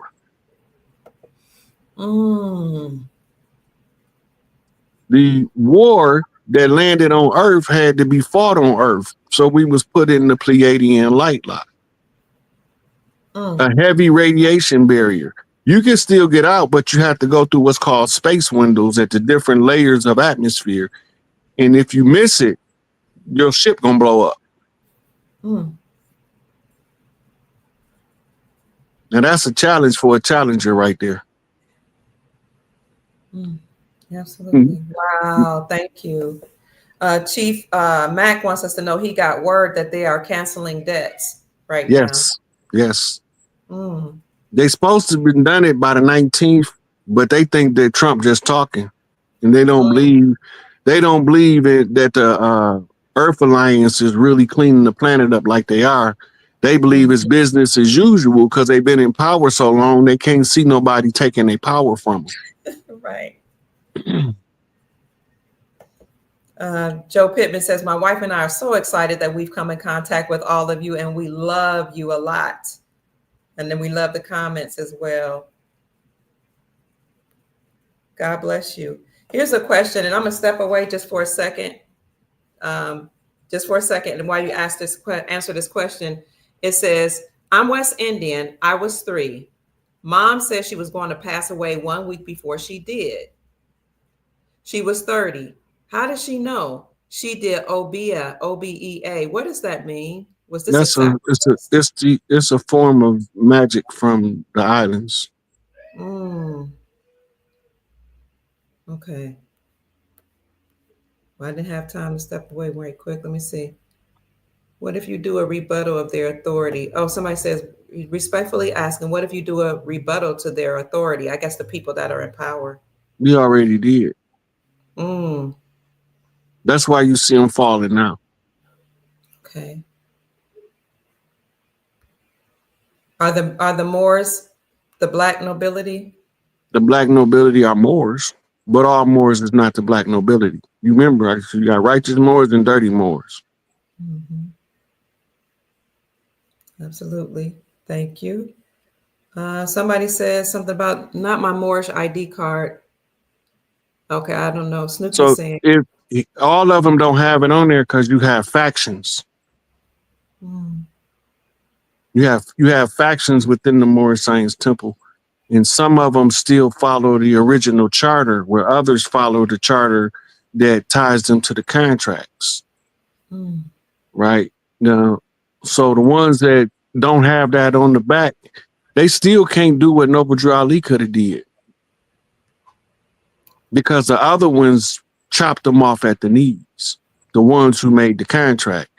The Moorish Women's Consulate is the record keepers of all Moorish history, and they only give it to certain individuals, the full history. But they know who it was that made the deal that allowed the U.S. citizen to be put on the back of the nationality card, because whoever did it, their name is on the contract. So I done had Moors tell me it was Mealy Eel, C. Kirkman Bay, that it was what's that other dude name? Mealy Eel. I don't care which one of them they think it is, because the dirty player's name is on paper. But only a high-ranking Moor, like let's say Taj, they might give it to him, but the one who they can't deny it if he asks, it's only one, the Supreme Mufti, Chief Malik Angel Bey Jeff Ford out of Chicago. If he go to the Women's Moorish Consulate, they're going to give him the full records of all of the dirty Moors, because it's his job to clean up the Moorish house. Wow. And he is not a happy camper. He done been locked up for damn near 50 years on some trumped up BS. So when he come home, all of the dirty Moors going to be running, but they know who they are. Okay. They got all the reports on file at the Moorish Women's Consulate that tell them who the dirty players was, who was shysting people out of money, trying to sell them their freedom that got them ensnared in traps. They know who all of the dirty players is in the Moorish community, because they the ones who register the complaints. I see. Universal Angel says the Constitution was written in real blood, Crispus Attucus's blood, after they killed them. Yeah, that's the secondary constitution of the corporation.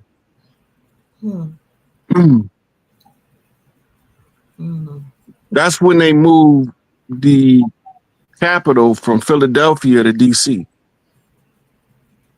I think that was 1781 or 1783, something like that. Okay.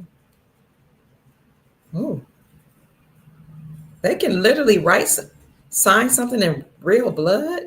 They wrote the whole thing in blood. It's called a blood oath contract. I did a thing on B-Dell where we were showing people about the blood oaths. We was going through all of the blood oaths and stuff. Yes. Yeah. So it's showing you how it works. Because once you understand how it works, the spell is no longer enforced on you. Plus, the blood is fading. which means the contract is losing its power. Where can we find that video? On BDL on YouTube. YouTube. I'm gonna look for. Okay, I'll look for that, family, and because I need to learn. I need to understand because I hear you talk about blood contracts a lot. That's what they use to ensnare us.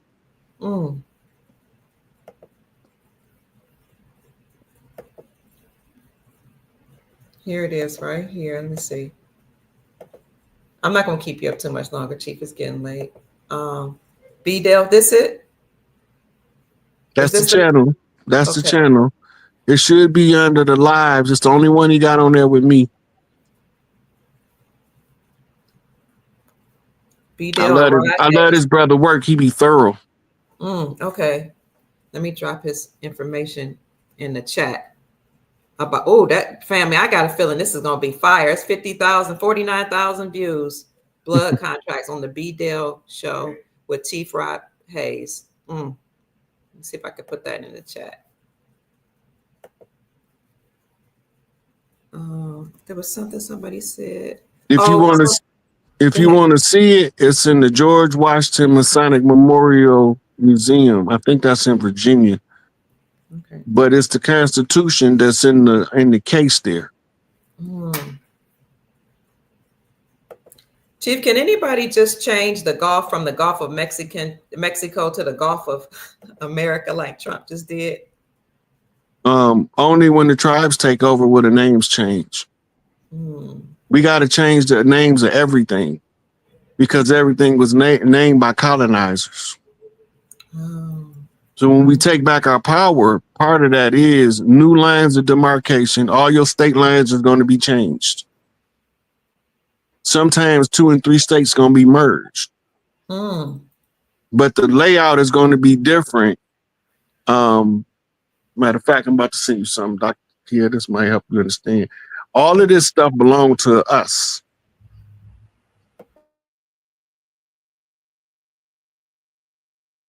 Keep talking, Chief. I'm gonna look for it in 1 second.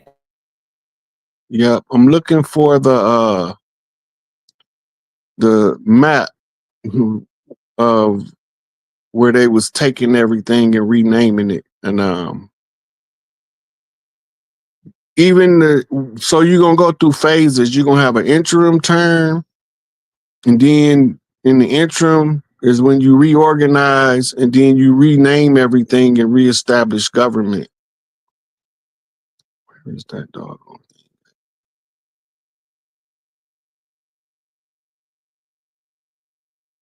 Okay. Did you send it to me, T? Well, I'm still looking for it. Okay. Might be in the wrong. I might not have it on this phone.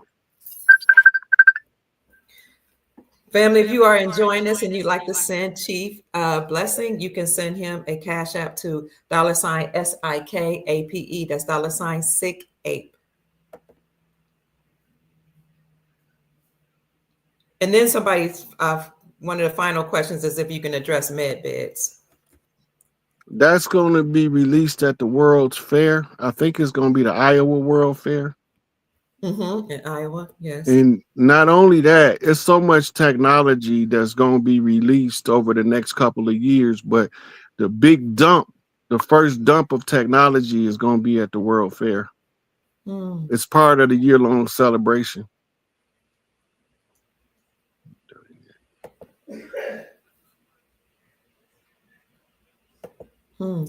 Trump had court about our tribes questioning citizen and jurisdiction. Okay.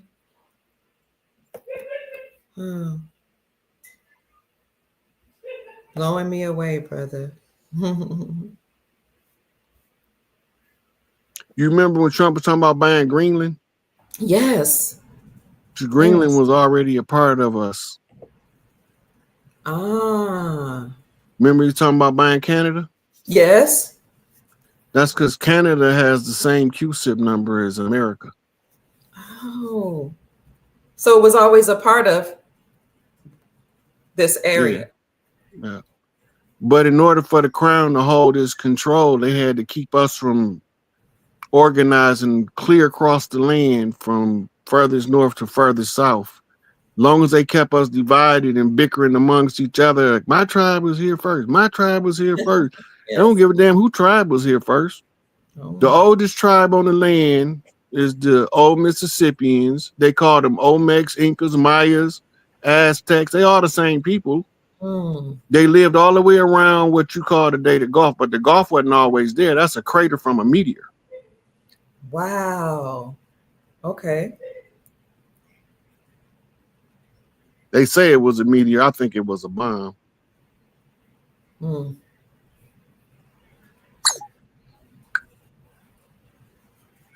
All right. You sent it to I don't me? know how well it's going the image is, but you should be able to see it now. I just sent it to you, Dr. Okay.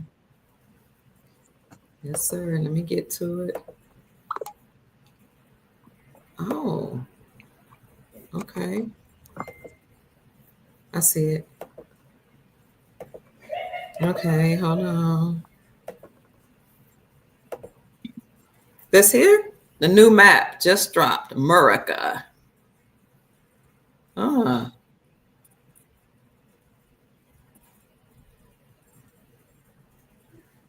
Comerica? Never heard of that. That's what Canada at. That's Canada.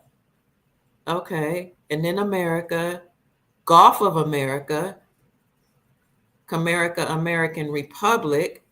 Wow. America? Is that Brazil? Yeah. Okay. Because all this is a part of this whole... That's the whole of Turtle Island that you're looking at. Oh, American Ocean. So when we ousted the colonizers, this is what they gave us back. Wait, when we did what to the colonizers? Ousted them. Oh, so they already have been ousted. Yeah, it was just cleaning up their little cronies is the cleanup. Okay. Guatemala, Costa America. That's Costa Rica. Mm-hmm. Nica America, is that Nicaragua?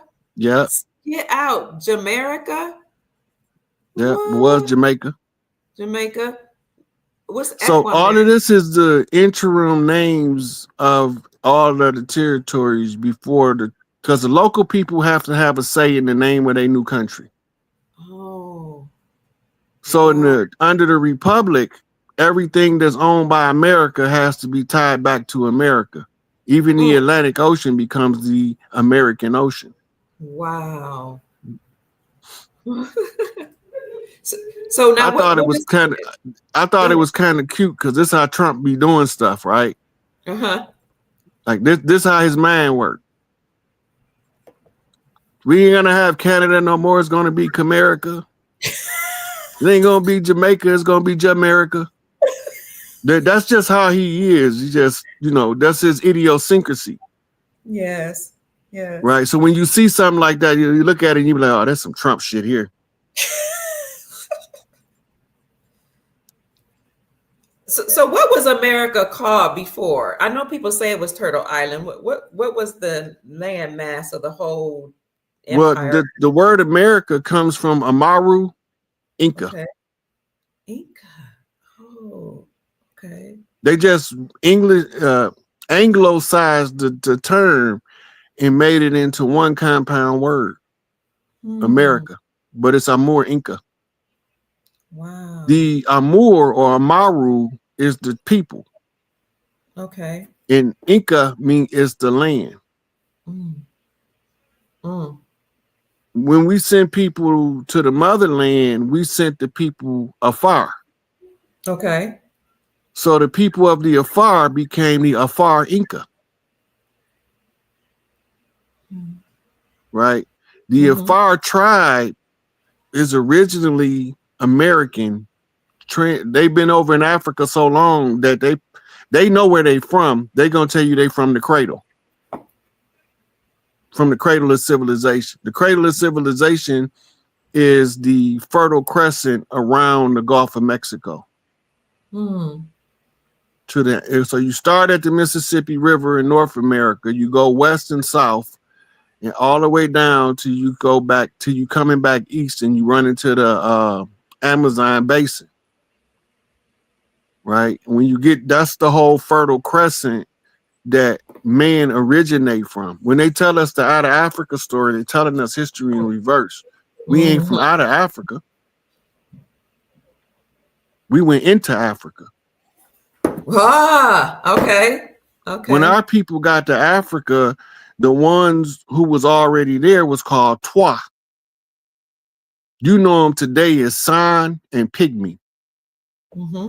The big tribes, anybody over there that's over 5 feet tall is not from them original tribes. Those are what they call protectorate tribes. They were sent there to serve as protection for the little people, the ancient ones. Over here, our equivalent to the Twa and the San was absorbed by marriage into what we know as the Mississippian clans. So the old Mississippians ranged everywhere from 4 foot to 7 foot from that intermingling. So now you got a family, you got one brother that's 5'5" and another one that's 6'8", and they got the same mama and daddy. Yeah. Because it's in the DNA. Genetics don't lie. No. But they can lie on genetics with their fake DNA tests. Like the what is it? 21-3andMe and those genetic tests? Yeah. Well, you know the Henry Louis Gates. If you go watch him talking about Oprah declaring herself Zulu. Yes. He tell you we making it up as we go along anyway. So make her Zulu. Dang. He telling you. And he's one of the foremost DNA specialists according to their systems. And he telling you they making it up as they go. Go on TikTok and say my dog or my lizard or my bird, right? DNA test results. Okay. Why your lizard is part Senegalese and part Anglo-Saxon and one part Chinese in America. Well, they're not testing no DNA. They're making that shit up. And then to say in the fine print, this is for entertainment purposes only. That's a disclaimer. Why is that disclaimer there? Because they got a narrative to uphold. In order to uphold the narrative, they got to be able to manipulate the results in order to prove their narrative. By it being for entertainment purposes only, it's under the same governing guidelines as a movie script or a book, a fictional book. I didn't write those documents, so they can't say Rod Hayes put that in there. I didn't put it in there. I just read it in there. Yeah. I told you them lying liars that lied about the lies they lied about signed their names to the lies that they lied about. Everything was told us upside down and backwards. As long as we don't know that, we can't never flip it around and make it look right. So you're going to either have to accept a known lie and deny a truth that you can't see. Or you're going to have to wake up. You don't got no other options. What about, thank you. What about the some of those tests are owned by the Mormons, and I always wondered what their role was in any of these because they have the word more in their name. They own some of these ancestry type of things. Is there a connection? It might be, but I know this. In the Book of Mormon, they tell you about the tribe of Zephaniah as the cursed, dark-skinned people. Talk about the dirty Moors. Then Bobby Hemmett said they've been here since the beginning. That means they gotta look like us. Paleface wasn't here in the beginning. Paleface was on the genome, but it hadn't been enough births for them to manifest yet for a couple thousand years, a couple 100,000 years, probably a couple million years. Right. So not until the genetic manipulations in the laboratory do you start seeing large groups of them appear as albinos.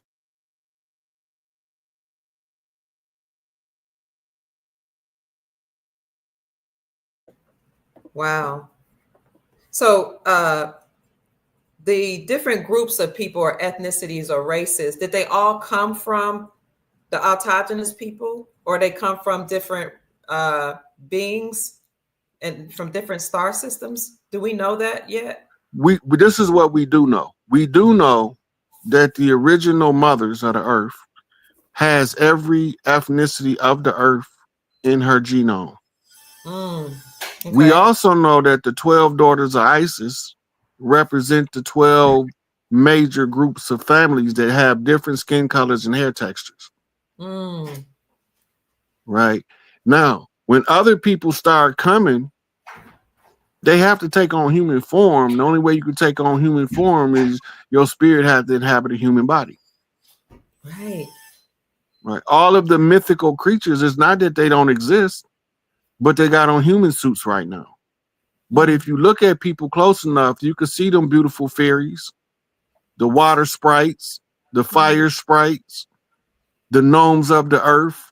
Yeah. Right. All of them, you can see it in their face and in their body structure, but you don't know what you're looking at. You just think you're looking at the diversification of the human genome, which is true. But the energy signature of the spirit determines which traits is going to turn up the most in the DNA. Because it has to be compatible with the physiology or the phenotype, and the genotype have to be compatible. If somebody not human, you can't have a baby with them without external forces manipulating the genetics in the laboratory. Okay. Just like a lion and a dog can't have babies together, but they both mammals. Right? You never see gorillas mating with chimpanzees, but they both primates. Okay. You got genetic code barriers that's in place to stop that from happening. Okay. But we can mate with each other no matter what. As long as you're human. As long as you're human. Okay. As long as you're human. You can pseudo mate with something, but you ain't gonna make no baby. They call it bestiality. I just heard of a whole lot of ladies sleeping with donkeys, but I ain't never heard now one of them getting pregnant from one. That's gross. Amongst other things that they do. Yeah.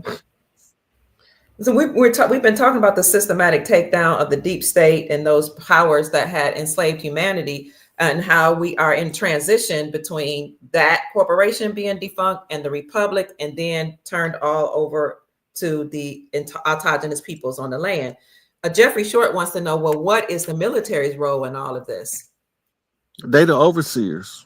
You got to read the FEMA document for continuity of government, but make sure you see the face of the document. The face of the document tell you who all involved. What we call the book cover. You can pull it up. FEMA continuity of government. Go to images and you'll see the document.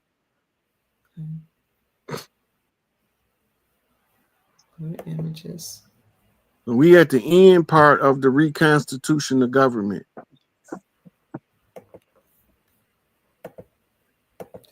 Okay, I'm here. And let's see. This is what I see here on the images. Should I go to this first one or just I think it's the second one right there. Would look like the this state one? building on it. Yes. Yeah, that one. Click that one. I think that's it. Guide to the Constitution. Now at the bottom of it, you see what that line say? For state, local, tribal, and territorial governments. We done went through this whole book and ain't but a few people read it. We done followed all of the steps in the continuity of government in this book. And now we at the part now where the transition is almost complete. Wow. I didn't write it. I'm just telling you where the information at.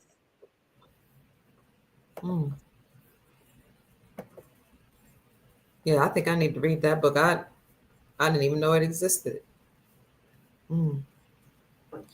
Marquitas wanted to know, are Hollywood stars human? Not all of them. And the ones that are, half of them is inverts.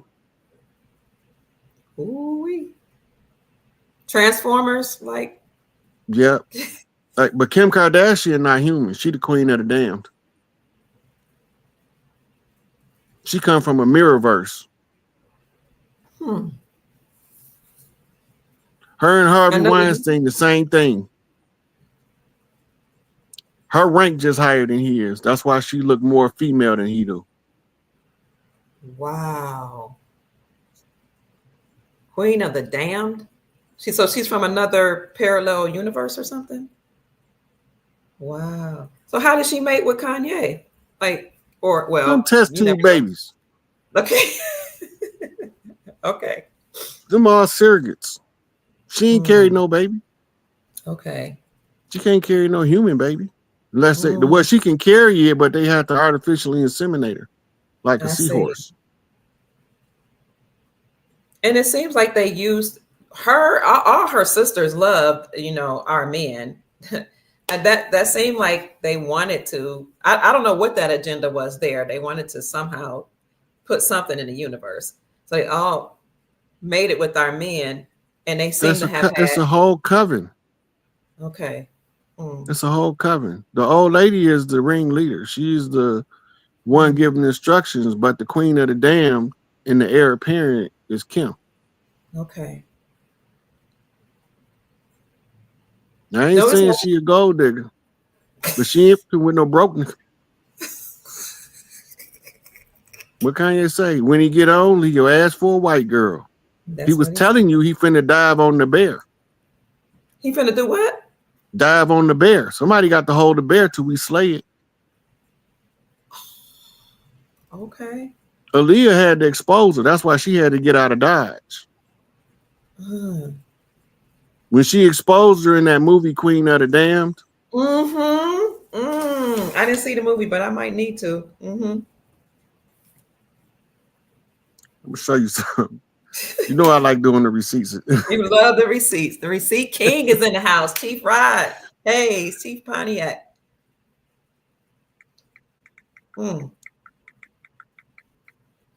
Queen of the Damned. I noticed that she had done the Brazilian butt lift and all these different augments to her body. And then our women started mimicking that. And then she took them out like just recently. And I'm like, now what does that mean for all the women who went and followed her and some of the other women in Hollywood?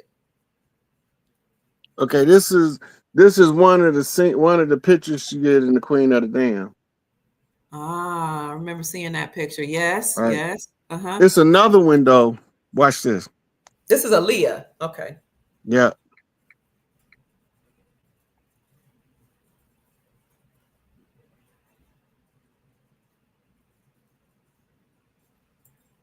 Well, he went away. Okay, when you look at these. Yes. This Aaliyah. Okay. And that's Kim. Oh. Okay, hold on, because we ain't done yet.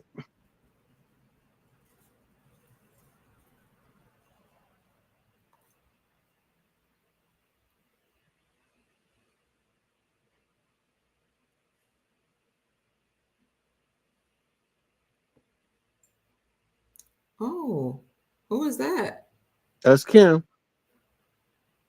Ooh, this the character, Queen of the Damned, that Aaliyah is playing. Okay. Oh. But the one that tell it all is the red carpet picture.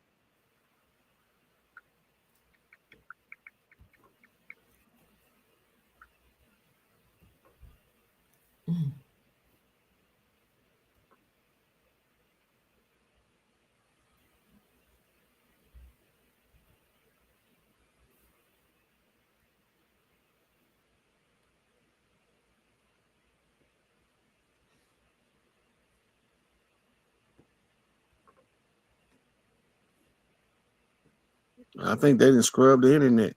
Oh, they do that very, very often. They say you cooking, Chief. And we like to pay our compliments to the chef family. So if you want to pay your compliments to the chef monetarily, please kindly send them a Cash App blessing. And I'm sure you all have been anyway, and we greatly appreciate you. His Cash App is $SIKAPE. That's $SIK8. And I also want to thank you all so much that have been blessing me while this live is going on. I really appreciate you, and pray that the Most High return it to you 100-fold. Thank you so much. Let's see. Oh, yeah, they say you got the receipts and you are amazing. Thank you for saying that. Sarah saying you're amazing, Chief. I appreciate that. They ain't doing them trying to make me blush. I'm trying to act like I don't hear it. And Love Being Nubian, who's our moderator, our chat moderating, and said he sure is cooking and always on fire. This is a picture of Kim Kardashian. I can't find it right now, but she got on a gold dress. It's the same one that Aaliyah was wearing in the Queen of the Dam, but she on the red carpet. And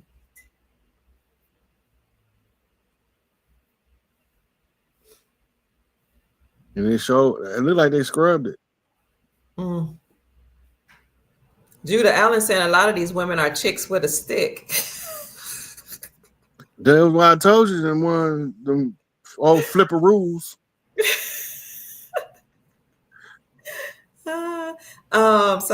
Q Ashanti says, Rod Hayes, I love you, and Dr. Kia Pruitt. Thank you. Oh, and I don't see, now I don't know about, I think some of the presidents are inverted. I think a lot of politicians are. A lot of people in Congress, you look at them, one day they're playing a female role, and another day they're playing a male role, and people don't know it's the same person. But okay. Look, Trump got about 5 lookalikes. I done seen at least 5 different Trumps. I seen him come out one day, he was short and dumpy. I seen him the next day, he was tall and slim. Right? Yes. Now, the reason they do that is to thwart an assassin. Right? I also know JFK had several doubles, lookalikes. Right? Yes. And a lot of people believe in the intelligence community that he's the one controlling the white hats behind the scene, telling them who it was, all of the conspirators to round up and where to look for the information, and that he's real instrumental in bringing down the deep state. But I don't know if that's true. I have been able to find him standing in the White House with his lookalike, though. The only difference is they like a couple of inches in height difference.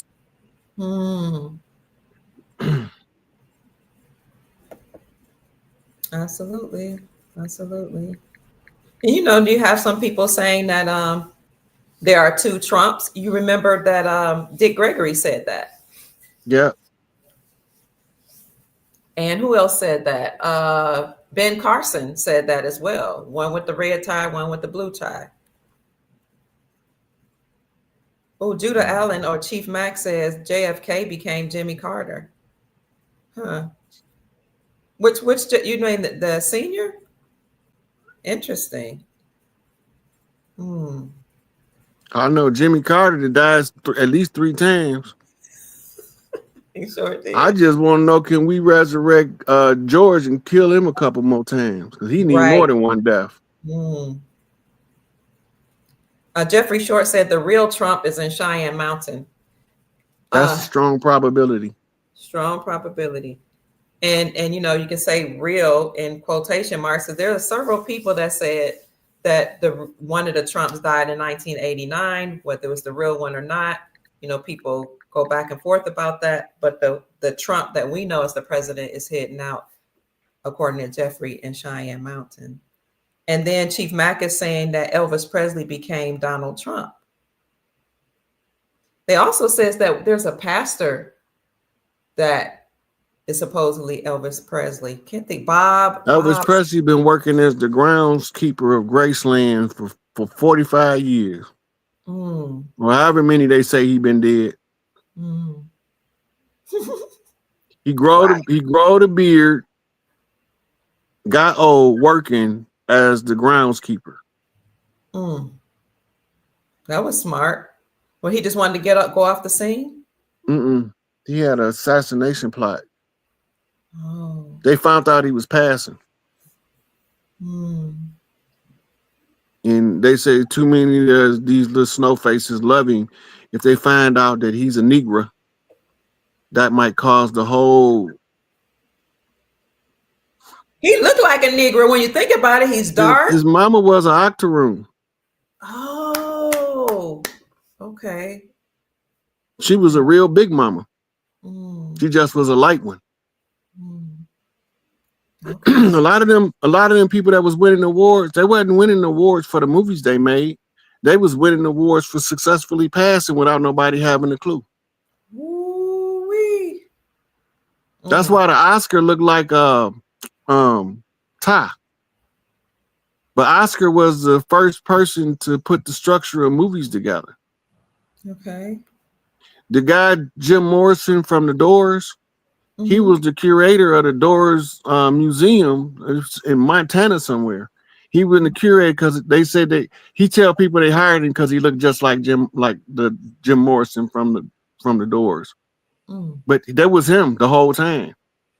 But it was an easy and convenient cover story.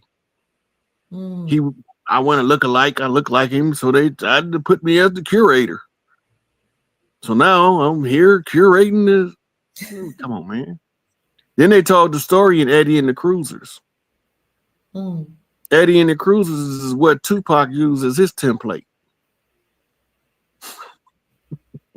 People want to know, what about Tupac? Who is he? What is he? Somebody just asked. Tupac is he inherited the war, Tupac Amaru. Okay. He after the Vegas incident, he went to Arizona and stayed on a reservation of natives. They was dirt poor when he got there, but they ain't dirt poor no more. That's why DMX kept trying to get to Arizona. You don't remember that, do you? They kept locking him up for going to Arizona. Remember when he had the police acting like he was the police? He had the police car. He had bought a police car. He was acting like he was the police. Pulled the guy over like he was the police. Dang. What did he say, though? He said, they making it up anyway. Why I can't make it up? Why? Right? Then they asked him, he was locked up in he got an interview in jail in Arizona, and they asked him why he keep trying to come to Arizona. He said, "This God's country. I came to see God." I remember that. They don't know he talking about Tupac. It's an open secret in the hip hop community that all of the rappers call Tupac the God. But we only think if it's only one God MC, Rakim. To us, it's only one God MC, Rakim the GOAT. But Tupac is the goddamn closest to him. He the prophet. If he ain't the God, he the prophet. But Tupac, the rappers call him that. That's a inside hip hop community thing. Tupac, they call him the God. But they don't call him that in public. Okay. Right? That's because he's a chief. All of the chiefs is classified as a God. Yep, Liz Taylor was passing. Marilyn Monroe was passing. Jane Mansfield got beheaded because they found out who she was, that she was passing. That wasn't no car accident. That was an assassination. Can you speak on Marilyn Monroe? Who is she? There's something peculiar about her. Do you know anything about her? Yeah, she was exposed to a lot of insider information.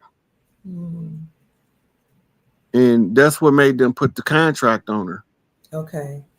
And John left her some stuff that they never recovered. I don't think she did for real, though, because I can't find her on the other side. Okay. She was really the lover of John? She was his mistress? Okay. She was mistress to a whole bunch of people. What? Okay. At the same time, or? I don't know if they was all at the same time, but I know she was Bobby mistress at one time, right? Yes. But she couldn't get along with John because he kept banging Sam Giancano's wife, which was causing conflicts in the mafia circles. Okay. Right. And then Sam Giancano was also known to have an affair with Marilyn Monroe. And he was the mobster out of Chicago. Okay. She had such great sex appeal that, people still study her today. There was just something that, I don't know if she was raised that way, trained that way, but it's really different. The feminine that's energy. Yeah. So she was studying under a yoni priest or a geisha. Ah, a geisha. Oh, okay. Okay. Because she couldn't sing a lick singing happy birthday to the president. But she sure made it sound seductive. Yes, she did. Yes, she did. And in all honesty, like what I found from talking to men and listening to men is they really appreciate femininity. They really appreciate that what we call seduction, that air about a feminine, soft woman that's, moves gracefully, kind of sings with her body. Men seem to love that. So I can see why they were enchanted by Marilyn Monroe. Yeah. And that they have found Jane Mansfield was supposed to replace her. Oh, okay. Right. But they found out she was passing too. So they went on and slammed the car into the back of a truck and decapitated her. Why would they have a problem with their passing? I don't. It's not that they got a problem with them passing. They don't want nobody to know. Oh. If your history spill out, you got to remember, COINTELPRO was written by a nigga passing. J. Edgar Hoover.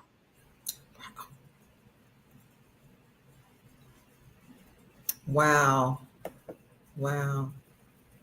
Your President Warren Harding was passing.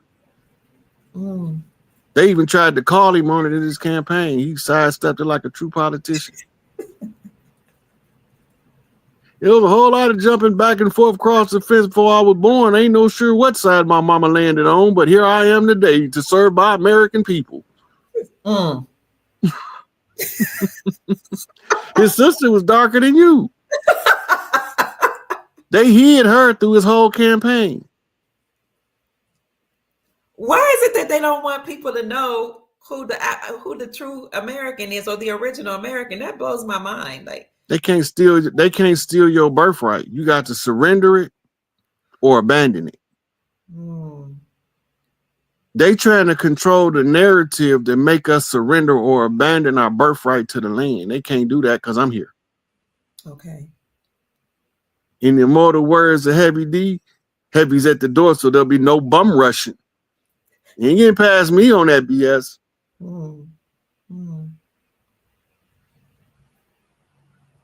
Is Diana still alive to your knowledge? Oh, absolutely. I hadn't seen her on TV. Okay. Yeah. So what happened with her is that you had two warring factions of intelligence agents, MI5 and MI6. One of them was assigned to protect her. The other one was assigned to get rid of her. Okay. And the ones that came to get rid of her, they put her in the car and they switched the cars out before they ever even knew. So when they ran the car off the road, she wasn't in there. She wasn't in that car. They had already switched her out of the vehicle, so they end up trailing the wrong vehicle. Dang. The plane crash, they say John died in. Wasn't nobody on that plane. Everybody jumped out with parachutes. They was extracted out of the water by naval intelligence. And Trump knew about it before, during, and after, and he wasn't even sure if he was going to be in the presidential race at the time. But the reason he had to get out of the picture is because George Magazine exposed too many secrets. There's codes all over the cover of every George Magazine cover. Yeah. Every article was strategically placed. The magazine was a straight up exposure of secret intelligence that we ain't supposed to be privy to. But he kept it coded, but he told it. All this stuff, it's like they just want to keep us confused while they run rampant across us and do what they want to do. And we done with that. We are done. Absolutely. Sarah says, Chief Rod, you are seriously funny, unlike so many so-called comedians.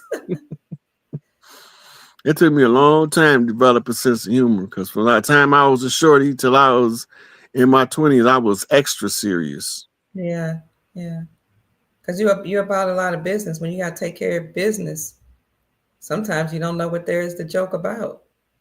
I think that's one of my flaws. They say, what are your flaws? Can you name 3 flaws? I think one of my flaws is that I have a tendency to be too serious. People tell me sometimes, lighten up.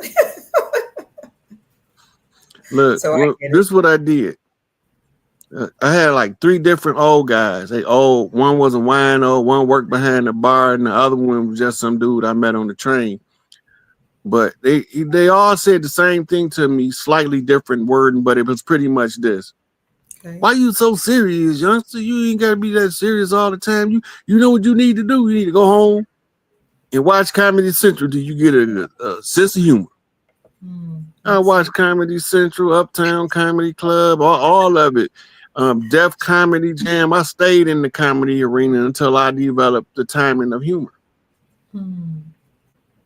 Because like people be cracking jokes. That shit don't be funny to me. We got too much serious stuff going on. We're cracking a joke for. But if you take everything so serious, you will wear yourself out without even trying to. That's so true. Absolutely. Yeah. Hey, Saint Remy says, hey, auntie. Hey, darling. Why do they call Beyonce the Queen Bee?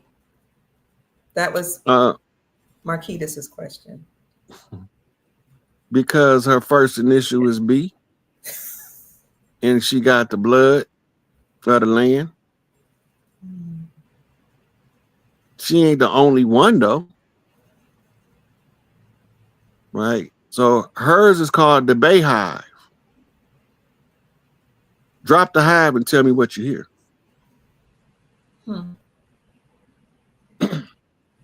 She also got the name Bay, as in isn't that a Moorish title? That's why I say if you drop the hive off Bay Hive, what do you got left? Oh, okay. See, remember, in the secret society, it's called the War of the Bays and the L's. Bays versus the L's. Okay. But in the public, they all the same thing. Right? But the Bays are the chiefs from the land, and they have to bump the L's for affairs by erudition and information. Then you become a Bay L. If you come up a L and you knock the Bay for his fares, you become a L Bay. Right? The goal is to get it to where somebody is one or the other, but they can see the separation in the two. The easiest way to figure it out is ask, where's the flag of the Bays?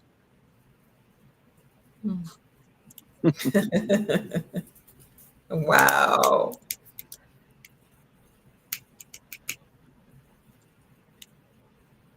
Somebody want to know who was Robert F. Kennedy Jr. That's John's brother. So they put the hit on him because he declared war against La Cosa Nostra, La Familia. He went against the family. His father made deals. His brother sicked him on the allies that turned them into enemies. Remember, he was the attorney general, the highest prosecutor on the land. Yes. He was going after all of the dirty players, no matter if they was family, friend, or foe. Right? No big eyes, no little U's. You get the dirty dealers out the game and you can play a game straight up. They just didn't know how deep the swamp was. Right. Earlier, you were talking about comedians, and somebody said that they missed. Oh, he said Bernie. Robert Kennedy Jr. Oh, Junior. Yeah, sorry. Let me get back to that. Yeah, He said Junior. Robert Kennedy Jr. Yeah. So Robert Kennedy have a gripe with the medical establishment for some stuff they did to his family. Yep, B is also the number 13 Queen Mother seal. The Queen Mother is the mother of the king. Okay. Oh, the mother of the king. Okay. Bernie Mac. Somebody Enchanted Healer said they unalive Bernie Mac, the comedian. That speak for itself. Sure does. There was a gentleman, I can't think of his name, but he had a YouTube channel, and he came on YouTube once and he said that he was a survivor of ritualistic abuse. And he said Bernie Mac was unalive because he tried to stop it. He actually saw it happen and he tried to help people and he tried to stop it. So they had to get rid of him. You remember the dude that used to play Freddie Boom Boom Washington on Welcome Back, Kotter? He played the father on the family special, on the Jackson family special. Yes. Telling the story of the Jackson. He was blackballed because he spoke up out against it in they circles. So he couldn't even get an acting gig.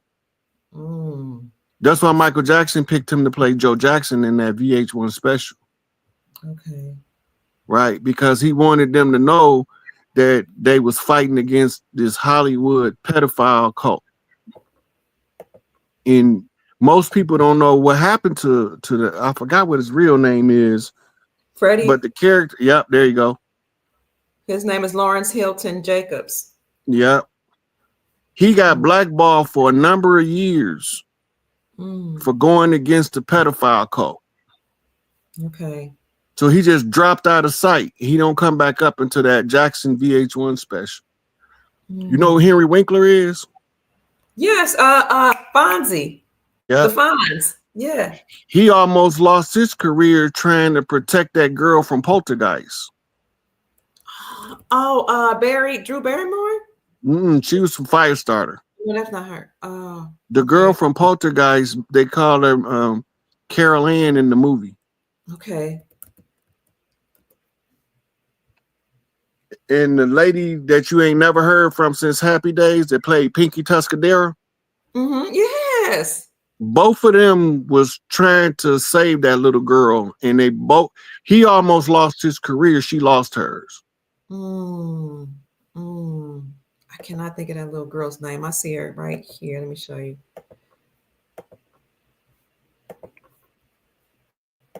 Here she is. Right here. Little cute little girl. Yep. They did that girl so bad. If I'd have been grown like I am now, I knew what they was doing to her, I'd have caught a flight to LA. And I'd have did some John Wick to LA. They did that little girl bad. I was talking to David Quigley, also known as John Fitzgerald Kennedy Jr., and he was telling me, here's Henry Winkler. Hold on 1 minute. This is Henry Winkler as an old man. But he looked like he was Italian, or maybe he could pass. He was kind of an olive complexion, and he had dark hair in his younger days. What was that girl name? Did you see her name? Let me get back to her. I didn't see her name. What is her name? Poltergeist. That's her. Let me see if I can show character's name. What is this? Star of Prayer? Poltergeist. But JFK was telling me that a lot of stuff you see in the movies is real. He was saying how he remember being in Hollywood, because even in Secret Service and in government circles or whatever, they put all the children through all this MK Ultra mind control, and they make you actors. And he said one time he was captured, beat up, something put over his head, thrown into a truck, and taken to a set. He didn't know where he was, put into a tub. And when they took the thing off his head, he was getting beat up by Denzel Washington. And he didn't know what was happening, but it was a movie scene. He's like, stuff like that happens all the time where kids you think it's just a movie, you think it's just a show, but people are really getting beat up and traumatized in front of the camera for our entertainment. That made me sick. You see her name? Carol Ann was her name there, right? Yeah, that's the character.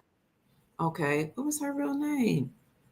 What happened to the cast of Poltergeist? Why won't they show me her name? I'm looking it up. Let's see Carol Ann's real name.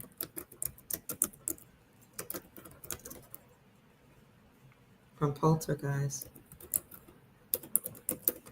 Real name. Okay.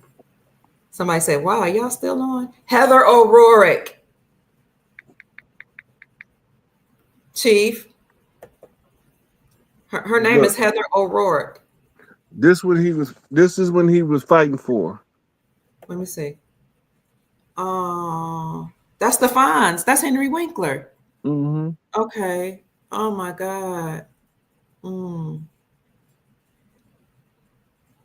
It's another picture with the girl that played Pinky that they got with her. But she had came to do an episode with them. Well, she died at age 12. Wow. Yeah.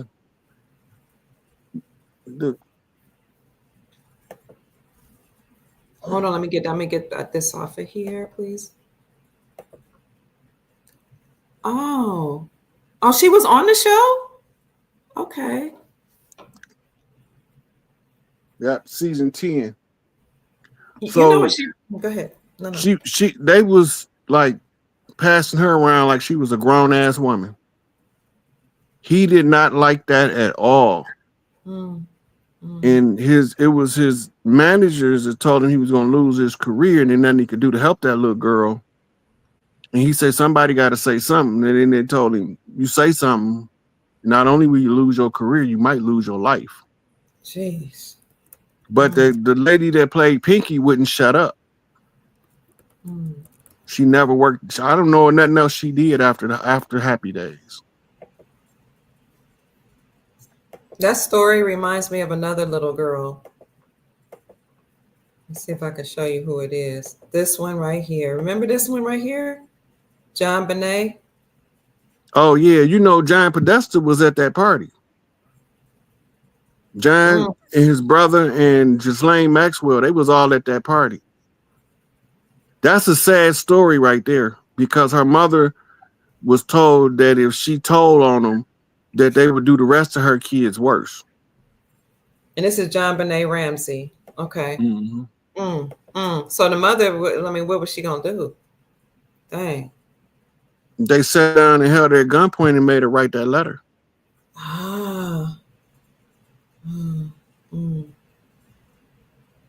they say her husband was involved.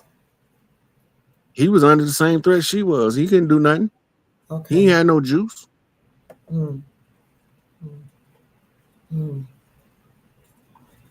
See, you gotta remember, these trafficked children is generational. John Bonet's mama was trafficked. Right. And that's how she knew they wasn't playing when they told her they told her what they was going to do to the rest of their club, to the rest of her children. Sorry about that. The same thing happened to Shirley Temple. Somebody was saying Little Rascal Shirley Temple and Dennis the Menace. Shirley Temple was molested, but not as bad as those other two you just seen. This is sick. This whole kidnapping and molesting of children, it's disgusting. I wonder if those people are human. Some of them surely can't be. That's doing these things to these babies.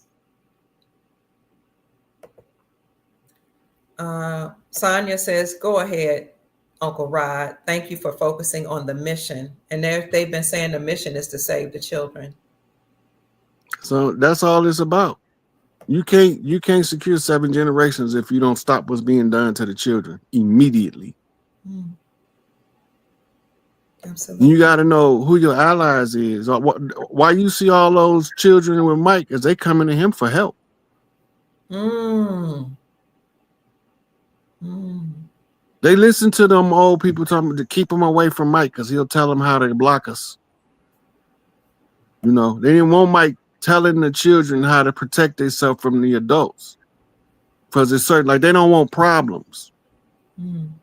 Right? Like, Chris Brown was trafficked.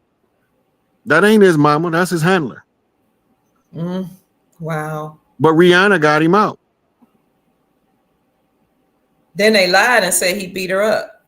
That wasn't no lie. He beat her up. That's how she got him out. Whoa, wait. Say it again. That's how she got him out. If you a problem, they don't want people that's a problem. Okay, now you know a domestic abuser does not change his strike. Right. Who has he abused since then? I don't know. I'll wait. I got a couple years to wait. I'll wait. I don't know of anybody that he abused. They had to turn him into a problem to get him from under their yoke. Strategy. I see. If he not a problem, we don't have Chris Brown no more. We got Christina Brown. But when he become a problem, they distance themselves from people that they consider the problem. That's what kept Tupac safe as long as it did. My big mouth.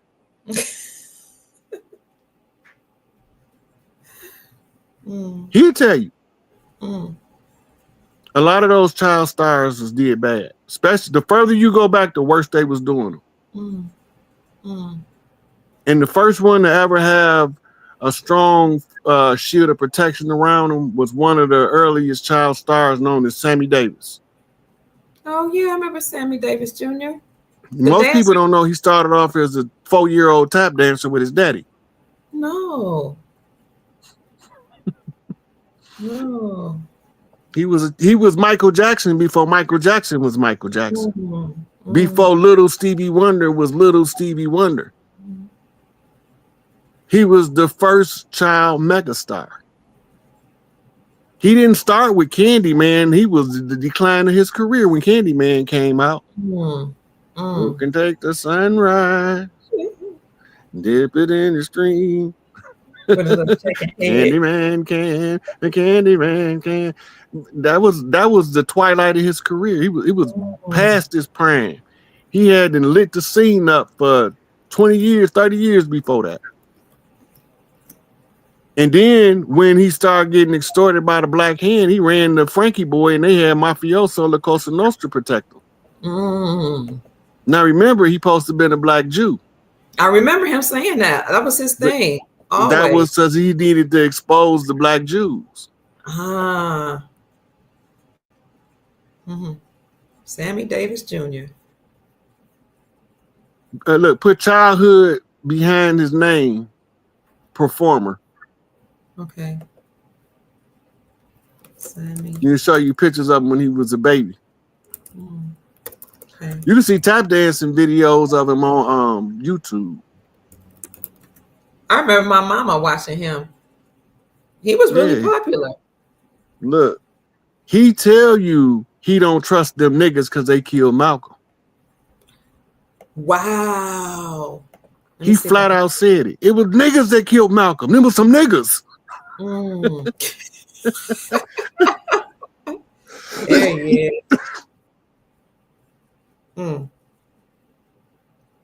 Very, very cute child. Wow. Oh, he sang too? I know he tap danced. He do it all. He like my man from UTFO. I could sing, rap, dance in just one show because can't go. I'm so sophisticated. As far as I know, ain't nobody greater.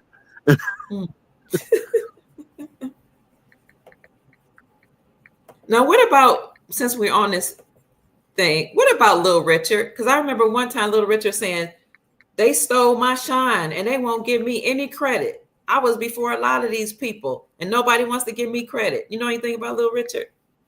His name was Chief Screaming Hawk. Okay. Let that sink in for a minute. Chief Screaming Hawk. Been known as Chief Screaming Hawk since he was about 7 years old, 6 years old, somewhere up in there. What? Now, who used that kind of name? Only us, an indigenous person, right? Most of those entertainers was chiefs, but because of the strange fruit phenomenon, they didn't feel like dangling from trees. So they coded their music and their movies with codes to talk to each other in the open without nobody knowing. It's called wind talking. Mm. Mm. So was it true that he was a precursor? Or he was one of the ones, the first ones, that they just wouldn't give accolades to? He would say it often. No, he was one of the founders of rock and roll. Okay. It was him, Chuck Berry. It was Chuck Berry, Little Richard, and Fats Domino was the founders of what we call rock and roll. When he's screaming about not being given his just due, because they don't ever associate him with rock and roll. Okay. Little Richard. I remember him. Okay.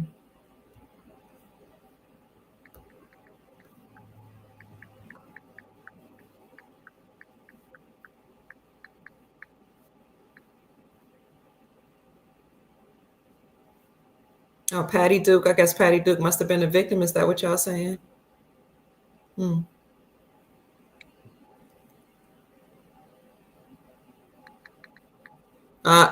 Somebody asked, why did Cat Williams say that MJ was a pedo? He did say that, messing with children. I don't know why he said that. Yeah, that was all part of probably one of his comedy skit, because Mike was protecting them babies. That's why they kept trying to accuse him of that. Right? You notice none of the charges stuck. Read his FBI file. That'll help you better than anything else. Read Michael Jackson FBI file. It's open to the public, Freedom of Information Act. You can read it. He was being extorted by the JDL, just like the file for Tupac, Biggie, all of the biggest entertainers was being extorted by the same ones. Sister Inez wanted to know, what about the Planet of the Apes? People said the apes was about us, so-called blacks. It's about me. I was just about to say, you the ape. Okay. Can you expound, Chief? I'm King Kong. The story, okay, so you got to go back to the origin of the stories. Okay. Right? Okay. The origin of the Planet of the Apes story do not come from the Planet of the Apes fictional writings. It comes from the Anunnaki tablets. The tablets of Sumer. When they said that they found the primordial primate of the land, of the earth, and infused it with Anunnaki DNA. Now the animals can speak.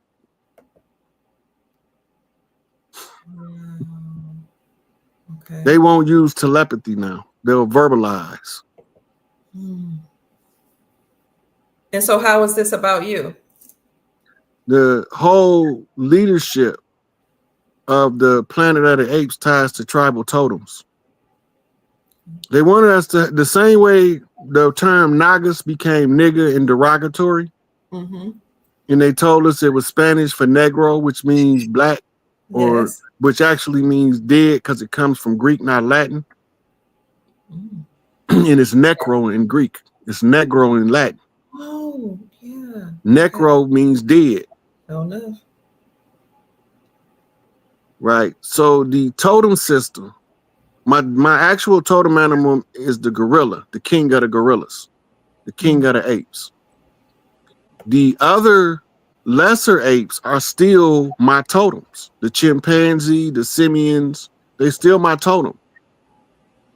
The innate character that develops in the individual who is following his totem system becomes his defining traits as an adult once he take on his own personality. And as a totem animal, firstborn of the earthborn, parthogenic son of the great mother, right? First incarnation gives me the totem animal of the primate. The primate is a code. The prime mate is the best male for the women to choose from. Ah. Right? Okay. So the father symbol is the gorilla. The mother symbol is the bear. In tribal totems, equal but opposite. Balancing out the energy. The mama bear is twice as ferocious fighting a full-grown male bear about her babies. She can't whoop him if she ain't got no babies. But if she got some babies, she'll run his big ass all the way off the cliff, trying to get away from her ferocity. Right? Because she's activating 2 laws of nature instead of 1. Right? Self-preservation, preservation of one species and one kind. First law, second law. He's only operating out of 1, self-preservation. So she gonna make sure that he realized mama knows best when it comes to these babies, because you can't eat them. Because that's all he's trying to do is eat them. But we feed our babies to the beast. Somebody got to stand up.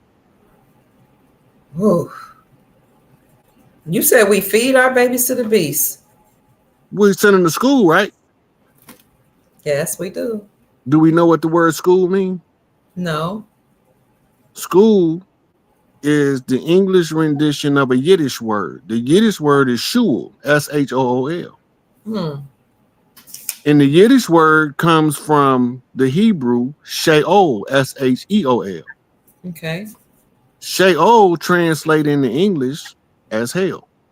Oh my God. Wow. So if we ain't feeding our babies to the beast, I don't know what we doing.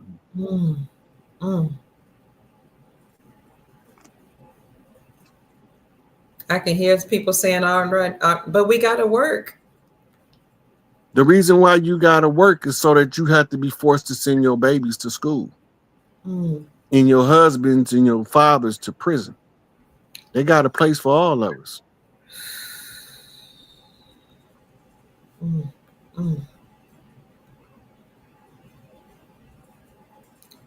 School was invented by the Rothschilds and Rockefellers, Tim Q says. Now, the school wasn't invented by him.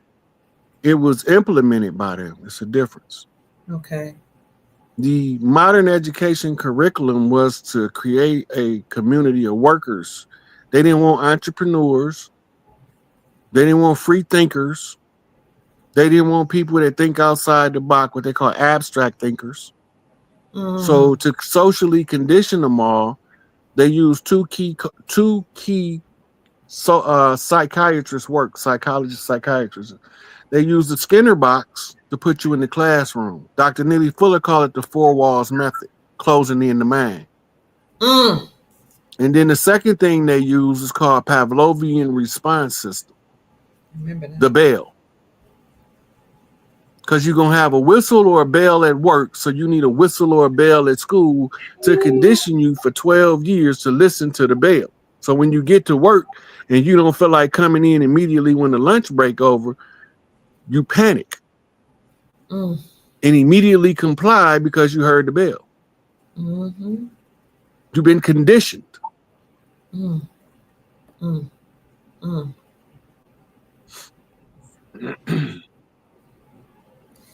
Feed our babies to the beast, never feel remorse. Obstacles in my past alter my course, but I'm gonna put it down, even using force. Got the spirits of the ancestors from a harsh past, saying never give in, nigga, never kiss ass. Who sung that? Me. Oh. Somebody says we are living in hell, Babylon. It's only hell until the women get the earth back, because it was heaven before it was hell. When they took the word from the women, they turned heaven into hell. Remember, the war in heaven landed on earth. Yes. They had no concept of a hell until the war landed here. So now you have to adjust for it in the psyche to explain to the people why everybody's suffering for no good reason, because everybody's supposed to have a place to be, a plate to eat, and covering over their back. Food, clothing, shelter. In the revolutionary world, we say beans and bullets. Beans and bullets, beans and bullets. What that mean? Feed the people, protect the people. Use the beans to feed the people, the bullets to protect the people.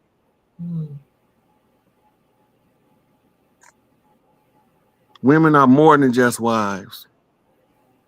Every woman ain't supposed to be a wife, and they still trying to make that normalized.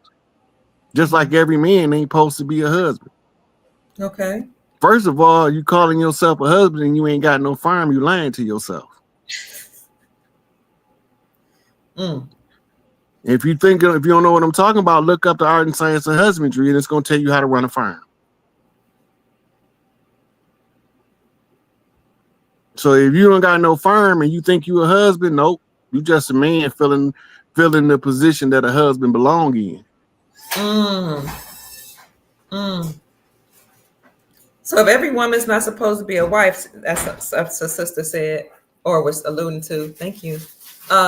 What are some of the other roles for the these people that aren't married, wives or women? It's so much stuff a woman can do that don't require her to have to be glued to tethered to the house.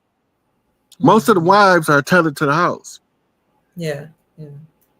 But you got nomads. You got the ones that go and learn different tribal traditions. They don't ever have time to get married because they on the go so much. Right?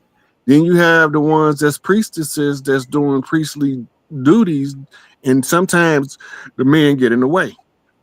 He don't want you having company on Saturday night. That's his night.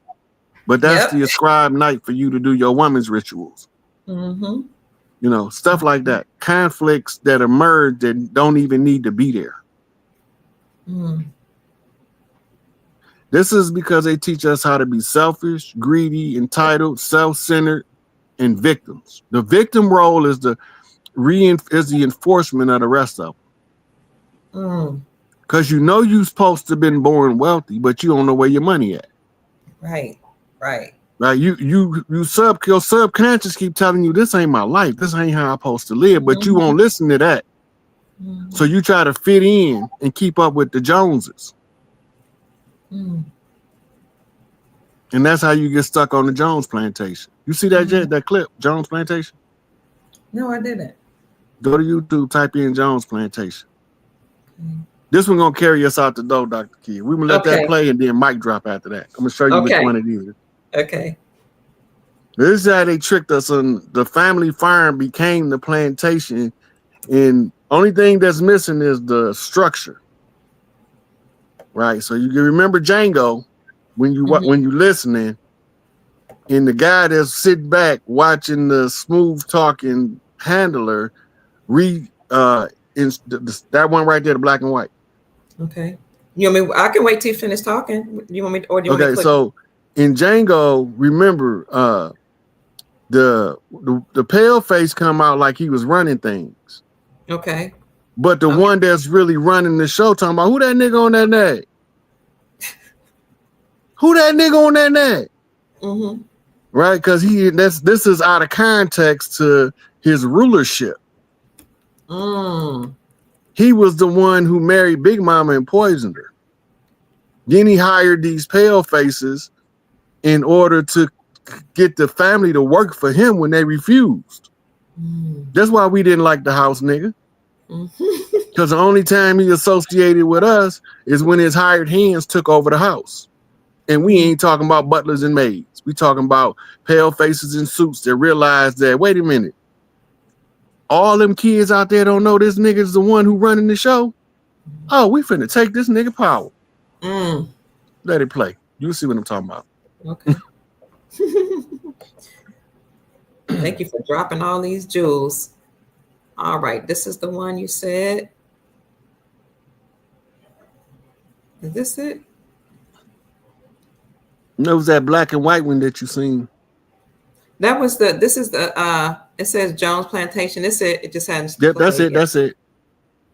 And many slaves. One day he was talking to the owner of the plantation next to his, and Mr. Jones was lamenting the fact that times were tough. He was having to work his slaves harder than ever and was having trouble with some of them being disobedient or trying to run away. The other plantation owner said he knew someone who could help. Day 1. One day, Mr. Jones called his slaves together so a man named Mr. Smith could talk to them. Before beginning, Mr. Smith whispered to Mr. Jones, "Whatever I say, do not contradict me or interfere, and I promise you your slave troubles will end." "My name is Mr. Smith," he said to the slaves, "and this may be the happiest day of your lives. From today forward, you will no longer be slaves, but free men." Mr. Jones was so shocked he started to step forward, but Mr. Smith gestured for him to remain silent. He did, only because the other plantation owner had spoken so highly of Mr. Smith's skills.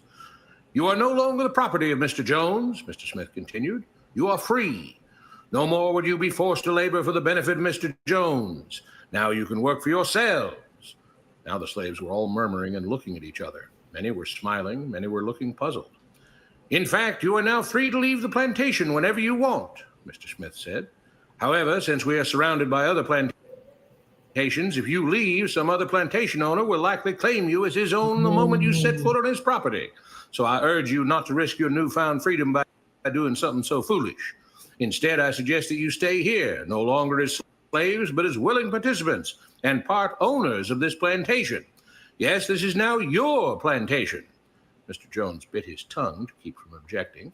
"For now, we might as well leave Mr. Jones in charge," said Mr. Smith, "since he is the only one with any experience at running a plantation, which is quite a complicated thing to manage. But he will no longer be your master, but just another worker on the plantation. In fact, he will now be using his organizational and management skills to serve you. Whatever problems you may have had with him before, you are now all equals, and you need each other to make this work. If we all cooperate and work together, we can all reap the benefits together. In honor of this happy occasion, I present you this new symbol of togetherness and cooperation, this flag, which shall be the emblem of the new free Jones plantation." He held up the new flag, but most of those listening were still too amazed to respond. "And this shall be our motto," Mr. Smith announced. "We work together as free men for our mutual benefit, pledging our allegiance to the Jones plantation, which stands for prosperity, liberty, and justice for all. To celebrate, everyone has the rest of the day off. Enjoy your freedom, do as you please, and be back here tomorrow morning, bright and early, so that we may begin work on this great and noble new endeavor as equal free men." Finally convinced that Mr. Smith was serious, the former slaves applauded and cheered. Day 2. "We all want this plantation to do well," Mr. Smith said at the beginning of the next meeting, "so we can all share in the benefits. We all know that it takes a lot of effort to make a cotton plantation work. Just because you're all free doesn't mean you can stop working. In fact, since you're now working for yourselves, I expect you to work even harder than ever before, but now with pride and joy, knowing that you're working for yourselves. Of course, there still have to be rules. If everyone just does whatever he wants, the plantation won't produce anything. This experiment will fail and we'll all starve. You should be thankful that Mr. Jones has agreed to stay on to lend his knowledge and skills to this endeavor, and I trust you will all do your own part to make this work. Several of you have been chosen to act as project supervisors to manage different aspects of the operation, to make sure everyone is doing his assigned job, to make sure that the rules are followed, and so on. The rest of you may head out to the fields to start your first day of work as free men." Day 3. The next morning, Mr. Smith had a grim expression on his face as the daily meeting began.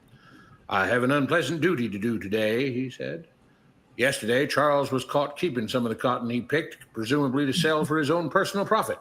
That is against the rules. That is stealing. For that, Charles must be punished." Two men tied Charles to the whipping post. "I take no joy in this," Mr. Smith continued, "but you must understand, if we do not maintain order, if we do not have rules that we all abide by, then the plantation will fail and we will all suffer." The whip cracked against Charles' back. "But if we all pitch in for the common good, then we can all prosper. Being free doesn't mean you should be selfish and greedy.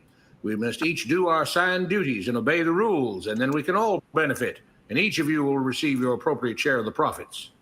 A young man named Samuel stepped forward. "But if you and Mr. Jones decide the rules and whip us if we disobey, how is that any different from what we had before?"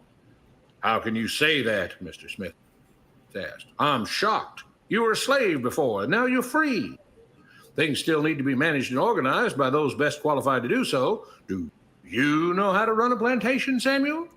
Well, no, he answered. But if we're free, why do we get no say in what the rules are and how things work? I'm surprised at your ingratitude, Mr. Smith answered.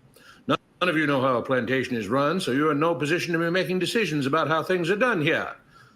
You don't seem to appreciate all the things that Mr. Jones provides for you, from protecting you from all the outside threats you know nothing about, those who would come here, capture and enslave you, if not for Mr. Jones' protection, to making sure that you all have food and housing, tools to work with, you're cared for when sick and injured, and so on. There wouldn't be a plantation at all, no cotton to pick, no land to plant and harvest, if not for him. You should be grateful that he's made possible the level of comfort you now have. Your lives would be far worse if not for him. Nevertheless, as free and equal participants in this endeavor, from now on at each meeting, any worker may have 2 minutes to ask questions or voice suggestions or complaints. With that, the workers all seemed satisfied. You want us to keep going, Chief? You can stop. But you see how they come in with the convincing the people to remain slaves. So remember, they gave us what's called the slave Bible, right? And the part that they used to always focus on was children, obey your earthly master as you would your father in heaven. Yes. Yes. Yep. Now look at what he's telling them again. Yes. Right now, insert patriotism. Right. You have a right to voice your opinion, but if you say the wrong thing, we're gonna chop your head off. Yeah. Right. So all of that is included. Right. So the Jones plantation, Mr. Jones is the house nigga. Mr. Smith is the pale face he hired to help him to negotiate terms of work, a union leader. Right. Because the families won't work if Big Mama ain't there, and he done already poisoned her off and took her name out the house. So it ain't Big Mama house no more. It's just the big house. Right? And this was called the Jones Plantation, the name of this film. Okay. That's what the name of it was, Tiffany. Wow. This was absolute fire. I agree, family. Thank you all so much for watching this. Hit the like button, please. I see 1,903 people in the chat. Subscribe to the channel, and please, if you are inclined, make sure you bless Chief Pontiac with all this wisdom and knowledge and information, these jewels that he's dropping. I will put his Cash App in the chat again. It is $SIKAPE.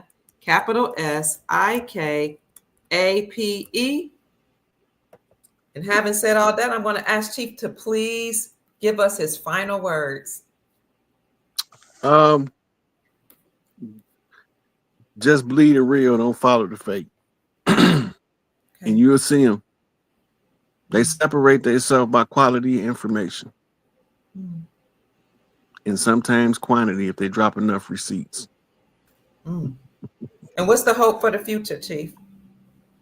We head into a golden age, so get ready to shine. Shine bright like a diamond. Yes, sir. Oh, they're saying thank you both. Thank you, Dr. Pruitt. Thank you, Chief. Lead with your heart. We love you, Chief Pontiac. Thank you. Thank you, sir. Shining like a diamond. Much love, Chief. You're the best. And this is the best show ever. Thank you, family. Thank you. We're so grateful for you all joining us here. Thank you for your time. We've been on almost 6 hours, but it's been awesome. It don't even seem like that long. 5 hours and 42 minutes and 46 seconds. So thank you for your time. Thank you, family, for your energy, for spending your Friday night with us. We love you both so much. And we're heading to the golden age. And remember, President Trump is who has been selected to be the one to take down the deep state. And then he will disappear from the scene and we will transition to a republic. And then from the republic, then we will move on to this common law, or the government that was here before, the government of the autogenous peoples. So Did I get that correct, Chief? I want to make sure I got Absolutely. it correct. Okay. So that's about it, family. We want you to have a good night. We love you so much. Thank you for the Cash App blessings you've been sending, Chief Pontiac. Thank you. Thank you for the blessings you've been sending me, Dr. Kia Pruitt. May the Most High return it to you 1,000-fold. And we'll see you later on, maybe even tomorrow. Peace, family. Good night. Thank you, Dr. Kia. You're welcome, Chief. Thank you so much. I want to bid good night to the family.